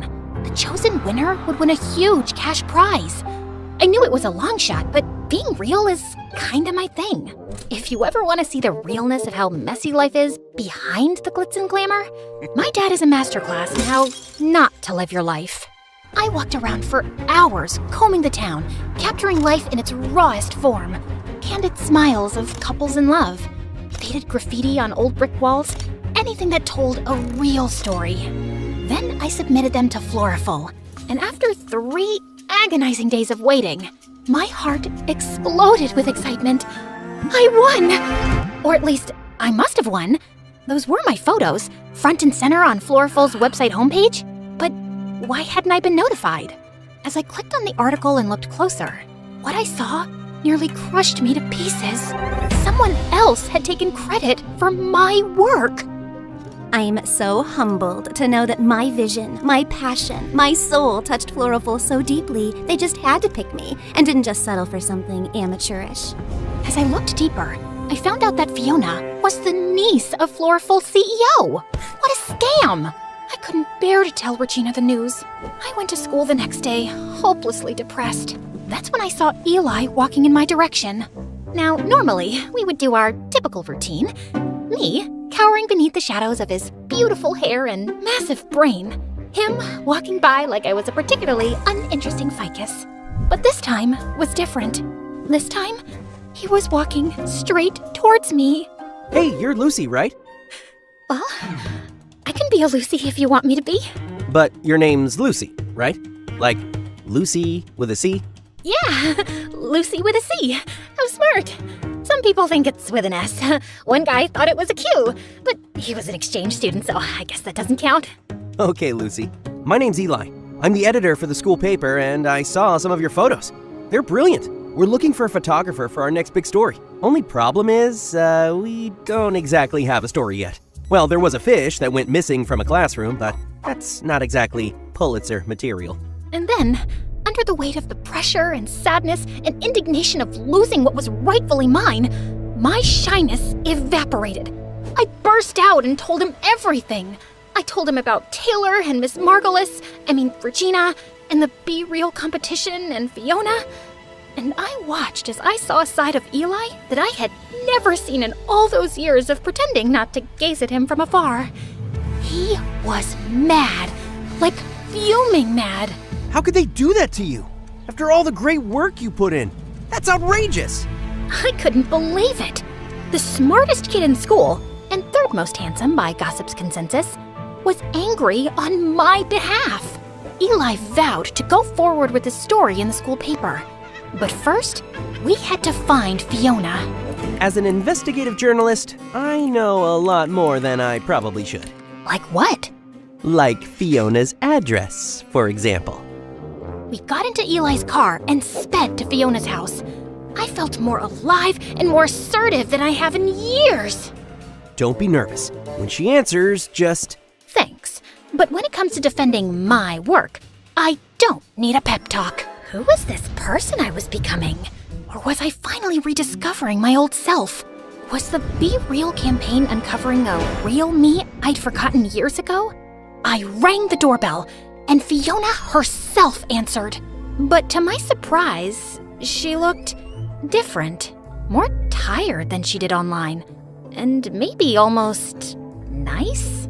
At that moment, all my previous confidence shriveled up like an overexposed photo left out in the sun.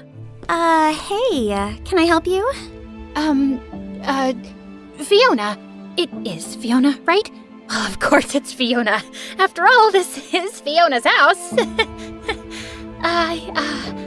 What were we here for again? I'm Eli Bellinger. I'm with the Northwood Times. We're here to ask you some questions. Oh, right. Okay, well... Fiona, don't slouch and fix your hair. You look tired. What have I told you about answering the door like some intern? And suddenly, everything about her changed. She began to morph into every it girl that ever terrorized me at school, like a werewolf at full moon. I don't have time for this. But Eli, here's my number. Call me if you want to interview someone who doesn't need a pep talk to ring a doorbell. No offense. This witch! First she takes my work, now she tries to take my friend, I guess? I couldn't contain myself anymore. My name is Lucy, and you stole my photos to win the Floriful competition. Excuse me? Your photos? Please. In case you weren't aware, I graduated as the top portfolio pick at the Willow Ridge Visual Arts Academy, won 2 regional youth photography awards, and got featured on the front page of Shutterscene's Next Gen Visionaries issue.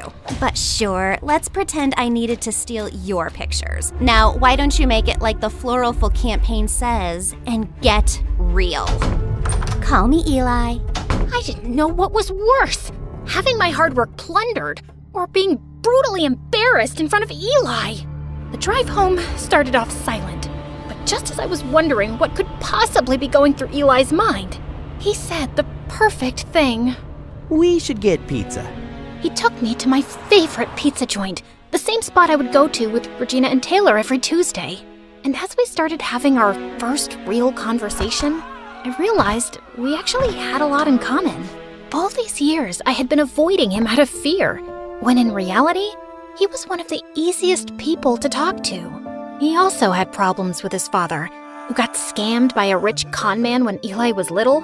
Now his dad only showed up to his house every couple of years to ask his mom for money. 2 broken homes, and a basket of garlic knots holding us together. That's why I can't stand people like Fiona. Just another snobby rich kid feeding off of people like us who really need the money.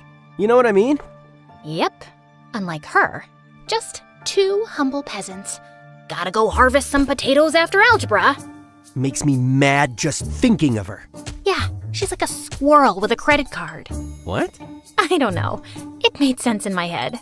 And he even found me funny. After Eli dropped me off at Regina and Taylor's, the weight of my reality crashed back down on me. I barely slept through the night. I just kept refreshing Floriful's homepage over and over again. I even began to doubt whether those photos really were mine. The next morning, I sulked into the kitchen, totally dejected. But that's when I saw Regina cheerily making us her special secret pancake recipe. And I remembered, this wasn't about me or Fiona at all. This was about Regina and her health. And if she could put together a smile and trudge forward every day, so could I. So later that day, I marched right up to Eli. I didn't even care that other people were looking at me. That weird feeling was back again. You know, confidence. We need to write this article, and we need to write it now. Now that's the girl who took those photos. We spent the entire day secretly messaging each other bits and pieces of the article back and forth while pretending to pay attention in class. I scribbled a note to Eli as fast as I could. We need a stronger ending. Fiona's gonna wriggle out if we're too polite. Eli read it, and then, like the true nerd he is, pulled out a pen. First, he actually corrected my grammar. Then, just for extra spice, he scribbled a note above the word polite. Polite? Weak sauce. We're going full spicy. I blinked at it. This boy had literally proofread my panic scribble in the middle of algebra, and he was proud of it too. I bit my lip to keep from laughing, grabbed my pen, and drew the dumbest, soggiest looking noodle you've ever seen, right next to his weak sauce edit. The teacher noticed the note passing. Lucy, is there something you'd like to share with the class? Just gratitude, Mr. Barnes, for algebra. Eli barely held back a snort. The teacher gave us the side eye, but moved on. Sure, it was just the school newspaper, but Eli was good. Some of his articles had gone viral in the past. He even served as a TV correspondent once on the news. Later that week, I found Dad in his office, buried in spreadsheets as usual. Hey, Dad, do you have a minute? I have 30 seconds. I got a meeting. I hesitated, then held out one of my photos. The one Regina said looked like hope. Maybe, just maybe, my photographs could help sway him. I thought this one turned out well. He gave it a glance for maybe a second. Still wasting time with that camera, I see. It's not a waste. I actually won. Well, I almost won this contest, but... You want to play artist? Fine. But don't come crying when the real world eats you alive. I swallowed hard. But Regina's really sick, and I was wondering if maybe... Still not my problem. But she's practically family. All heart, no sense. Just like your mother. The doorbell rang for my dad's meeting, and at first I was relieved to get out of this conversation, until I saw who it was. You must be Eli. OMG, is that Eli? You're a lot younger than I expected. Let's just get this over with. My dad went into the conservatory, and just as I tried to hide behind one of the statues in our foyer... Lucy? Eli! Hey! What are you doing here? What are you doing here? I work here. May I take your jacket, by the way? Oh man, you have to work for this guy? I'm sorry to hear that, but don't worry. I'm about to write the most scathing expose on him. I forced a laugh and led him to the conservatory, my heart pounding so hard I thought it might echo off the marble. Would you like a refreshment before your meeting, sir? Sure? Orange juice? I darted toward the kitchen, which I'm usually not even allowed to go into, and grabbed a tray of orange juice, much to the horror of our housekeepers. I balanced the tray for dear life, and just as I arrived in the conservatory, the housekeeper burst through the door. Ma'am, please don't. Your dad would kill me if he saw you doing this. My dad, the cook? Why would he care? She looked at me like I'd lost my mind. And then I did exactly what I was trying so hard not to do. I tripped and spilled the juice all over my dad's favorite antique rug. To my dad, this was a nightmare. To Eli, it was a bright, sticky confession. I'm a journalist, Lucy. I know a lie when I see one. I couldn't say anything. I just stood there, frozen, orange juice pooling at my feet. The next day just so happened to be the day our article about Floraful was supposed to come out. I I checked the school newspaper, but the front page was just a dumb story about our school mascot's favorite rock and roll bands. In fact, the whole entire paper and its corresponding website didn't have a single story from Eli anywhere, which almost never happens. I looked for him all over the place, but he was nowhere to be found. That night at Taylor and Regina's, I felt both embarrassed and abandoned. And just when I thought things couldn't get worse, I received an email with a subject that said, "One more photo to add," from a sender that made my stomach drop to the floor. Fiona. I clicked on it, and there, enlarged on my computer screen,